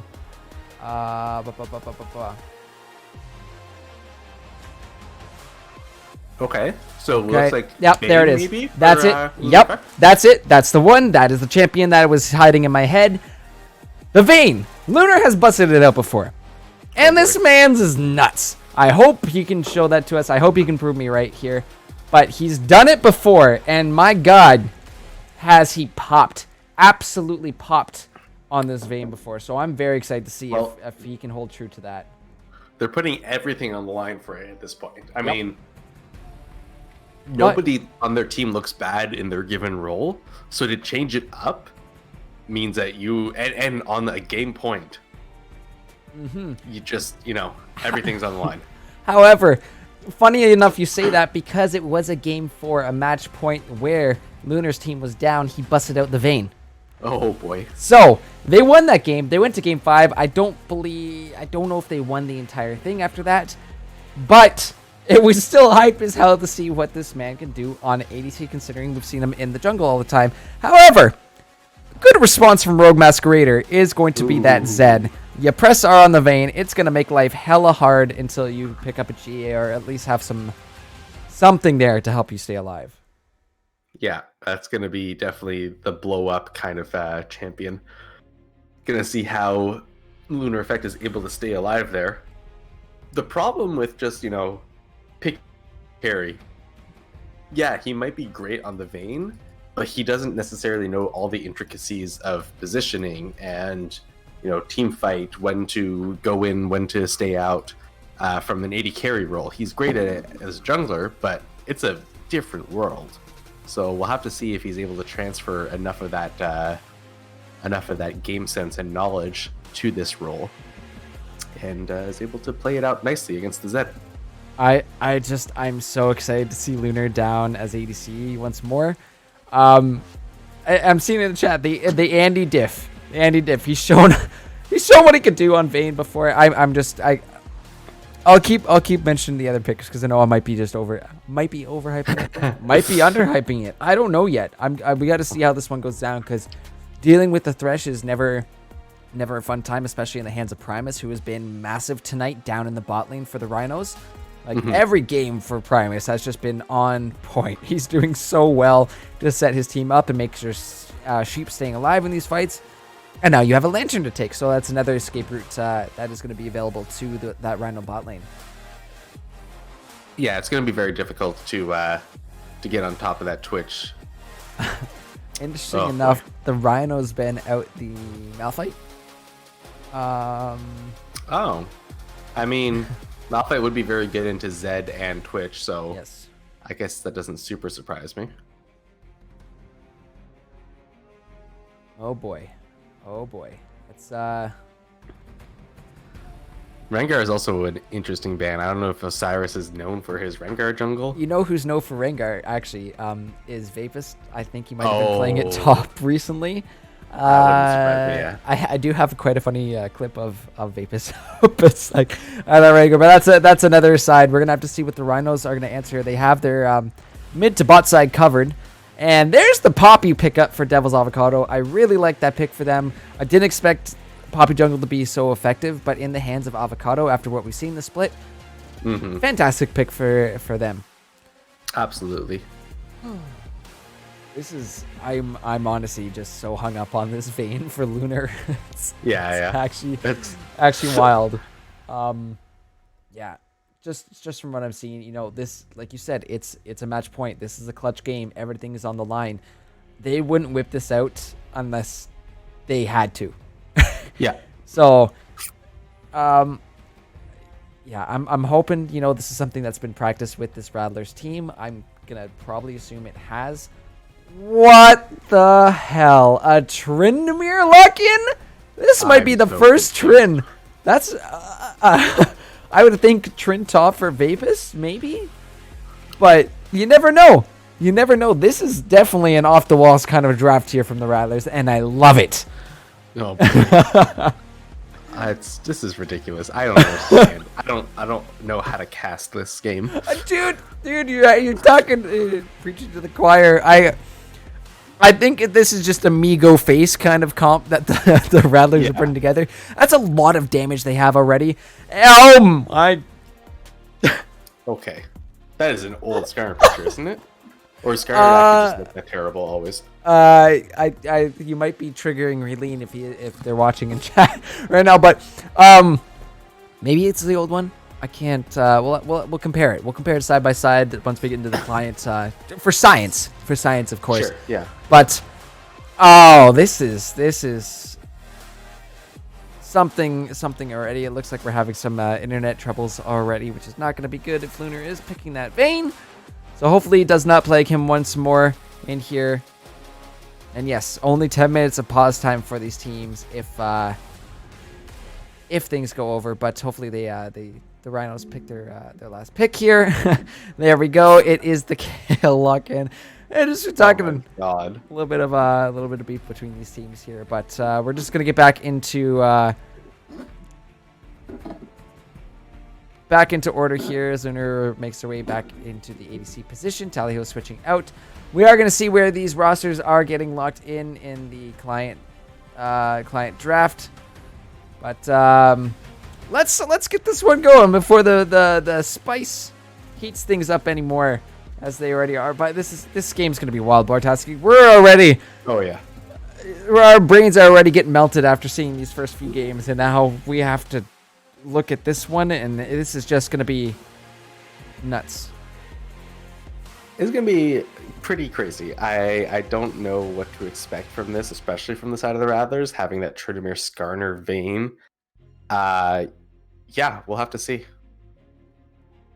Yeah, we will have to see how this one goes. Just addressing some stuff in the chat there, but it seems we are on our way with the pick into the client here. So let's see where everyone's going this game as we try and manage our players here. Like I said, I mentioned at the beginning of this series, there's some beef going on between these two teams, and I just want to remind players and those of you in chat to play nice, be nice to each other, love each other. A little bit of banter is okay, but just don't be a dink. Don't be a dink. That's all I got to say. Dink. That's my piece. Yeah. Seems like a big ask, but fine. I know, but I do ask a lot of these people, a lot of these players sometimes. But what can you do? What can you do? You try your best. You just pray. Try so hard, but in the end, it doesn't even matter. Terrible. That's terrible.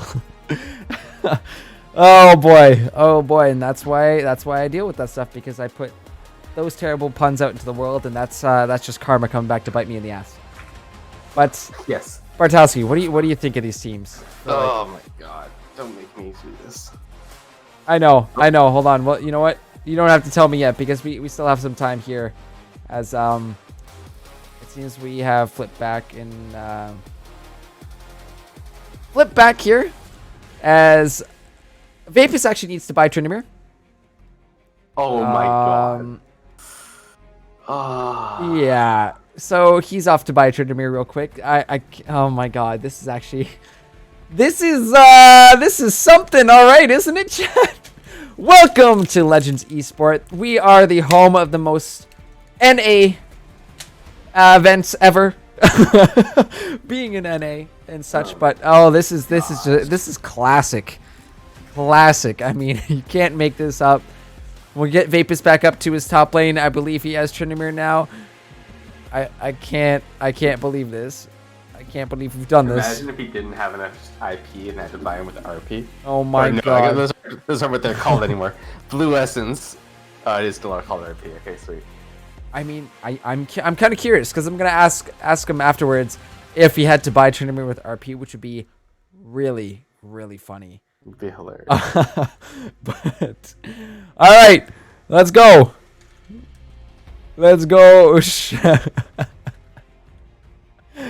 Oh my god. Oh my goodness, indeed. But sorry for the delay, guys. We're gonna be getting into this game. Now we are over into the draft. I believe Vapus has his champ though. But we are gonna see this absolute shakeup to the Rattlers roster, and it's a return to something Lunar has pulled out in a previous split, in a finals, in that fourth game where his team was down 2 actually, and needed to clutch it back, and he did so using the vein. That's yeah, this is gonna be wild. This is absolutely gonna be wild, Bartowski. I have nothing else in the tank for this one. This is just gonna be absolutely insanity across the map, and I'm so excited for it. I almost hope that the Rhinos win, just because I don't know how to follow up this game. It would go to game 5 after that. I would think things kind of go back to some normalcy. Maybe, but I don't know. With this amount of damage that the Rattlers are coming out, you know what I gotta say? This is an NA comp right here. Oh boy. You're going to your roots, and this is what I even say it in Worlds. As silly as it might be to see a Tryndamere lock in, the Vayne there, the Skarner as well too, it's a lot of damage. And this is what we see in our home base of NA. And why not do something like that plays into your playstyle of just being an absolute monster, an absolute animal? Screw it. Go for it. Try it out. You know, if you lose this game, I mean, you lose the finals. There's a lot on the line here. I can't put that any lighter than that. You lose here, your season's done, and the championship's going on over to the Rhinos. But I mean, why not just go balls to the wall and say screw it and just whip out something insane? Yeah, I mean, I guess that's fair. Like, you know, you win hard, die hard. We'll have to see which one they end up going with there. I don't know. I don't know how confident I am in this random comp, but I definitely hope that they give us a show nonetheless. Oh, yeah, there's gonna be a show, and just looking at some of the picks across the board here for these teams, I'm liking that the Rhinos have been able to pick up this Twitch for Awesome Sheep throughout this series. It's just a great comfort pick for him. He's been really great, and Primus has just been a huge asset beside Sheep in setting him up for these kills and keeping him safe throughout the entire night. But this is gonna be bonkers. It's gonna be crazy. Absolutely nutty.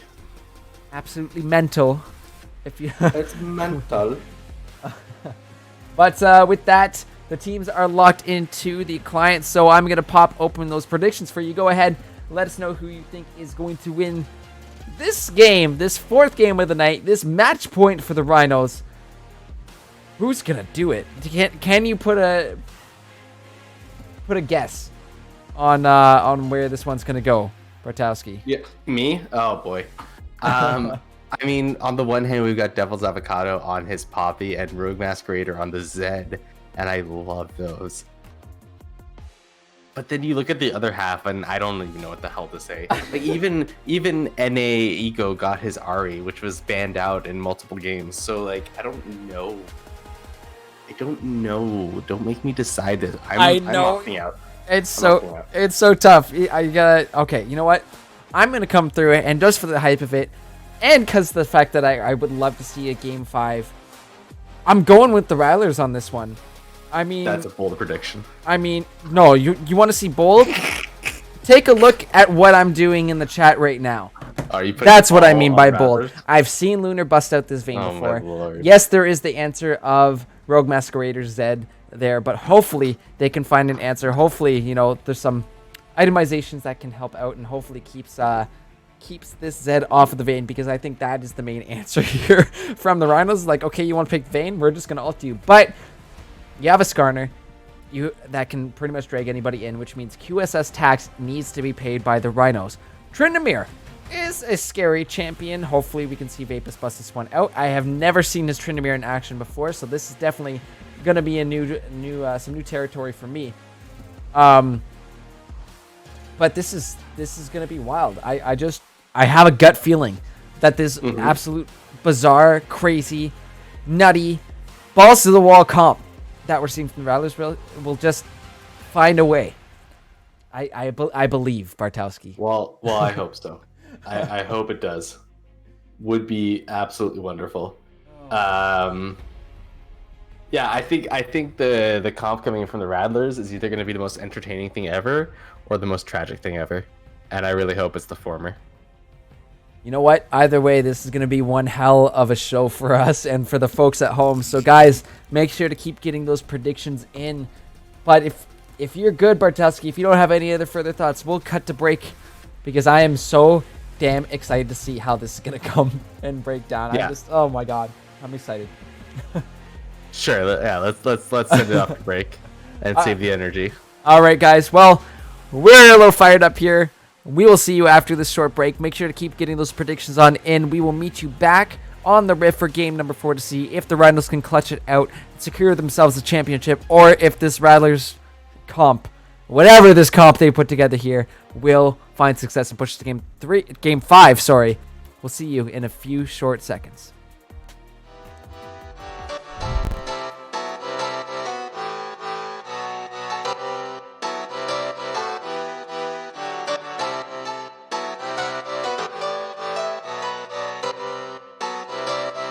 I saw you smile from across the bar. Yeah, she was pretty and so close but so far. She flipped her hair and I thought this can't be true. How does a man like me get someone like you? And then she looked at me and I was confused. Everyone here can't be the one that she'll choose. And I looked back and saw the spark in her eyes. This can't be real, my head's telling me lies. Just like them, you're coming close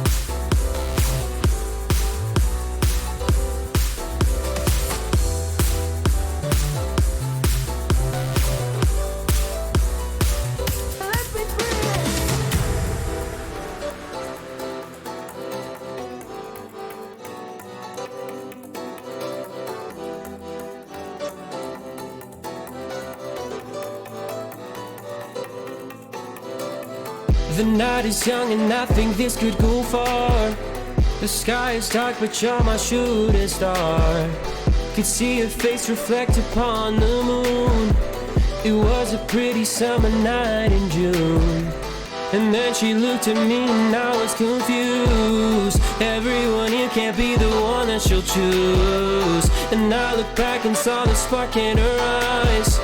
This can't be real, my head's telling me lies. Just like that, you're coming closer to me. Come shake me, grab me, so I wake up from this dream. I can't breathe, come at me, I don't know if I can speak. Then she said, come with me and let's be free.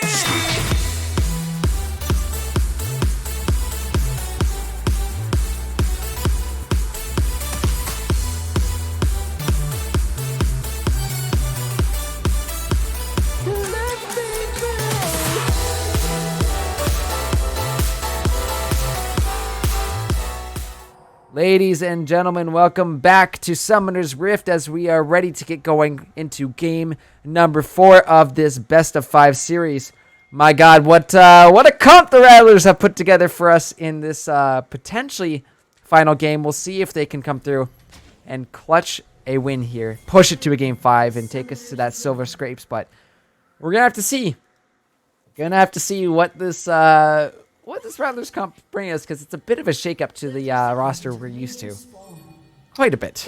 It's a bit of a shakeup to the roster, and it's a bit of a shakeup in terms of champions that ever get played.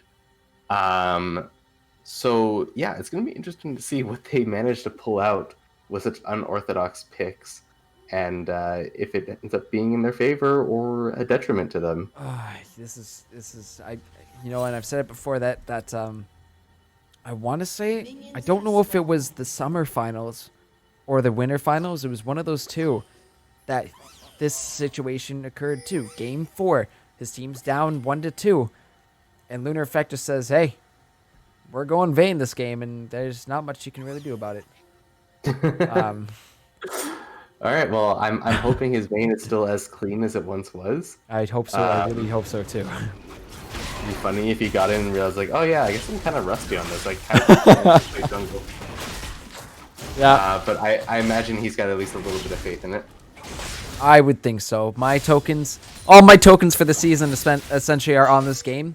So I'm really hoping that the Rattlers can find a win here and take us to that silver scrapes. But we'll have to see. This is going to be such a toss-up because we really don't know what to expect in this game 4, Bartowski. No, not at all. I mean, I like a lot of the stuff that's going on, but I really don't know how to think about the stuff that's actually happening. Like, did Tryndamere win that trade just now in top lane? I don't know. Maybe. They both took equal amounts of damage. Is that good for Tryndamere? Is that bad for him? Like, I know he gets some stuff from being low on health, but I don't know how good his sustain is these days. So this is where I will come in with I've played with a Tryndamere player frequently, and the goal is get to level 6 ASAP so you can just dive face and go ham. But in the bot lane, that's exactly what the Rattlers are going to do. Lunar goes in, first blood goes on over to Tally, but this one's going to be gifted. The hook goes down. Actually, you need to end this Thresh very fast, and unfortunately, both the kills go on over to Tally. No. No, wait, fortunately, yes, wait, we're support mains. Yeah. This is a ideal situation here for no. It would have been nice to be on Vayne, but take a look at the top lane. His Avocado is there, right onto Vapus, does not have his ulti quite yet, but the flash will get him back to safety. But this nice little setup for this Swain to pick up those early items. Oh yeah, as a support, you're so excited now.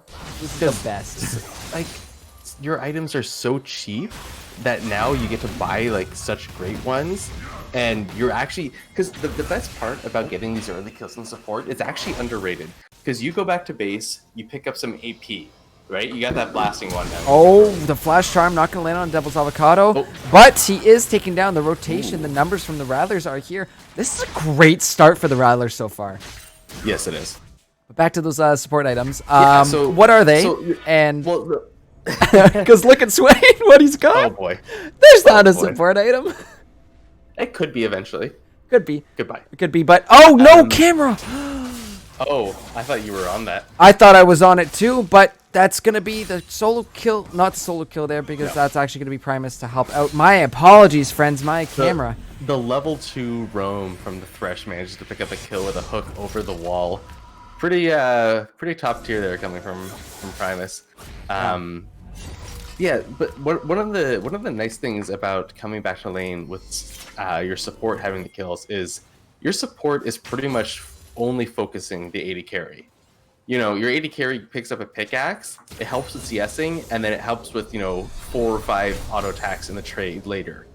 But for the majority of the laning phase, it's the supports dueling it out. And while you love to have that pickaxe on your AD carry, that blasting on the support is actually a pretty decent investment into the laning phase.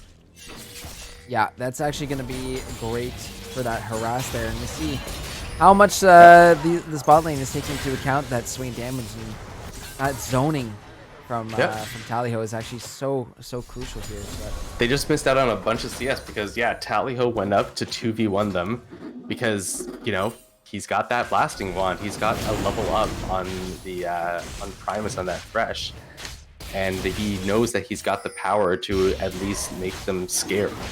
Looks like Rogue Masquerader is sniffing something out here. This Infernal is being taken. The ward being popped onto the Drake, so Rogue Masquerader knows what's going on. As now Tallyho actually might get jumped on. Arcanite will flash on over the wall, and kind of a little bit of indecisiveness there from the Rhinos as they even Tallyho thinks I think that was a little questionable because they could have probably just put the Thresh hook onto him and secured themselves a kill on that Swain, who also has a shutdown on him. Yeah, even more important there. And instead going for the play on the Skarner, who just flashes away. Yeah, it's nice to get the flash off of him, but man, that shutdown would have been worth so much more. The trading from this trainer is actually a little scary. Able to do quite a bit of damage here, and so this will only get scarier as both of these champions in the top lane have the oops, I don't want to die button. I decide not to die, so this should be interesting. However, we need to see the QSS tax hopefully being paid soon because Arcanite is up here. Does not have 6 yet, but right on easy. This is revenge for everything that has been done in this top lane.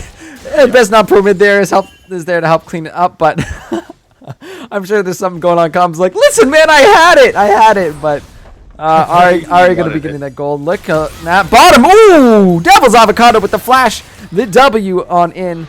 But Lunar Effect will get that kill back. One auto plus a couple turret shots will be enough. So that gold going on over to Lunar is definitely not terrible. 1 for 1 in the bot lane. No.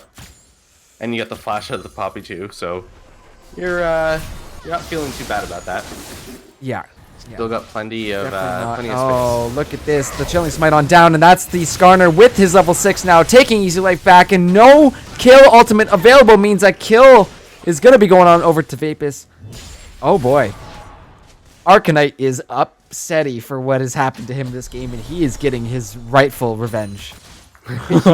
he's really putting the tent up there.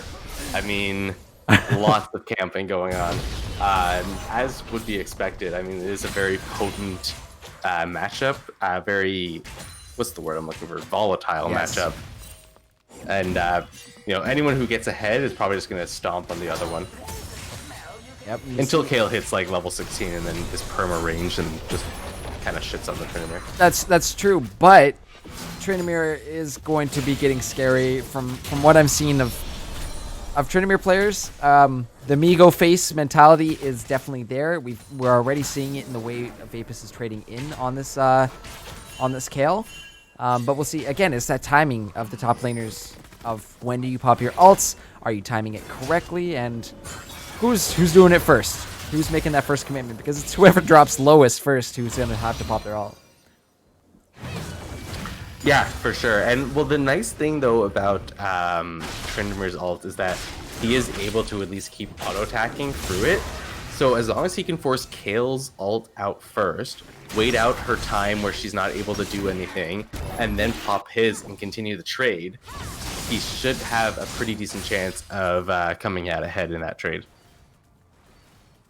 Yeah, this is honestly a battle of who's got the bigger balls here. I would say, as again, we're seeing the trading back up in the top lane as Easy Life at least having that range now to stave off this Tryndamere, but the heal pretty significant there on the Tryndamere. However, the return gank from Primus Lantern is there. Death Sentence will not land its mark, and already just doing a little bit of trading back and forth into that Thresh, but pretty tame as of right now. We're just chilling. Everyone's just taking a chill pill. There is a 3,000 gold lead though sitting in the pockets of the Rattlers right now, so probably feeling pretty good about that so far. Junglers are going to run into each other up here. Arcanite actually finding Devil's Avocado out. That actually is going to be the Tryndamere, and Kale ult popped. Ooh, Vapus goes down, but Devil's Avocado also getting quite low before he can channel his ult. Arcanite getting a trade kill back onto the enemy jungler, so 1-for-1 across that little skirmish. But Arcanite having a much better game this time. Yeah, much better.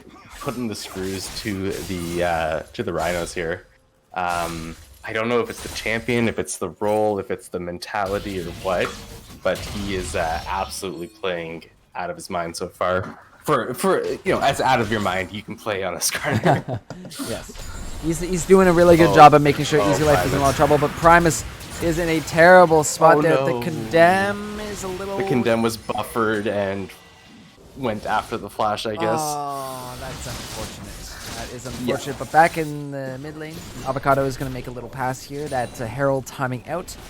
He'll be forced to pop it, so that will mean a little bit of extra gold going over there. As the plates have not have a few more minutes left on them, but maybe they take it out before it even hits his turret. This is going to be close. One more hit on the eye. Shelly does not even get a charge into the mid lane tower. Yeah, I mean, that's just kind of a waste of your time then at that point. You got the 25 gold from killing it, and that's about it. Yep, that's kind of feels bad. Feels bad, man. But, you do get to pick up that Drake, and that's going to be the second Drake of the game going into your pockets, and Mountain is going to be our soul of choice for this fourth game. I think on a Skarner and Tryndamere, that Mountain is going to be pretty scary when it comes down to who's surviving those last little moments, those little slivers of health bars. That is going to be huge if the Rattlers are able to secure it. And there are already 2 Drakes up at under 12 minutes. We see some trading going back on the top lane. We got to take a flip on over to the bot lane as Tally Ho actually getting lit up by this Twitch. Ooh, beautiful little Swain pull, but the flash is not enough to get him out. That damage comes from Awesome Sheep. That's going to be TP as Arcanite will find the kill onto Awesome Sheep. And now Primus alone once more, left to deal with 3 members. The box goes up, but condemned into the wall. This kill hopefully being traded into Lunar. Well played by the Rattlers. Yeah, that's a good pickup there for them. I'm slightly surprised that Lunar didn't decide to go and chase down the Poppy there. I feel like he could have, but decided against it. Maybe I wasn't aware that the Zed was MIA. I didn't look at that time, but definitely still a really good pickup for them. Gets them another good amount of gold into the lead. Even now, Lunar got another, 2, maybe even 3 plates in that bot lane turret. Taking a look mid, Deathmark popped onto this Ahri, but Skarner is there once more. I think the Deathmark, just short of clearing that one out. Both mid laners barely making it to safety, but the death sentence from Primus will drag Arcanite back under his mid tower, and that secures a kill for the Rhinos. Yeah, and that's a shutdown onto the Zed as well. That's a very important top lane, though. We have the Vapus. What is that damage? Both of them had their ultis. Kale did not pop the ulti. Didn't expect that Tryndamere to do that much damage. I don't think any of us. I think he just got a beautiful crit there. Disgusting. Oh my god. Because I mean, he has like 40% critical strike chance when his bar is full. And I'm pretty sure that he just thought she had one more auto attack in her that she could tank before popping the ult. That said, I think she was probably dead either way, but it was gonna be close. Yeah. And then instead, Vapus just gets that crit. Do you see? Did he just crit that minion for 400 damage? I'm pretty sure he did. I will trust your word on that. We're kind of following a directed cam right now, but he's almost even got this top turret. Yeah. Yeah, he was just wailing away at that. So 4 plates over to the pocket of Vapus up in that lane and up in the top lane. And the goal difference now, this is a big one, as Easy Life now the one down in gold by about 1,500. But even across the board. This is a very big change in that top lane from previous games that we've seen. Usually Easy Life has been a strong point in every game that we've seen from the Rhinos. He's always very consistent. But maybe this time it'll be Rogue Masquerader who puts on his carry shoes with that Zed, able to take out any priority targets. I mean, we've seen him do it before. His Zed is pretty scary. The death sentence. Oh my god, those death sentences from Primus. I know, he's actually an absolute mad lad on that Thresh, but trading back up again in this top lane as Vapus going to be taking quite a bit of damage. Both of them still with their ultimates, but that extra heal and that survivability from Trimir is getting to be quite a bit scary. Bot lane is taken down by Lunar as you know what I don't understand? He's by himself. Make a play, look to go into Lunar, look for that flay. Just walk up, flay him, death sentence him, and then that's it. But he's literally 1v2ing right now. He might die for it, but I don't know. No one's. He didn't die for it. I mean, at that point, you know, we see Rogue Masquerader up by his red buff on his side of the jungle. Send the Zed bot. Put the Zed onto the Vayne and just wipe her out as fast as you possibly can. But Deathmark is actually coming down onto this Ahri once more and not going to be able to secure the kill there. Tally Ho is also quite low, so members of the Rattlers need to play this one safe as a bunch of low health bars on their side. Oof. Yeah, I mean, it's going to be tricky either way. The Zed does look like he might be making his way down, but already the Skarner is down here. And nope, just going to turn around, hightail it out of there. And I just don't know, like, it just seems the Rhinos are letting Rattlers take anything they want. They're not really putting up a fight at this point in time, and they need to start doing that soon, especially with this next Drake spawning. It's going to put them on soul point. Oh, you're not in any position to fight, and this is the Drake you needed to fight for. Like, that's the problem. This is going on, and he pops the ultimate, and Kayle still has hers available as well, too, so this is a little spooky. A little spooky to be dealing with this one. However, take a look at this. A third dragon being picked up here by the Rattlers. Arcanite doing a fantastic job of securing these dragons. That puts them at soul point. One away. Soul point at only 17 minutes into the game is a very early one. It means we could have a 22-minute soul on our hands if they manage to pick up the next one. And worst case scenario, the Rhinos have to fight from here on out for every Drake.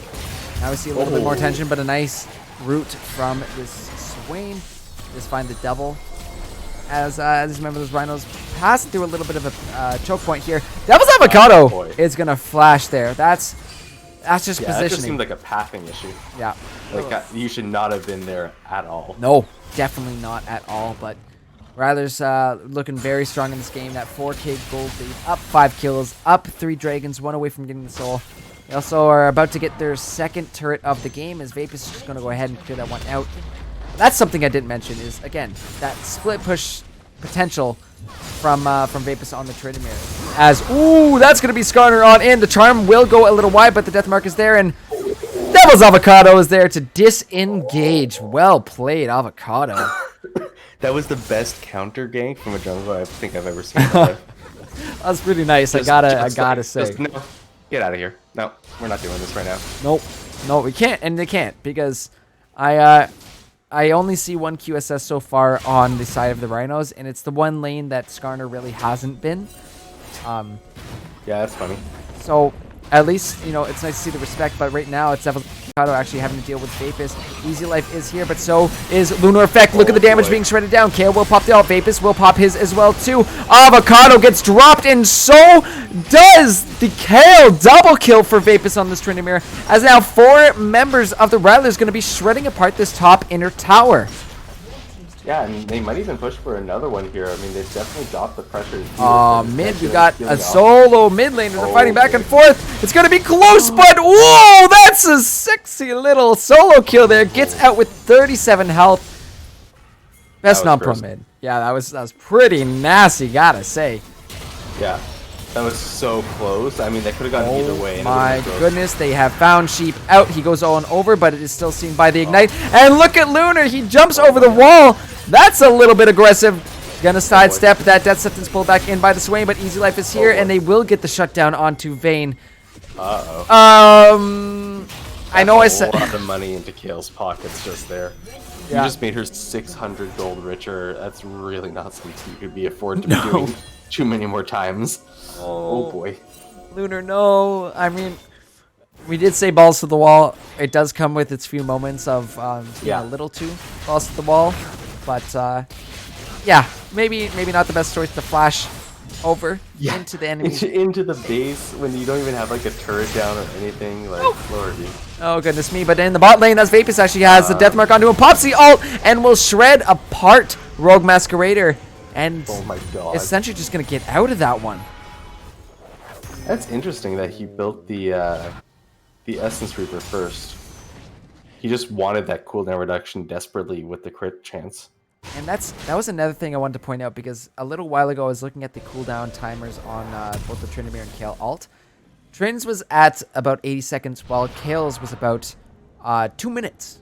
Oh my lord! Actually, no, a minute 60. Right now, 63 seconds every minute. This Tryndamere will have his ulti available versus the Kayle at now 2 minutes. It was 160 seconds before, but now it's 2 minutes on the dot.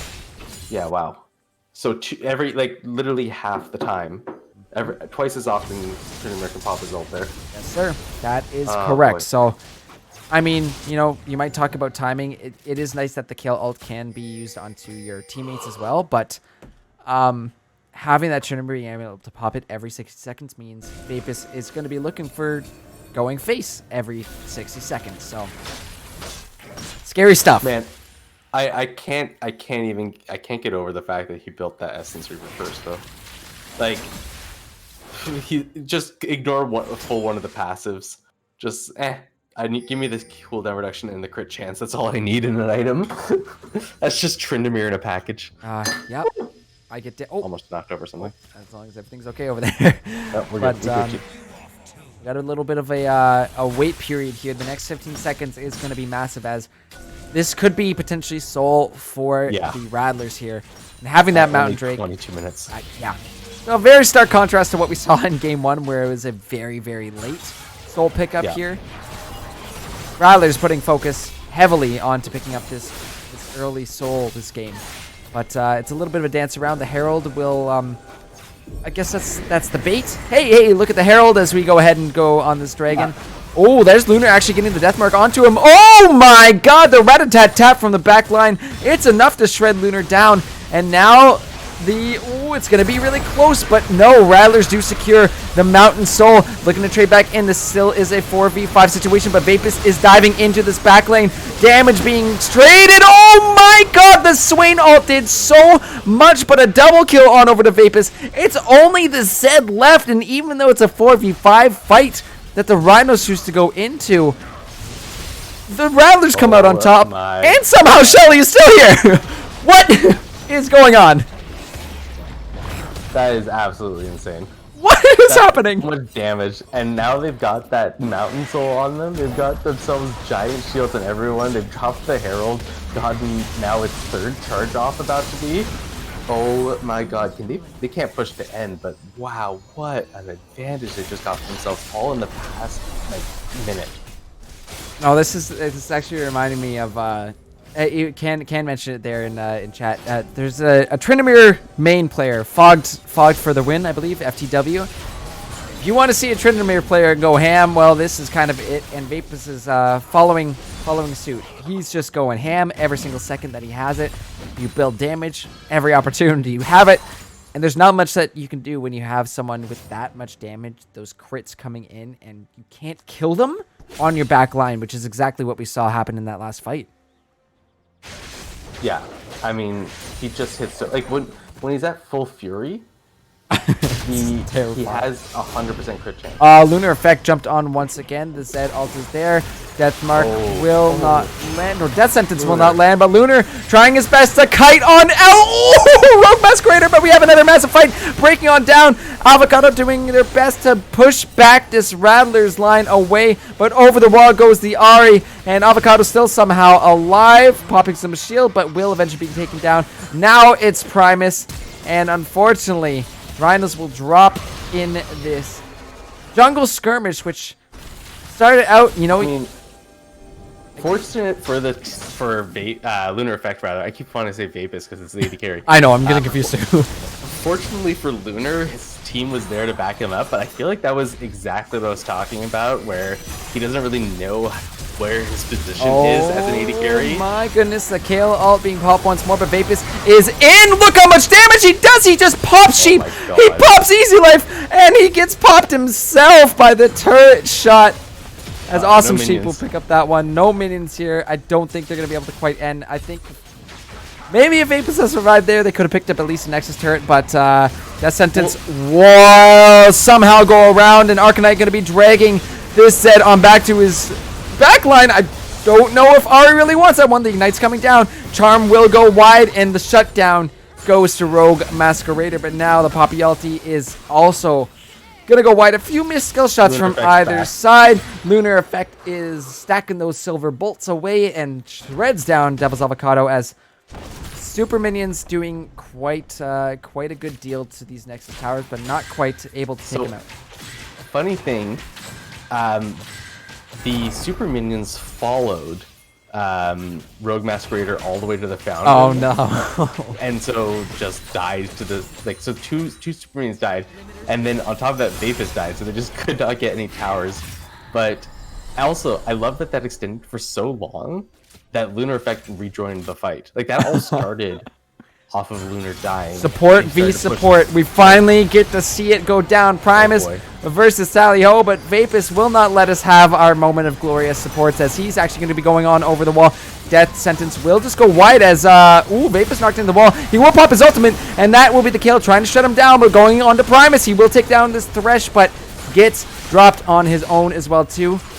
Top inhibitor turret is going down in the Rhino's base, as Tally Ho now forced to pop his ulti, as Easy Life is shredding him apart. I don't think Lunar wants to stick around for that. Wait a second. He finds Easy Life? Are you kidding me?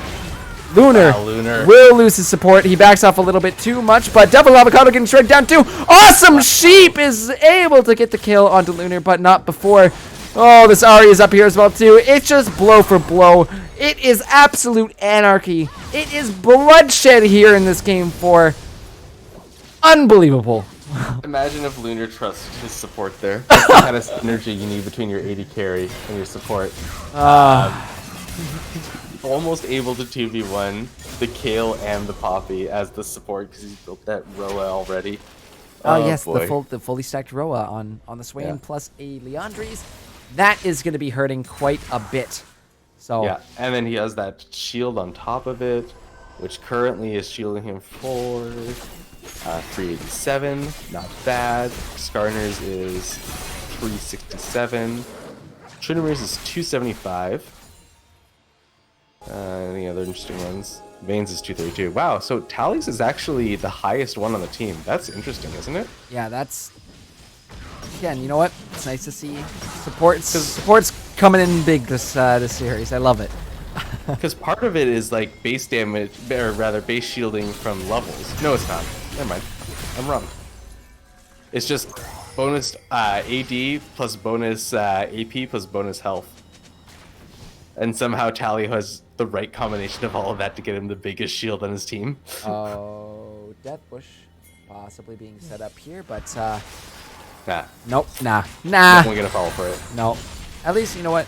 The idea was there, but Rogue Masquerader actually being jumped on right now. Easy Life is turning onto Arcanite, and we might see the Stunner ult being popped out, but he is about half health right now. Inhibitors are back up in the Rhino's base, so there's not going to be any more supers pushing. Beautiful Death Sentence from Primus over the wall. The box comes down, but Lunar Effect is in the back. Trading around, Devil's Avocado bumps him back into the wall. That will be the Poppy ult to get this Ari out, but Devil's Avocado will get shredded down. Rogue Masquerader still around in this fight, as we will have to zoom out just a bit. He gets low, but the Rattlers just shredding down the members of the Rhinos. It's just Awesome Sheep left.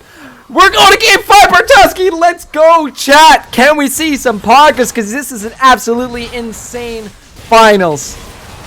I can't believe the Raptors are taking us to game 5. Oh my god. What'd I say? I put all my faith into Lunar's vein, and even though it wasn't the main highlight of this game, they still come out with a win, and we're getting those silver scrapes queued up, baby. Let's go.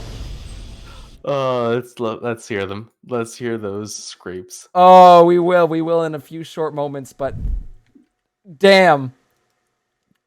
Damn is all I gotta say, because that's exactly what I wanted to see out of the Rattlers. Pick something crazy, go balls to the wall, and what do? Exactly that. And I love it so much. Yeah, they definitely gave you the balls to the wall play. Oh boy. Oh, but Bartowski, before we pop onto our break, thoughts going into this game 5 of what we expect. Do we see the return to the original comp, the original positions, or do we just stick with this? Do the Rattlers just stick with this craziness? Well, the question comes down to can Lunar play anything else? And can Vapus play anything else? Because if those are 2 pocket champions that they, those are the main ones that they play there, they're really good at those and nothing else particularly, go back. Because you've gotten the element of surprise. You got that game off of them. You messed with their mental. But if you go in the same positions and they ban those champions and you have no backup, you're in trouble. Yeah. Because they're going to ban those champions, right? Like, if they see them line up in that order again, there's no way they just let those through again. They don't have to ban Olaf. They don't have to ban Hecarim. Just ignore those. Ban out the proper stuff. Yeah, absolutely. Like, that's something I think the Rhinos are going to be keeping much more of a keen eye on this game, is where the players are lined up. There might be, again, something else in the pocket of Vapus up there. That's why we saw the Rengar get banned away. But again, there are some options that clearly the Rattlers have. I don't know why they've been holding out on us until literally the finals, but I guess that's kind of the point, is to hide those pocket picks until you get to a crucial game 5, which we are about to see, guys. So we're going to go on break. Those tokens have been divvied out to those of you who voted for the Rattlers. Congratulations. I have stocked back up for the winter in tokens. But I guess this poll is completely wrong, as this is not where anybody was. So I'm just gonna redo this poll real quick, make one. But Bartowski, let's hear some final thoughts before we head on out to break. My final thoughts. I don't think that this is going to happen again. I think this was a one and done situation, and I believe that Vapus' pool might be deeper. I don't know if Lunar's is deeper. Like, just because he's got such a deep jungle pool, I can't imagine him being able to play like that many 80 carries. And I feel like if they put him on something awkward, Awesome Sheep and Primus should be able to flex on him.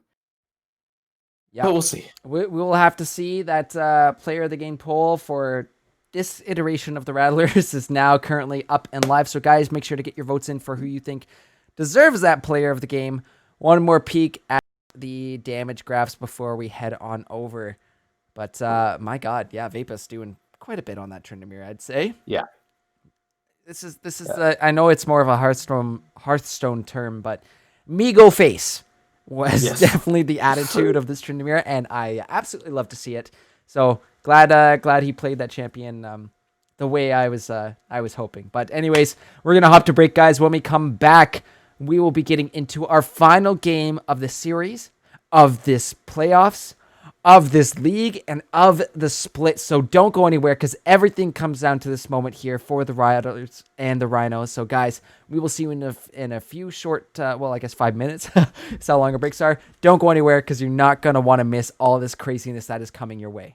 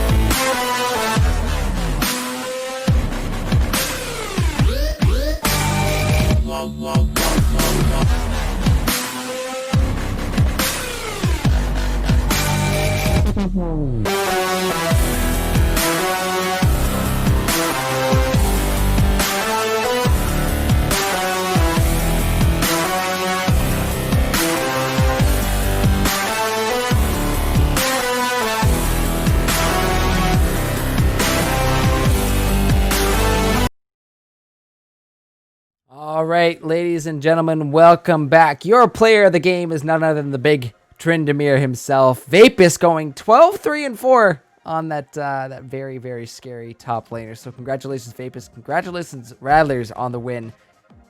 We're going to game 5, baby. You heard the Silver Scrapes. This is it. The decider match of the entire split. So much on the line for both of these teams. It is actually astronomical. So why don't we bring our analyst back once more to see what your thoughts on going into this game 5, lads. Holy moly. Yeah, definitely. You know, we all hope to see. You know, after seeing their little surprise switcheroo. You know, we've seen. You know, we had their standard lineup for 3 games in a row just to come back and see that they moved around half their team and it paid off. I don't know if it was possibly just the Rhinos not knowing how to deal with them, or there's that was something that Rattlers had been cooking up and wanted to display for all of us. But well done to them, and definitely Vapor showing his Tryndamere skills, showing that he's not just an AD carry. But the man is so much more. Woven Alchemist, your thoughts going to game number 5 here. My thoughts is that I hope Rattlers keep the changes. What they pulled up today was just amazing. I love to see the Vayne bot lane. I love to see the Tryndamere top. The one thing I do wish the Rhinos would have done, and they didn't, they had no CC, and that's the one thing you need to do against Tryndamere, because Tryndamere is just gonna run you down no matter what champion you pick. And I don't think the Twitch and I don't think the Thresh was the option for the bot lane, because I feel like that's just, they try to go in and kill the Vayne, but Luna Effect's like, nah, no, I'm just gonna turn around on you guys. Yeah, we literally saw him 1v2ing both Primus and Awesome Sheep at that point while he was taking the tower. So it was a little scary. And I think this is what Bertusk and I mentioned, is that, you know, Rhinos coming into this game have to be aware of where these players are positioned. And from what I'm seeing on my end, guys, it is going to be Vapus back up in that top lane. So it looks like Rattlers are sticking with their switch ups, their change ups here. But this is it. Like I mentioned, last game of the season here for us. Last game for these teams. Last game for all of us here at Legends Esports for the fall split. Who's taking home this championship tonight, guys? I have to say the Rattlers. Yeah, Rattlers. Oh, in Rattlers all the sync. way. The lads are in sync. Well, I'm gonna go with the Rattlers too. I'm sticking with my original prediction from the beginning of the night that we were going to game 5. So boom, we've already checked that box here. But now we're seeing a Rattlers turn things around, and it's just coming off of that game. Personally, if I was on the team, I would be bouncing off the walls because that was just that would have been so much fun to be on the winning end of that. But we'll see what answers the Rhinos have. But let's get it going. I'm gonna pass things on over to I'm gonna switch things back over to the bench here, the caster bench here, and we'll go without any further delay. Gents, thank you for your time here on the bench. Get into it. All right. Well, I am just currently fighting with Discord, so give me 2 seconds. I'm gonna have that pick and ban ready for our players in a second. I just don't know what's going on with my computer. Okay, there we go. That is the results. That was the pick and ban from last game, but we will have the new one up for our players in no time. So, Bartowski, are you back with me here?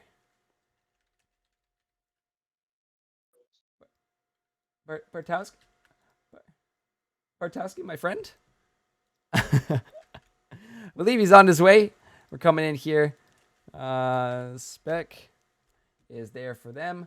Gonna sauce them their links. But guys, this has just been absolutely crazy so far. I hope you're all ready for a spicy game 5 here to end things out.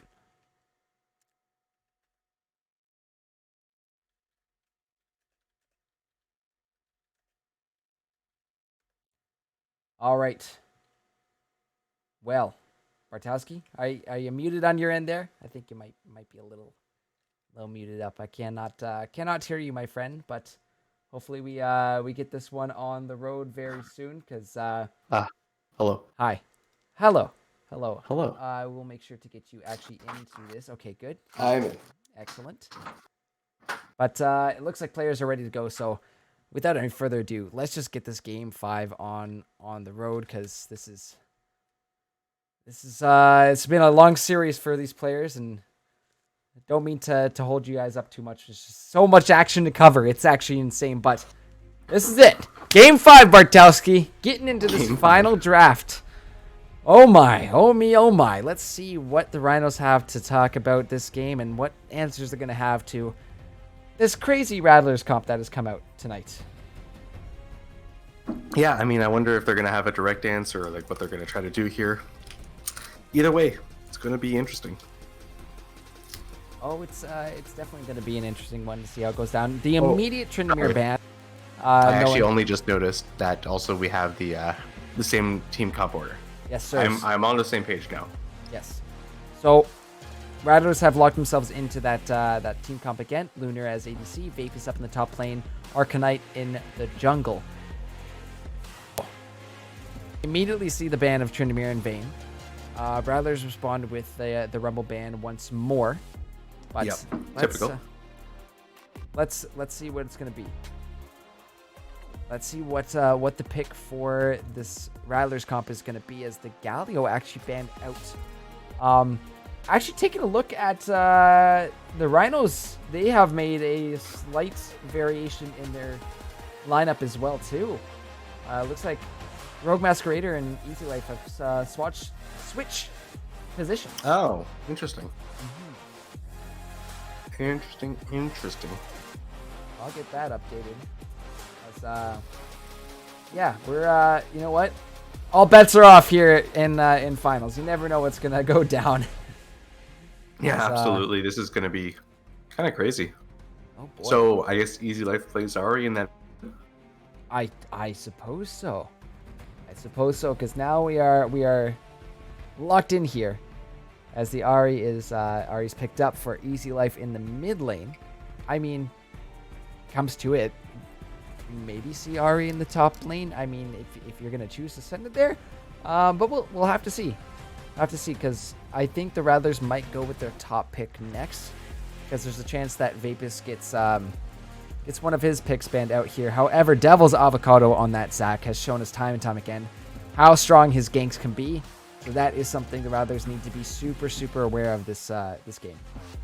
Yeah, and all of the places, all the distances he can come from, it's actually kind of ridiculous. So it's definitely going to be tricky to figure out how to properly stay safe from it. The Annie pick again coming in with not the best mobility, but still having some because of the shield, as we talked about previously. And Ooh, the funny Gene for Awesome Sheep. I like that. So switch up off the Twitch. But yes, Rattlers get the Heck Room for the first time in this series, and Lunar Effect's not jungling. Oh, isn't that ironic? But oh no, is this what I think it's gonna turn into? Another no way. I mean, No. you could potentially do the fast horse comp, but it is the Ashe locked in. No, you just know. I'll never believe it. Never believe it Can't be until you trusted. see it. But Ashe is picked up for the Rattlers here. I don't think you'd pair Yuumi with an Ashe either way.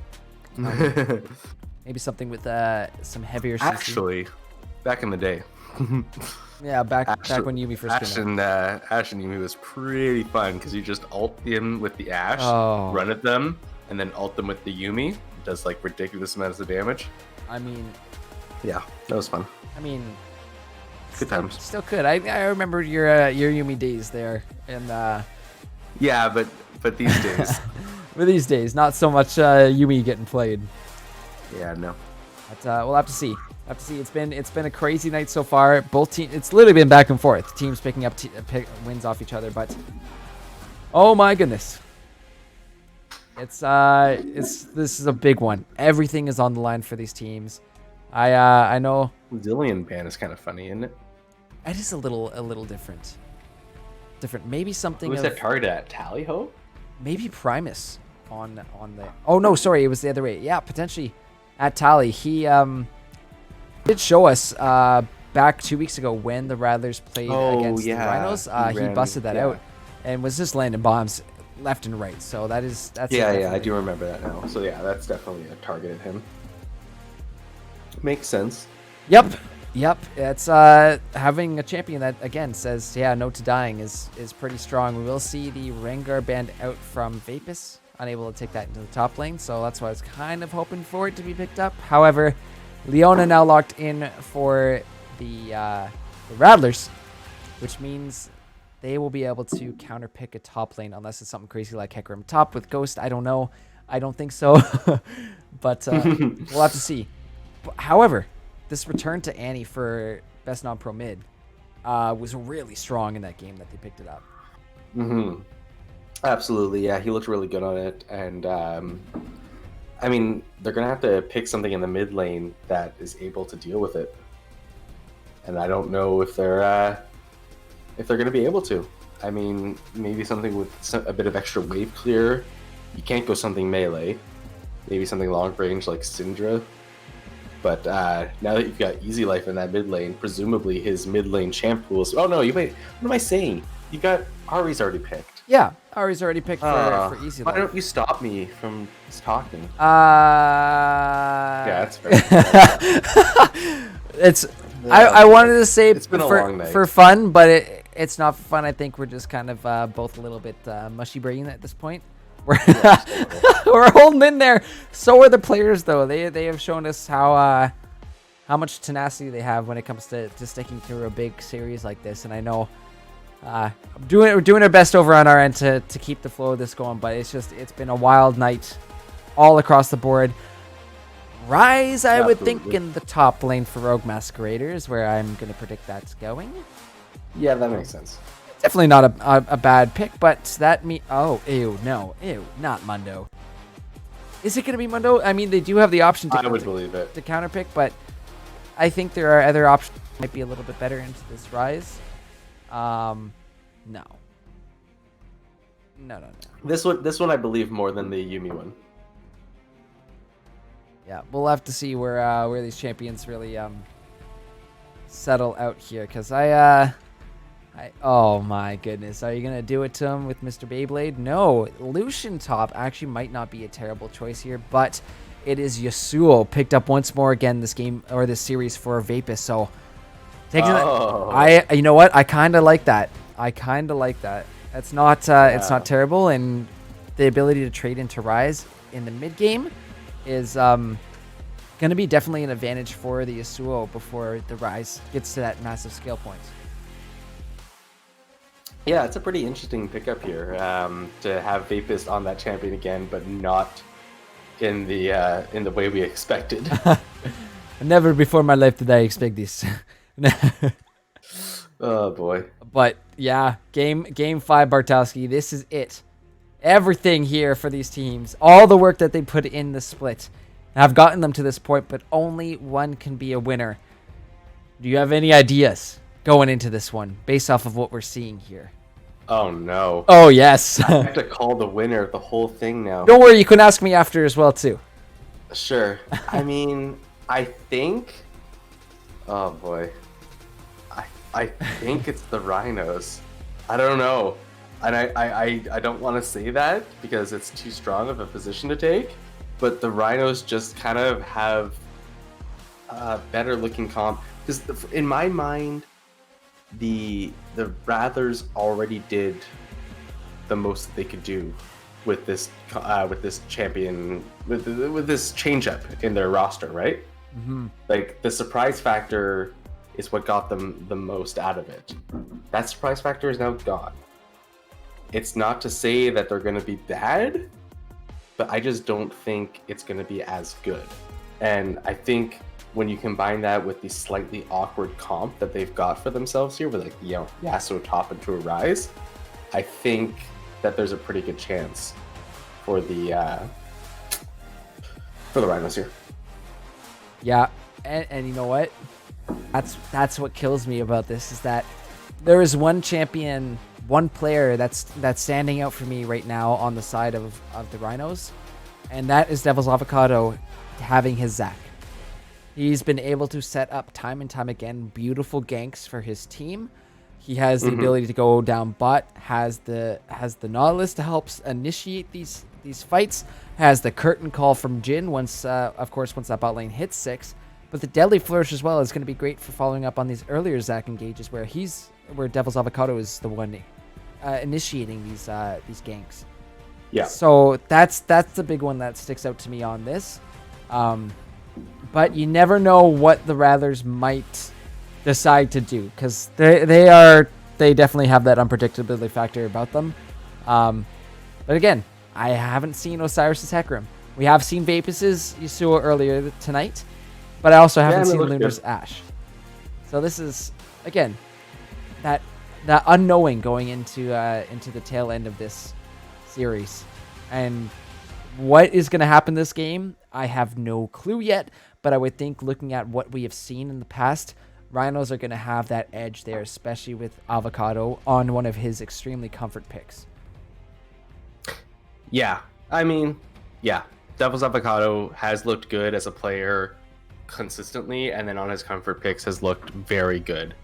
And yeah, it's just going to be a little bit tricky for the Rattlers to fight through this, I think.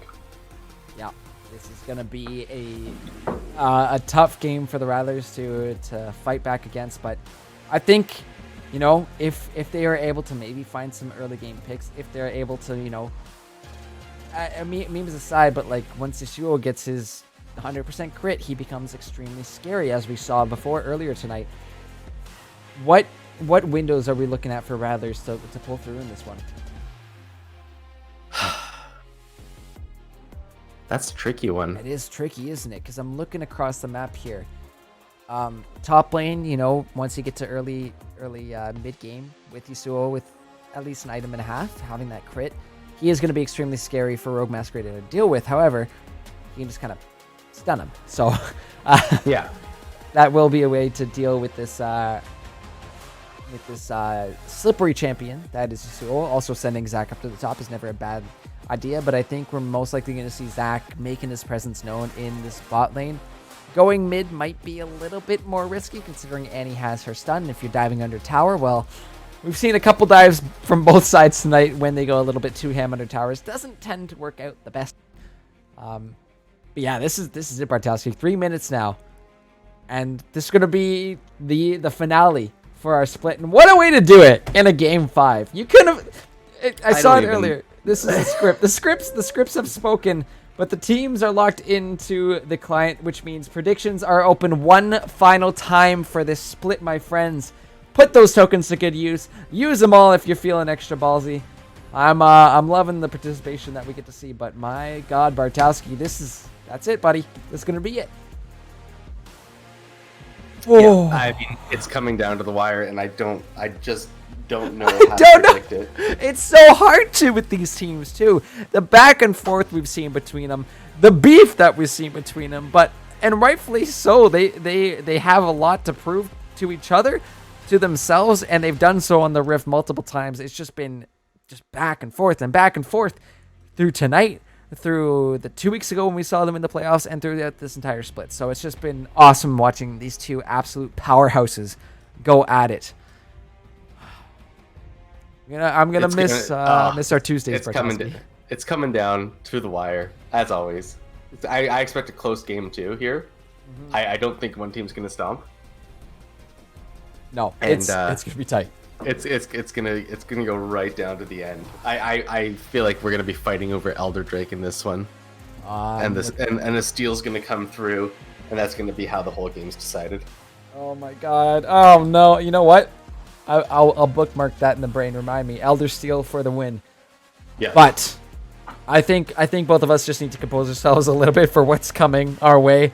Chat, we are going to take a quick little break. When we come back to you, we will be getting onto the Rift for our final game of this split, of this league, of tonight's stream. So don't go anywhere. You're not going to want to miss this Game 5 action coming to you very, very soon.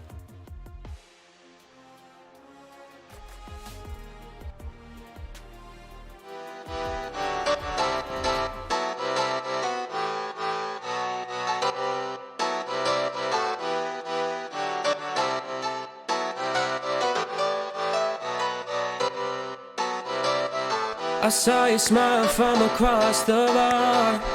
Yeah, she was pretty and so close but so far.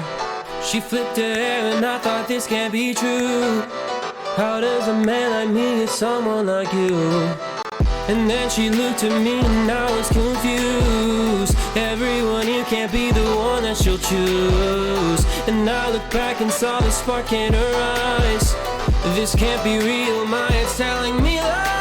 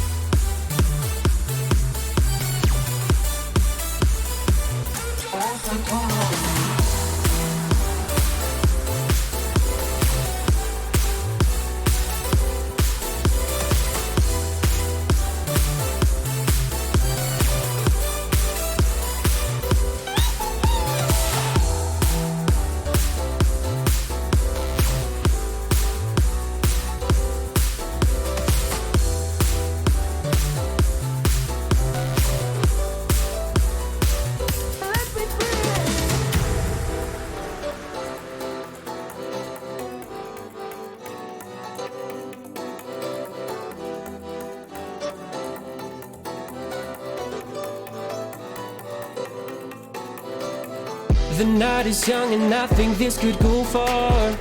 The sky is dark but you're my shooting star. Could see your face reflect upon the moon. It was a pretty summer night in June. And then she looked at me and I was confused. Everyone here can't be the one that she'll choose. And I looked back and saw the spark in her eyes. This can't be real, my head's telling me lies. Just like that, you're coming closer to me. Come shake me, grab me, so I wake up from this dream. I can't breathe, come at me, I don't know if I can speak. Then she said, come with me and let's be free.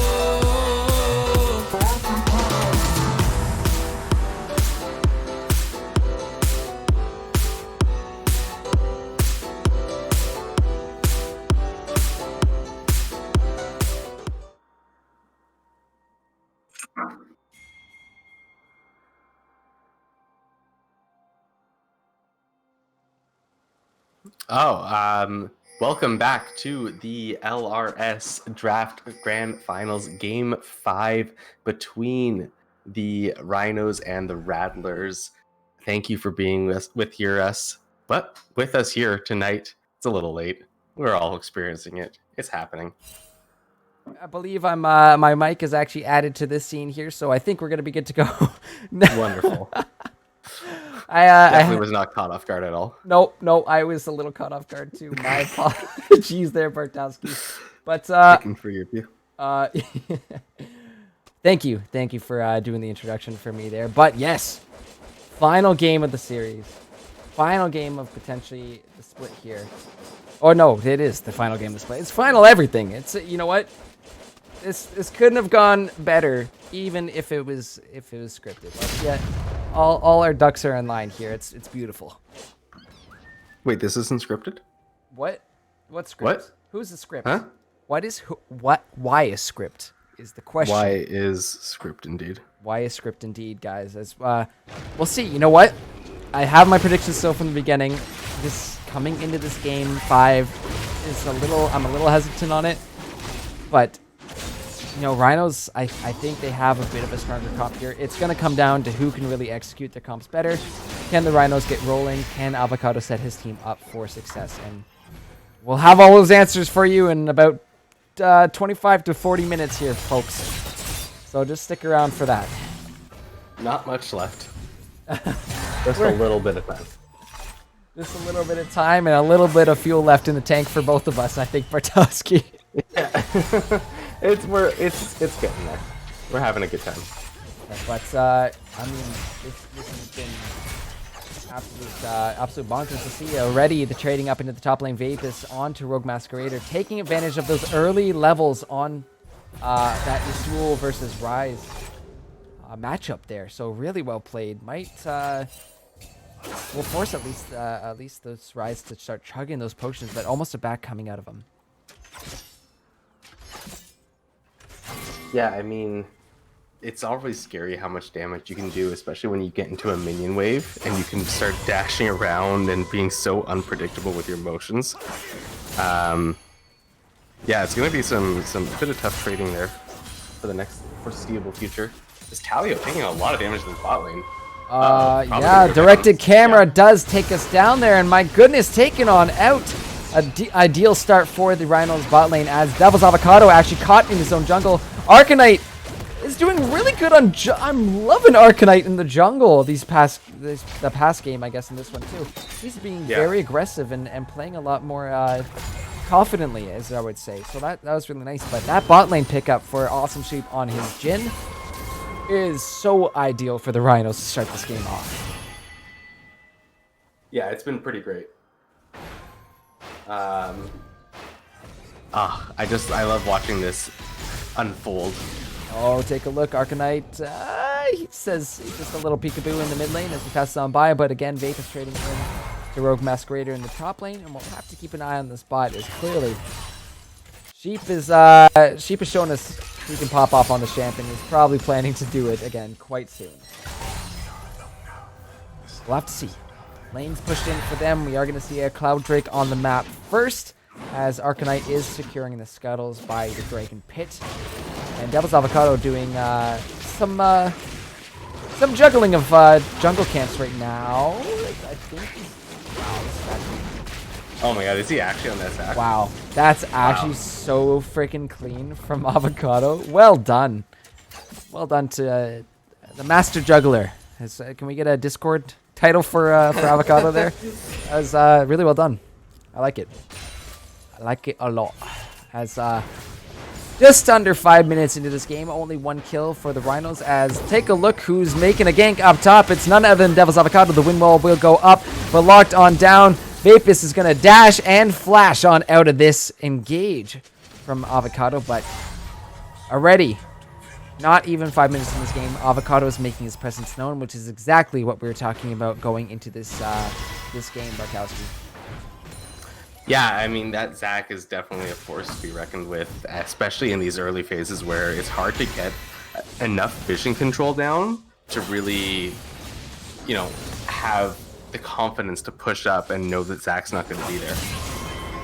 My goodness, yeah. It's scary. And then this comes down to the vision game. We saw it really great, I think, in Game 3, where both teams were kind of roaming as...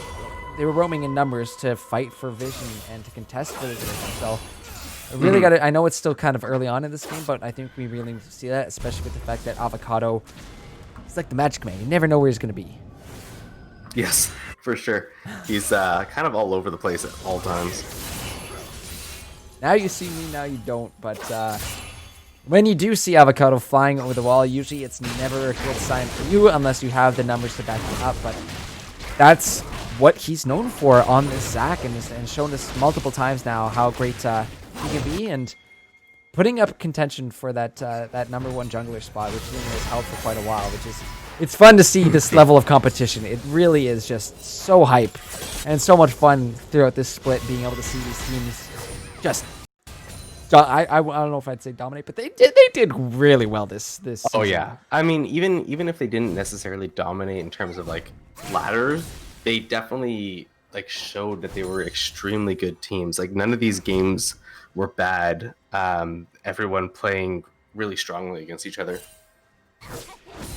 And yeah, it's just been an absolute pleasure to watch, especially like these teams here.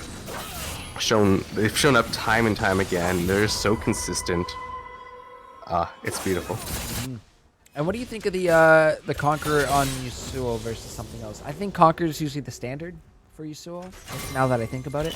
Yeah, But versus like yeah, a Fleet it's or... pretty standard. Yeah. I mean, yeah, Fleet footwork might have been nice because of the fact that could give it Oh my goodness, Zac back in the mid lane, but Tibbers is popped immediately. Devil's Avocado going to be losing a ton of health. Easy Life now having to turn tail. Turning tails.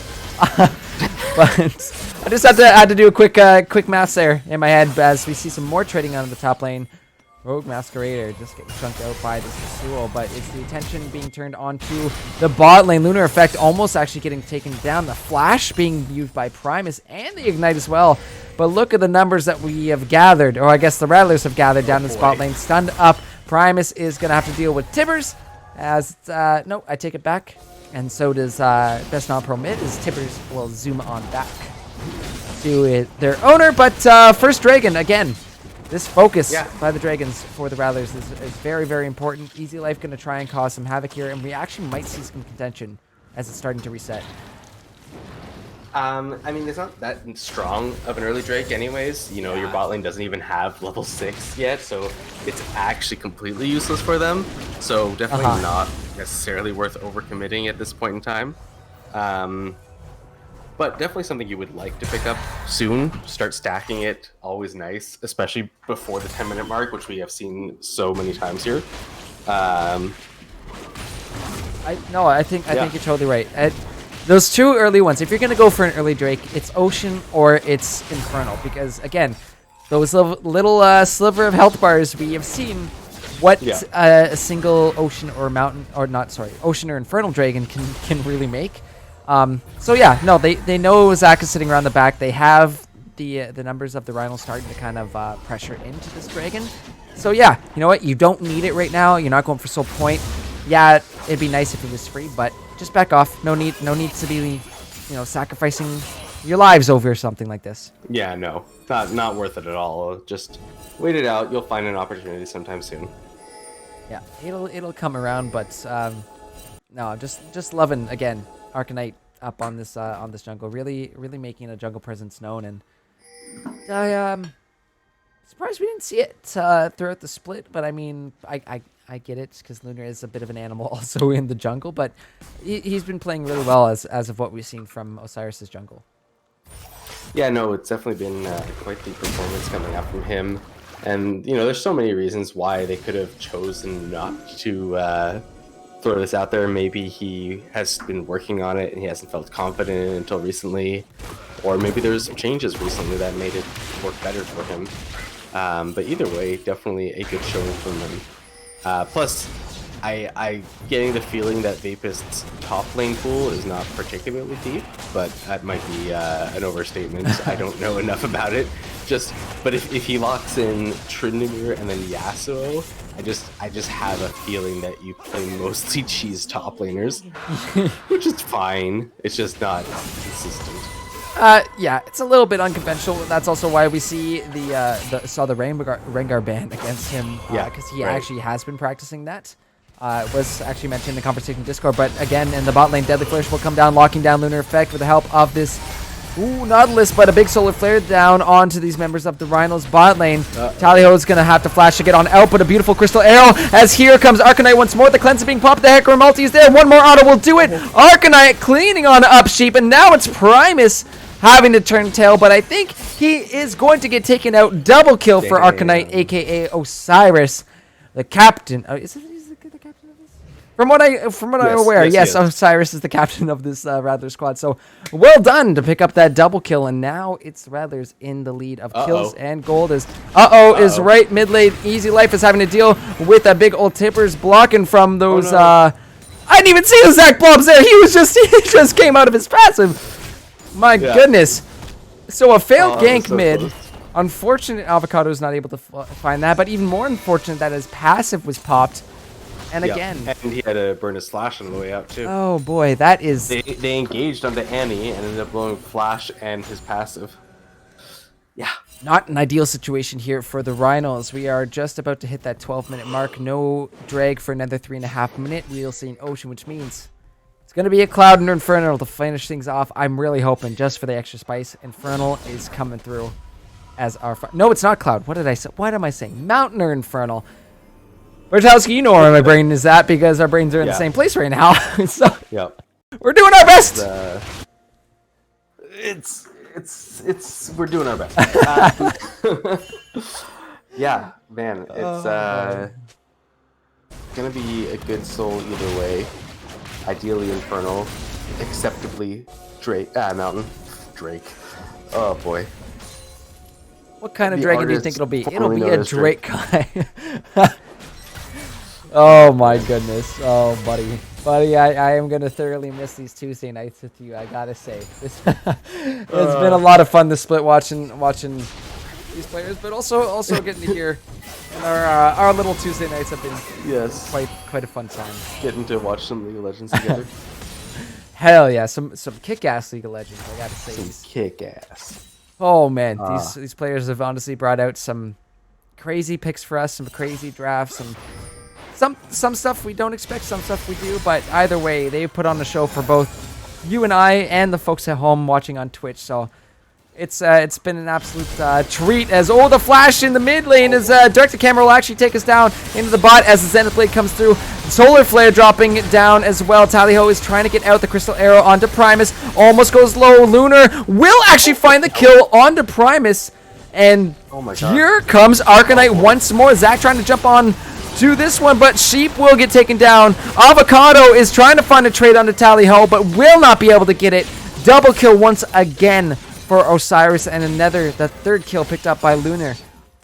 Oh my word, Rattlers showing up huge, and Lunar apparently knows more than just the Vayne. I'm liking what I'm seeing from this Rattlers bot lane. Yeah, he's definitely showing up nicely here, so that's really good to see. But damn, Arcanite's just everywhere he needs to be this entire game. 4-0-0 on the Hecarim.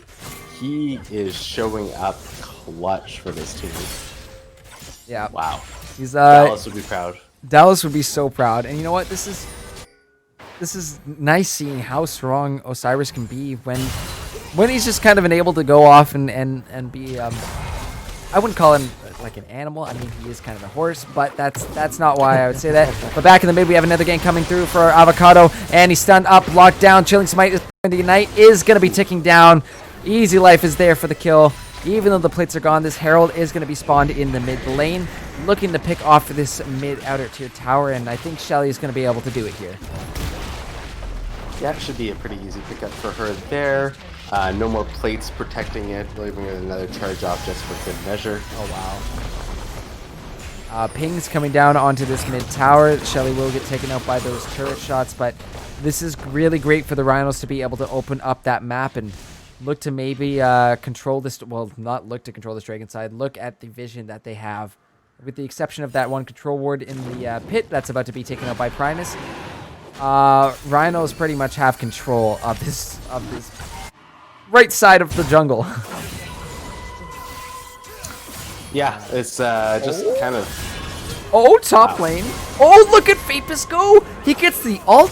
He gets the damage. He flashes on in, and he finds the solo kill onto Rise. Well played, Vapus. Damn, that was just clean.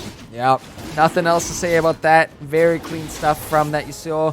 And now this Ocean is down under 1,000 health, but Avocado is in the pit. It will be secured by Arcanite, however, and Primus looking to go around. Really fast. Horse is extremely fast, and that will be the curtain call. Does try to find one, but no, it will be Ari Nautilus dropping in that fight, and just as I wanted, it's an Infernal. How much spicier could you make a game 5, Bartowski? Yeah, that's yeah. This is pretty much exactly what you wanted. Everything coming up. The only thing that could have made this better is if there was a Heimerdinger in the game. Oh my god, don't even start with me. That's fair. But legitimately, the fact that Annie's kind of functioning in the same way. Dive me. I dare you. Do it. I'm just going to stun you up, and I'm going to deal a buttload of damage to you. That's essentially how Heimer works, too. So, I mean, like, you coulda, if they wanted to, but maybe they need a few coaching courses from Gurf here, as Avocado is going to be going over the wall onto this Annie once more. Easy Life trying to go in. The Electrocute is propped. The Charm will be enough to lock this Annie down, and I think best non-pro mid has just accepted their fate. Stands there and be like, okay, well, just finish me off already. Yeah, you got me. You win this one. Boys, we got him. As, yeah, Annie will drop. The kill goes on over to the Ari. And it looks like Herald is being started up here by the Rhinos. However, I think the Rattler sniffed something out here. Yes, Tallyho will confirm that they've seen it, as well as the hawk shot from Ash. Crystal Arrow is coming down as well, too. Looking for an engage. Vape is just lurking around this corner along with Arcanite. So that, again, Rhinos backing on off. They don't have the advantage right now. They're down 5k gold. And this is a very, very tricky situation to come back from right now, as we're just under 18 minutes. It's coming down to the wire. But also, I mean, Jesus. It's not. It depends on whether or not they're able to shut this latest Yasuo down anytime soon. He hasn't built very much crit yet, so he's actually not hitting particularly hard. But against this Rise, he feels very comfortable because he's managed to pick up that Wit's End, which I think is a very clever little adaptation. Yeah, it works. It's, again, itemizing into what you're seeing. Tally. As, oh boy, Tally Ho possibly caught out. The Deadly Flourish will be there to lock him down, but the Flash on out. Big Solar Flare, and here comes Arcanite on over the wall. But a few, maybe too many members of the Rhinos are here. The Rhinos are going to try to disengage. Rogue Masquerade is there, but a big ult from the backline from Vapus. Rhinos getting lower and lower, but Rattlers lose way more members. The curtain call is popped. Vapus goes down. A triple kill for Rogue Masquerader. This is a turnaround, and now we see the Rise ult with numbers in favor this time, as they will find Lunar Effect, and that is going to be the 4-for-1 trade. So ideal for the Rhinos. They have now gotten themselves back into this game, and they're going to look to possibly take out this Herald before the Baron spawns in less than 1 minute. My God, this is a surprisingly close game, because like that. I can't believe Awesome Sheep died to the wolves there at the end. That was so tragic. Is that? His ult managed to tag them, and he was standing in their pit, so they just all came in. He got like 10 HP to start it, so. Next pick up that Rift Herald, I guess. Can hopefully drop it sometime soon, maybe in that top lane to clear out some extra space on the map prior to this Baron starting. Or in the bot lane, because, you know, Drake is probably the more realistic next tool. Especially trying to keep it away from the, wow, I almost said a bad word. What is it? The Rattlers. Oh boy. Keep it away from the Rattlers so they don't end up going to Infernal Soul Point, because that's kind of scary. Yeah, either team with an Infernal Soul this game is going to be terrifying. However, again, Rogue Masquerader is doing really well in this Rise so far. We've seen what he can do on his Rise, and it's just insane amount of damage, especially with the fact that a lot of these fights we've seen so far have been very clumped up, so being able to bounce those abilities is going to be extremely scary for the Rattlers to have to contend with. But has a full Seraphs already put together. Primus almost getting caught out. The Solar Flare tries to find him there, but the Flash, the Q, will the Burn be able to take him down? 10 health, just barely. And imagine if this Infernal was already taken. Again, very close, but next fight not going to be exchanging that closeness again. It'll just be a clean take. However, I don't think the Rhinos want the Rattlers to secure this, as that's going to be the curtain call actually being popped. Dragon is getting low, but a nice way to stop Avocado from coming over the wall, as that will be the Rise immediately taken down. Now Easy Life is having to turn away, turning all those tails away, as Arcanite is not done yet. This man goes fast, and my God, here's Easy Life actually, but Vapus is waiting in the jungle. The rest of the Rhino squad is here, but a big Vapus on the back. Big Vapus what am I saying? It's a Yasuo, as it will be Arcanite going back in. He trades his life for junglers as he is managing to take out Devil's Avocado, but now it's Soul Point. Rather sit with 3 dragons, one more away from securing that Infernal Soul. Yeah, a very important one, as you mentioned. And yeah, just gonna mean that the onus is on the Rhinos from here on out to fight for every Drake. It's gonna be difficult, it's gonna be an uphill battle, but they have to do it, because if they give up that crucial Infernal Soul, it's gonna get all that more difficult for them to try to crawl their way back into this game. 5,000 gold deficit now at 22 minutes. Definitely a large hill to overcome already. But, you know, it's not over yet. There is still a window here for the Rhinos. Even though they are 4.5k down, the scaling potential that they have with the Rise and with the Jhin is going to be pretty damn scary to deal with. So again, similar situation. Actually, very similar situation to what we saw, I think, back in game 3. No, game 3? Game 2? Was, yes, it was game 2 where the scaling comp. It was scaling comp versus Rhinos in your face, or Rattlers in your face. Get it done now or never. So this is kind of, we're in the same position. Around 23 minutes, Rattlers have a good 10-minute window here to really start to close things off for themselves. Baron is on the map. Infernal is up in 3 minutes. If they're able to secure at least one of those, it's going to be really tough for the Rhinos to turn things around. Yeah, absolutely. And it's just going to set that timer back even further for when the Rhinos are going to be able to come online. You know, you pick up that Infernal Soul, and suddenly you're looking at 12 minutes instead of 10.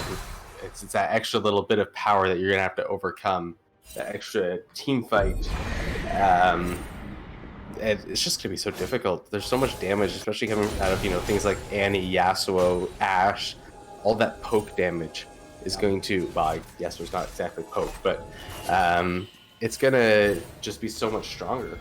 We might have a little bit of something going on in the top lane. The Crystal Arrow from downtown lands on Avocado. It's Rogue Masquerader is the target. However, not enough damage in that front line so far as it will be. Arcanite taken down. Tallyho in that back line trying to make it on out of there, but here comes Vapus as well too to help on out. Best non-pro mid is in the back line here, but Vapus now dealing with 4 members of Rhinos by himself. He's not going to be able to do that. The curtain call has been popped, and now it's just 2 members of the Rattlers.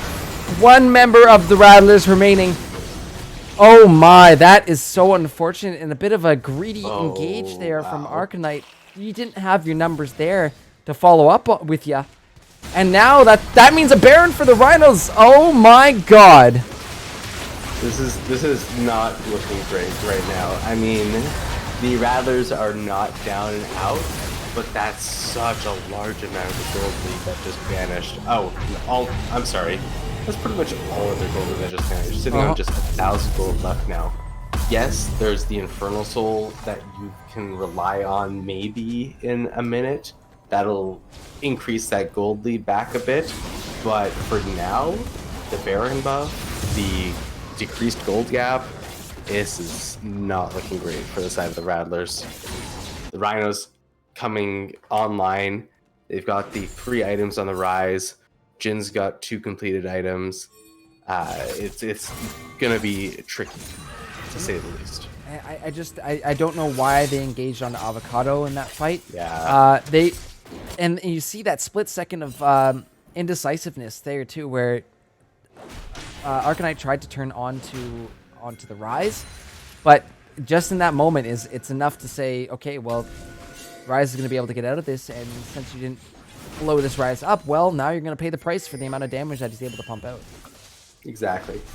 And Zach was there to distract them and do enough damage and CC to them that the Rise was able to melt through them. And then everyone on the side of the Rhinos was there before the Rattlers as well, so that didn't help either. You wouldn't think that it was a move from the Rattlers, you'd think it was a play from the Rhinos. You would have thought, but the punishment from the Rhinos is definitely there. And, you know, following off of that, having that Baron buff, they're going to punch even further and deny the soul going over to the Rattlers. Not able to contest this one, but Vapus solo pushing in this top lane. RT is rotating up towards him as well as this Rise. So I don't know about this one as Rise is coming through with the ultimate and will actually not take it. What is going on? Question mark.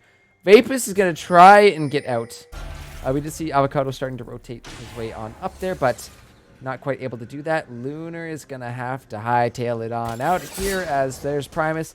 Not able to land that Dredge line, but Depth Charge is always in that back pocket if you want to make a solid pick. So that's why you always build the Swifties on the support, so you can catch up in places like that. Okay, maybe not always, but you know, that's how I justify building Swifties on a support. Is that in that exact scenario, I would have caught up. Yep, I think Swifties would definitely be a good call here because, you know, getting into this game. And that's a question I actually have personally. Would you sell Mobies and go for Swifties or Mercs? Hold on, we'll hold that thought because right now Arcanite is going into this backline. Big solar flares down and Yasuo ulting out so many people as Rattlers shredding through the Rhinos on this fight. Even though they have the Baron buff, it's just Rogue Masquerader left. And Arcanite is going to have to be a little cautious going into this one. So is Vapus. So is everybody. But, Zenith Blade is actually found onto the Rise. The flash to get on out. Tally Ho is getting quite low. Flashes to get away. But look at the damage coming down. It's an ace for the Rattlers. Oh my god, Bartowski. What the hell? What is this game? Oh, this is the best finals ever. Literally the final 10 finals. So much damage was being pumped out from Lunar Effect there. You could see the Ashe volley just flying through the air. Oh my god, and like the ults coming in. Wow. So much shedding. So much shredding. Oh my Um, god. But Wow. Rattler's not really able to do too much off of that one. Not really any waves they can push in with. The death timers are still relatively average at this point, considering it's not. We are still pre-30 in this game, but at least they're showing up. They're not done yet. They're not scared of after that last fight. They're still showing up to these fights, saying, "Listen, we're the captains here," and Rhinos obviously do not want to accept that quite yet. Yeah, at this point, the Rattlers definitely need to do that at least one more time, preferably in precisely 2 minutes. Take the Inferno Soul off of it, and then you have a chance of winning. Yep. As it stands, that was a great team fight, but you're still really too close in gold with the scaling comp at this point in time. Yeah, this is so tight. This is so freaking tight. It's actually ridiculous. K goal difference in favor of the Rattlers right now. But again, sitting on that soul point, that's up in a minute 40. And if Rattlers are able to secure that, 7. I was answering how many stacks does Jin have right now. It's not a lot. Yeah, for what we've seen in the past, probably a little under average. But it's not often that you do see Dark Harvest taken onto Summoner's Rift. It's mostly if you're wanting to get really big and really scary, then that's your best bet. And I don't think it's a terrible option going into this late game, especially with that curtain call. If you're able to find somebody low, yikes. It's definitely a reasonable option. As mentioned in chat, yeah, Fleet Footwork is probably the more logical choice, as well as the more consistent one. Dark Harvest is definitely a bit of a win more kind of rune. It's respectable. It's totally fine to take it, but if you have 7 stacks by 30 minutes, you probably made the wrong rune choice. And that's just a risk that you take during your during that pregame phase while you set up your runes. So we've seen it in the past on Sheep. He's taken Dark Harvest. He's been at 7 stacks at like 15 minutes, which is really really good. But again, I mean, he's been at 7 stacks at like 10 minutes. Like, you can stack that up like crazy if you skirmish a lot in that bot lane. But it's kind of difficult to skirmish against an Ashe and a Leona. They just kind of all in you instead. Yeah, they don't like to skirmish. They don't like to be touched or poked or anything.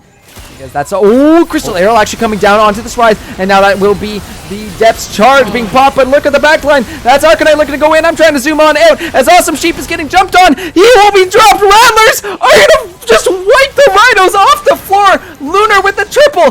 That's the ace. That's gonna be game, Bartowski. Oh my god. No, that's not game, is it? 30 seconds of the death timers? They have no minions. I don't think they can... No, I got too excited, but still, a massive fight from the Rattlers to secure this mid inhib. I know.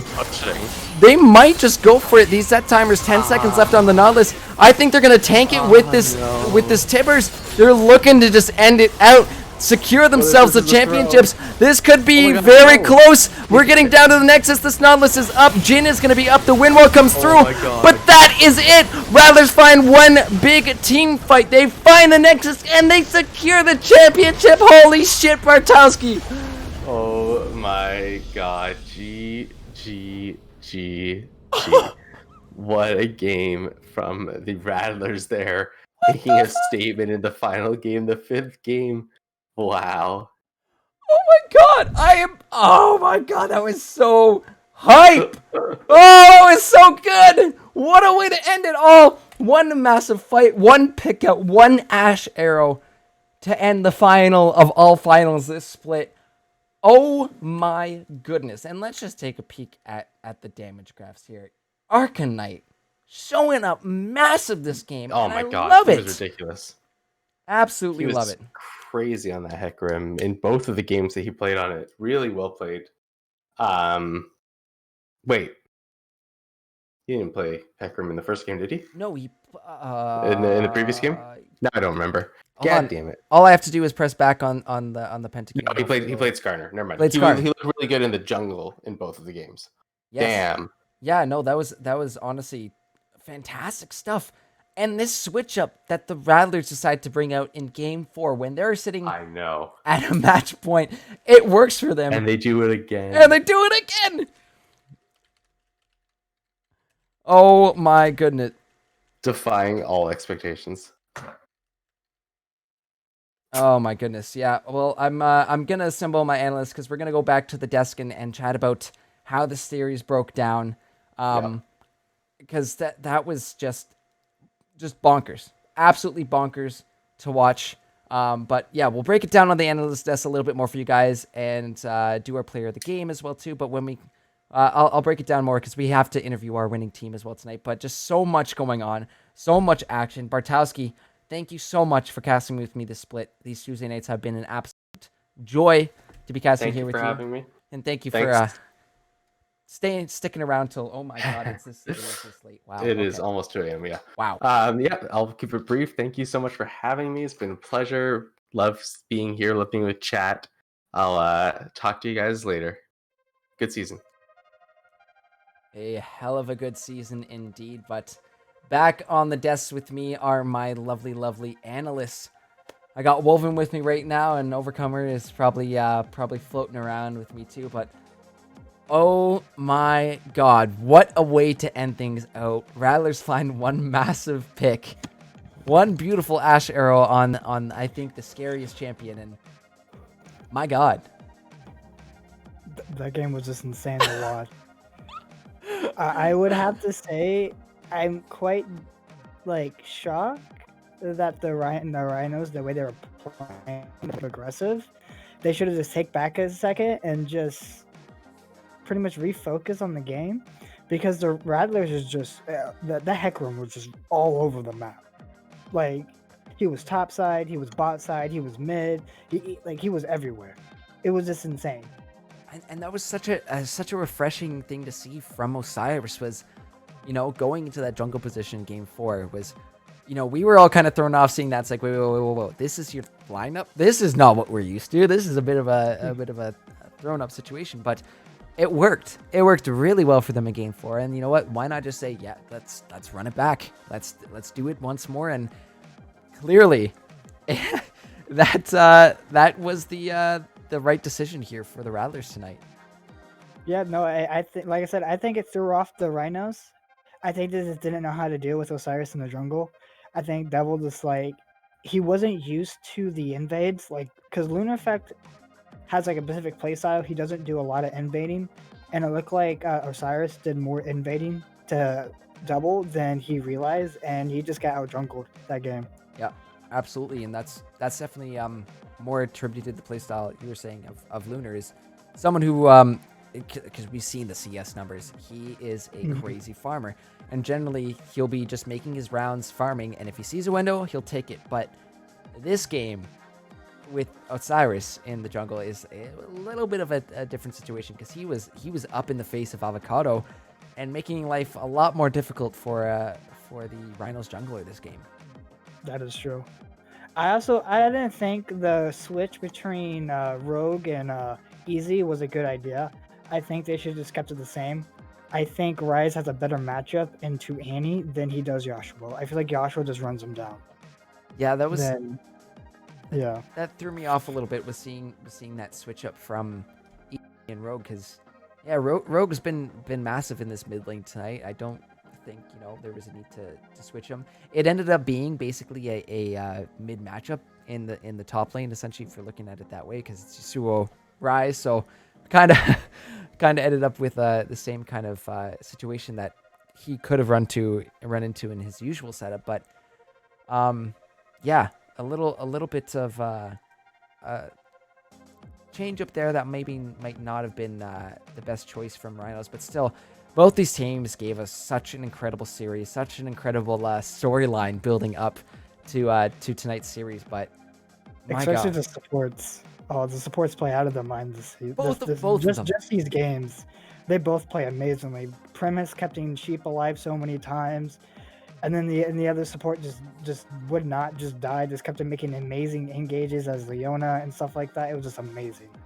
That was was honestly so much fun. I like as a support main. I was just watching that, and both the moves from both Tally Ho and Primus were just on point. Primus stuck out to me, especially in those early games on his Alistar, was just everywhere he needed to be. But in the end, it's the overall Rattlers comp that comes through and takes it. And while we're chatting, I'm gonna pop the player of the game poll to let you guys let us know who you think deserves player of the game for our final game of the night. But no, that was just insane to see, and I remember seeing it from a previous split, that game 4. What was your initial reactions to seeing to not just hearing me say what was going down, but to actually see it unfold on the Rift? I was confused. I'm like, Lunar Effect in the bot lane, like, because I seen him play bot with the Fly in the past, just on solo queue games, and he didn't do bad. He did pretty well, but I never seen him play Vayne, and his Vayne's insane, and not just his Vayne, his Ash arrows. He was hitting across map Ash arrows. It was just insane. Even when they did that in bad engage on Zac, that arrow was just amazing in general to watch. It was pretty spicy. Unfortunately for that engage, I think it was just a bit of the Rattlers spreading themselves too thin. Not everybody was there, and yet the entire Rhino squad was. So that did scare me a little bit, actually, watching that fight go down, because I'm like, okay, well, the Rhinos are back into this, and then they went and picked up a Baron. So oh, that was insane. And then the rise damage on top of that. yeah. But it all comes to that one Ashar at the end of the game, that crystal arrow.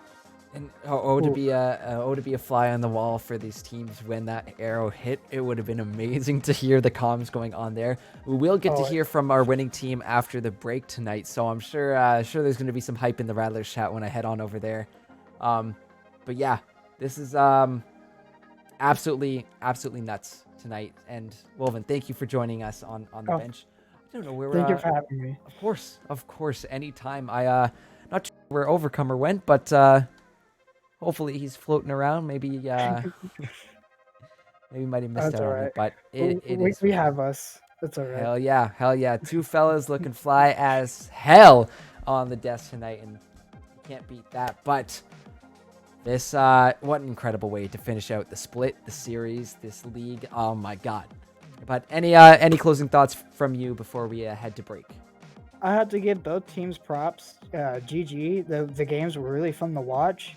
I just think it came down to Rattlers rethinking after Lunar Effect had that big internet mental happen to him, and then the Jacks running it down. I feel like Rattlers kind of like, okay guys, we need to pick it up. We'll just change this roster. We'll see what we could do, and they did, and they executed really well. Yeah. I think that was definitely the best plan there. Was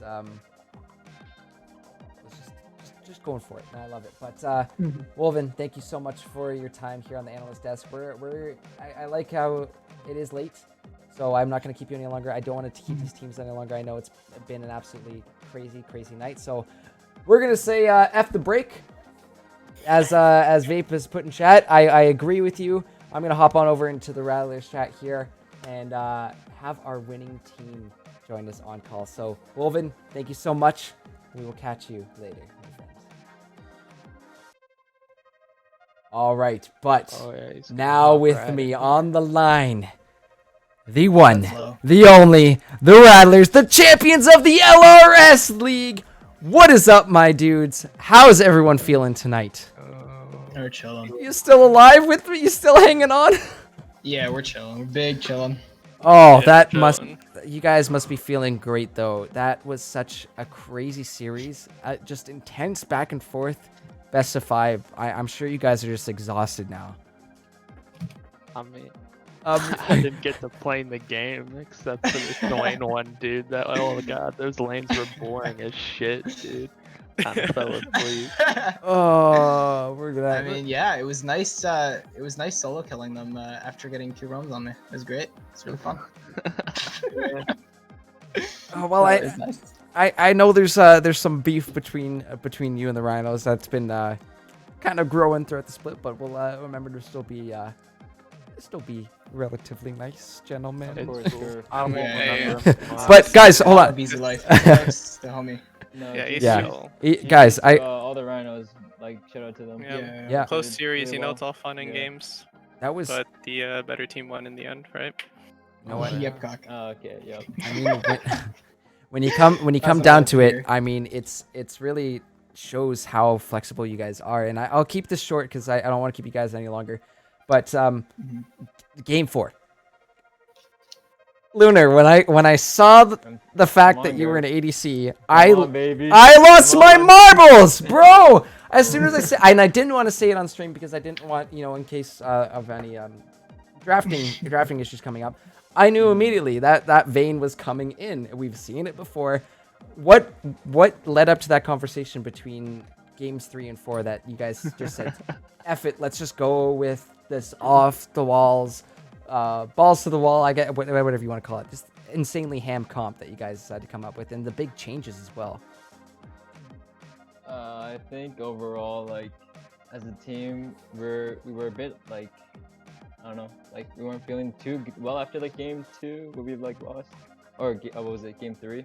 Game 3. Yeah, Game 3. yeah, because like it was sort of a stomp, and like we were like, okay, let's pull like an old school Spartans like trick out of the hat and just Shout out to Spartans, baby. yeah. Aiden understands. He's felt the pain. Hell Like yeah. now the rhinos have a battle scar, True. but it's all good. But Yeah, right. we just saw like the opportunity where like, alright, we all flexed a lot of roles, and I think our champion pools actually like were able to like bring us to the top. of the Champion Ocean, ranking. baby. Champion Yeah. Ocean. Champion Yeah. Ocean. For Honestly, you, this is you can play 3 champion stuff. True. True. Hey man, Hey man. Nah, but he gets banned sometimes. nah, but Yeah, they lost because they didn't ban me this series. That's all I'm saying. that's you know what, the Annie mid was actually doing some massive damage. yeah. Anytime a gank occurred, I mean, this is what I said about Bartowski and I were joking about it potentially, picking a Heimer as that last game. But essentially, it's running the same job as, sure, dive me, do it, I dare you. I'm just going to stun you, and I'm going to pump out that damage. So, was that the mentality of when you were being ganked? I mean, I guess, yeah. Well, I guess my goal near like the end of the series, I realized after the first 2 games was just to soak ganks and my team would just carry me. I think that was the goal at the end. It was like, just don't tilt off getting ganked, and we just win, I think. He's so good, bro. We're just gapping them every other lane, so. That's yeah, true. it was just like a couple weeks ago, just taking out the trash as usual, just a little heavier this time. Hell yeah. Gap Okay. Banter. Okay, Oh. okay, relax, straight my guy. banter. Come on. Right. I have more, bro. Don't worry. Oh, let's save him for off stream. Let's save him for off stream. But For the banter channel. gents, going into that last game, this will just be the final question before I just ask you your plans for championship winning. But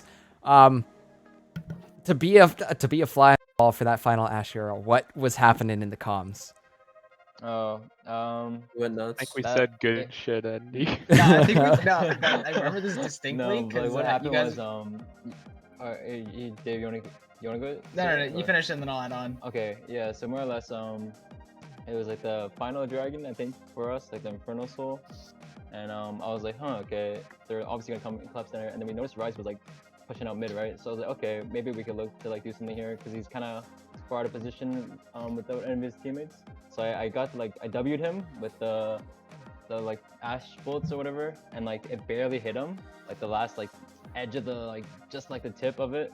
Just the the hit, that's all the you tip. need. And That's then, all you really yeah, need. we knew that he didn't have flash due to the previous fight, so I just knew I just had to land the arrow, and then the rest is history. He gets win once yeah. and then cries. Damage us. That was honestly. Actually, we were so talking about clutch. Banshees, no? Yeah, we were like, talking about we were talking about how shit it was because we could just proc it really easily. And then Andy just he's like, yo, look, Rise is like, oh, he's Banshees, and he's like, and then he like just clips him with the W and Yeah. then lands the ult, and it's fucking. I mean, Yeah. it's Yeah, that was just really, really well played, guys. All throughout this series, throughout the split, it was honestly, it made me proud to end things off on the split with the series like we did tonight, and it was just So much fun watching you guys throughout this season. So guys, all according to the script, Wrecker. how can you beat the script? The script, it couldn't have lined up any more perfect. Game 4, down 1 game in a best of 5, and you're sitting at match point, and you see Lunar as in the ADC position. I was like, yo, that's it right there. Let's go. I'm like, this isn't the script. I was reading it down. I'm like, yep, okay, they're following it perfectly. Excellent. Anyways, guys, congratulations. You guys deserve the win tonight. You fought so hard to be here. Absolutely love the hustle and the effort to get here. So really well done. Any plans now that you are champions of the LRS draft, and some of you even back-to-back champions? May I say? Yeah. We're gonna go through. My prize money. I can. I'm taking the wallets of Legends Esports. That's all. Hell yeah. saying. Hell yeah. That's how it be. Anyways, guys, congratulations once more. Have a great night. Enjoy your win. Wait. Oh, shoutouts! Yes, no. Remind me. Thank you for reminding me. Last shoutouts before we close things off. Alright, should we start from the top to like downward? Yeah, From, like, go for it. Go for it. Remember Okay, go TOS. Go. Okay, sure. Alright, go ahead, Aiden. Start us off, top laner. All right. Shout out to the entire Rhinos team getting through a whole split with Devil's Avocado. I will personally pay for all of your therapy sessions. Just to Okay, TOS, and someone. Wait. That's okay. He doesn't speak for the rest of our team. Shout out like Thank you. GG's the Rhinos. Yeah, you guys played well. Yeah. Oh yeah. Unfortunately, Osiris had to leave. He has like work in the morning. Oh no! We were just gonna Yeah. announce him as player of the game too. That's the way it be. Yeah. I'll have that up on the screen in a few seconds, but yeah. Don't worry, he's gonna sleep well tonight. Yeah. He fought hard in those last couple games. That was actually incredible on the jungle switch up there. So last couple shout out guys before we call her. Dave? Nah, shout out to Andy for fucking carrying the split. Hell We can yeah. get here and then let us carry him. Hell yeah. It's a team effort. It's a team Hell yeah. effort. I love it. I wouldn't be here. ADC. I wouldn't be here without everyone on my team. You're Shout so out cringe. to my boy Chicken So Sandwich. cringe. Oh boy. Shout out to Vapis for coming in last minute. Shout out to like everyone for just playing. Yeah. For a good split. Yeah. Also one more thing, I just wanna give a fucking huge fucking shout out to Funks' mom, cause I'm after this, baby. I was gonna say no shout outs to someone's mom, but there it is. Holy shit. There it is. Guys, congratulations on your championship victory, your win. Enjoy it. And you really earned it here, gentlemen. It's been an absolute pleasure. Have a wonderful night. And yeah, you too, too. Gurv. Thank you Bless. for all their castings, and shout out to all the analysts and other casters that like You look did at this for like the whole season. Stream, dude, all dressed up in Yeah. a Oh suit, yeah, bro. everyone with the snazzed Oh, up like wow. Shout out suits to and stuff. Keo, Looking- True. Shout Yo, out shout out to the PVE boys. Yo, shout out to the PVE. PVE players versus everyone. Stream, you better Check it out. You don't get a shout out. oh, don't worry. We're getting there. We're getting there. But guys, have a great night. Congratulations once more. But we're gonna be signing out quite shortly, my friends. Enjoy the GG. victory. GG's. Peace out, Garf. Good night. Peace. Yeah, have a good night. Take it easy. Well, that is our championship team, but coming in with our final player of the game this season is going to be Osiris, going 9-3-8 on that Hecarim. Congratulations, Osiris, and congratulations to the Rattlers on your championship win. But guys, this is it. This is the end of the split. And you guys are going to catch Gurf at an emotional part of the night because you know what? This has been one of the craziest experiences I have gone through. And I have so many, I literally have a list of thank yous that I have got ready to go for tonight because so many people involved in what we've done here at Legends Esports. It's been a crazy ride here, and I know this split has been absolutely crazy for all of us here, either on the staff side or for the players. But you know, it's been really great getting you guys involved and getting you guys more, not only you involved with the stream, but getting involved as myself with the community. It's been an absolute blessing. But first off, if we're talking about involvement, then we have to bring this out. And I appreciate you guys so much for participating in my little token system that we got here. I think this was a great little test of how things can be run and how things can go. However, you see right there under the desk who our winner is. And my God, not only is he the winner in tokens, but he's the winner of our hearts and our bank accounts. Dream Unforgiven, aka Daddy Dream, aka God King Karth, is coming through as our token winner. Congratulations, Dream Unforgiven. You will see that that Discord role sometime in the next few, not too long. I don't want to say too long, but it will be up soon for you. So congratulations once more for being that big brain predictor, for throwing those tokens around left and right. Absolutely love to see it. Congratulations to Dream. But guys, that's gonna be rounding this stream out, my friends. That is all that Gurf has for you this split, and what an incredible split it is. It has honestly been an honor putting on this, whatever you want to call this, for you guys. And really, it makes me so happy to see where we've come in a year and a half. Starting this up with Flip Trick last April, we put it together. We thought it would be a fun little thing, but now it's shit. It's incredible to see how far we've come, and I know we have so far to go, and we have a lot of improvements. But I want to do my best for you guys during this off season that we have to put together something that I'm proud of, and that I can make you guys proud of as well too. Because this is something to me that I never expected it to get this big, but I'm really proud of where things have gone, and I'm so proud of everybody involved on and off stream that has been involved in this process. So I want to give some thank yous out here. I'm going to take the stage right now because it's been about the players, and right now it's going to be about everybody else involved. So first of all, big thank you to our all our players, our coaches, our teams, and the organizations that joined us here at Legends Esports. You guys were the whole reason this show is here. We couldn't have a show without you here. You're the ones we're watching and casting and analyzing. So thank you so much for bringing us that action and all that spicy little drama that you guys love to bring. Absolutely freaking love it. Next on our list is a big thank you to all my kick-ass casters and analysts throughout the split. We've had a myriad of talent joining us on the bench, and a lot of these casters, this is their first time doing it.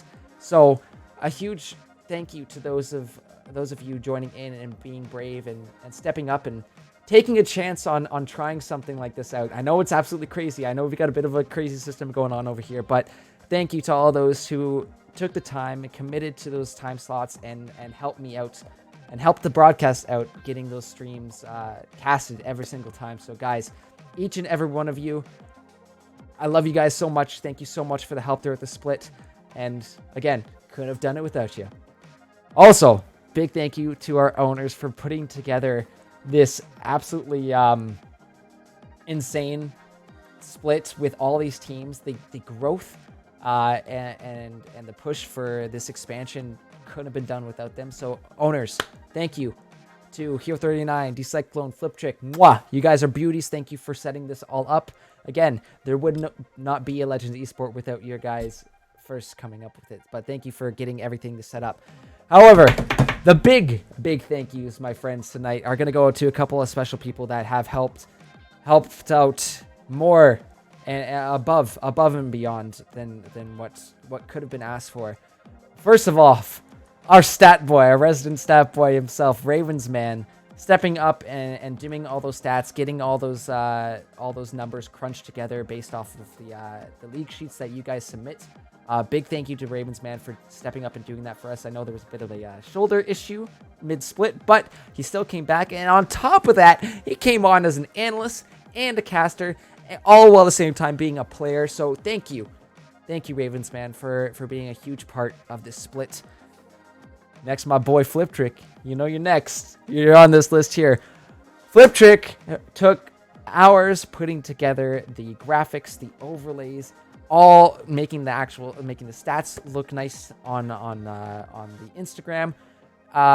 This man's was out here with actual flyers, handing out flyers to recruit people. So the grind and the creative mind that we seem to be on one wavelength, that Flip Trick and I apparently share a brain. But the big thank you to Flip Trick for helping out, getting all our graphics and stuff organized for the stream, and all the other stuff that you do on the side as well too. Our second last big thank you, or I guess third last big thank you, is to our big bad admin himself. If he's there in chat, you know who you are. Dallas did an incredible work behind the scenes, organizing teams, organizing subs, getting everything put together, sorting out ruling issues, sorting out any sort of management stuff. Dallas was there every single moment along the way. And on top of that, he's an absolute Discord wizard. So we got to big thank you to Dallas for just managing all those little intricate moving pieces behind the scenes that you guys don't get to see on stream. But we couldn't have had a league the way we had this split without Dallas really stepping up and grinding it out the split. Where's my boy? Where's my resident Cassidy main? If you're in chat there, this one's for you. This big thank you is to my number 2 this split. And I could not have done this split. We could not have brought you these games and this action like we did 5 days a week without Noah, aka Psychonautic. And I know we Josh, I know we have the meme about the Mutanautic there, but this man put in an incredible amount of work setting up the streams and bringing you guys all those moments of actions on top of casting as well too. He's been my partner in crime this split. He's been there to listen to me at 3 a.m. go off my loony raves, and he's been absolutely killing it every single stream. Couldn't have done this one without you, buddy. Am I gonna drop an F-bomb? Chat, do I drop the F-bomb? Fuck it. No, I fucking love you. You are an absolute homie. I couldn't have done this without you. Thank you for all the massive grind that you put in this split. You're amazing. Love you, brother. And last but not least, it's you. You sitting at home, watching on whatever device you're watching on, from whatever country you're watching on. You, the viewers, the followers, and subscribers are legends. Without the hype being brought in here, without the participation, without all the follows and just general action going on the Twitch, we would not be at the stage we are now. The growth that I've seen, the improvement I've seen to the stream, we would not have had it without you being out there, you giving us the motivation to keep this show rolling and to just improve it that much more every single split. So you guys have been amazing. I know we've had a couple issues with Twitch chat, but that's just Twitch chat. The majority of you have been absolutely incredible for bringing that little bit of spicy banter, the acceptable amount of banter, but also participating with me, following my crazy ideas, and just generally dealing with my BS on a week-to-week basis. Whatever I bring you guys are pretty accepting of it and pretty open. So thank you to all our viewers at home. Wouldn't be here without you guys. But I think that wraps up my list, guys. I love you. This has been an incredible split.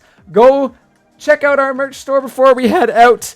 Merch is in there. There's also a tryout page as well too if you're interested in trying out for our Legends Esports team, which is going to be floating around here. You just put the tryout command in. It'll get you a link. What other links am I forgetting about? Chat, quick, help me out. What am I forgetting?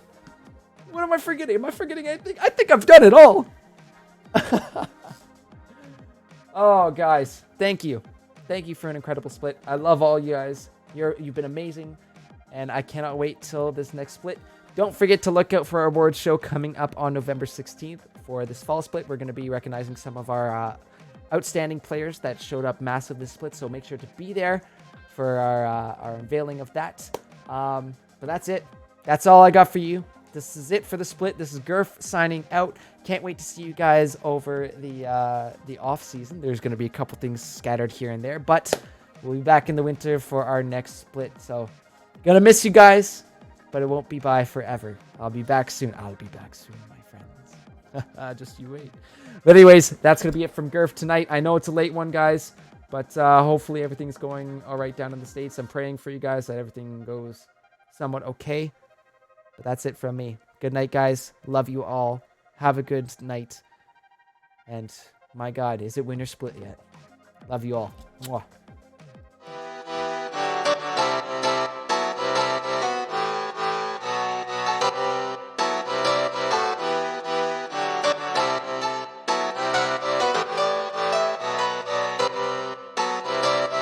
I saw you smile from across the bar.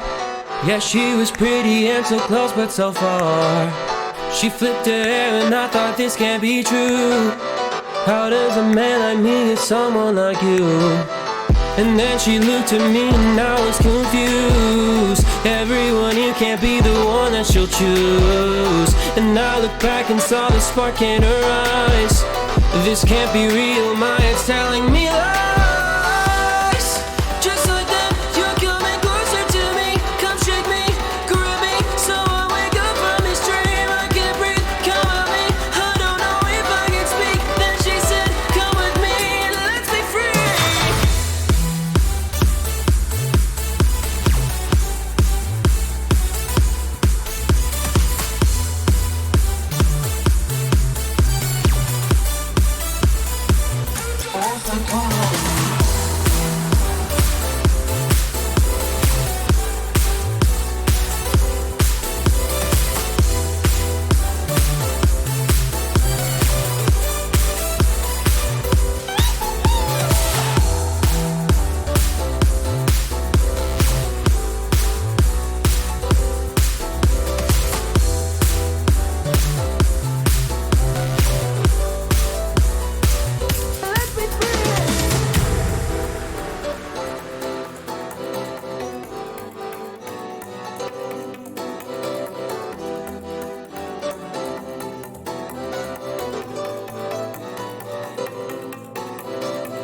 The night is young and I think this could go far. The sky is dark but you're my shooting star. Could see your face reflect upon the moon. It was a pretty summer night in June. And then she looked at me and I was confused. Everyone here can't be the one that she'll choose. And I looked back and saw the spark in her eyes. This can't be real, my head's telling me lies.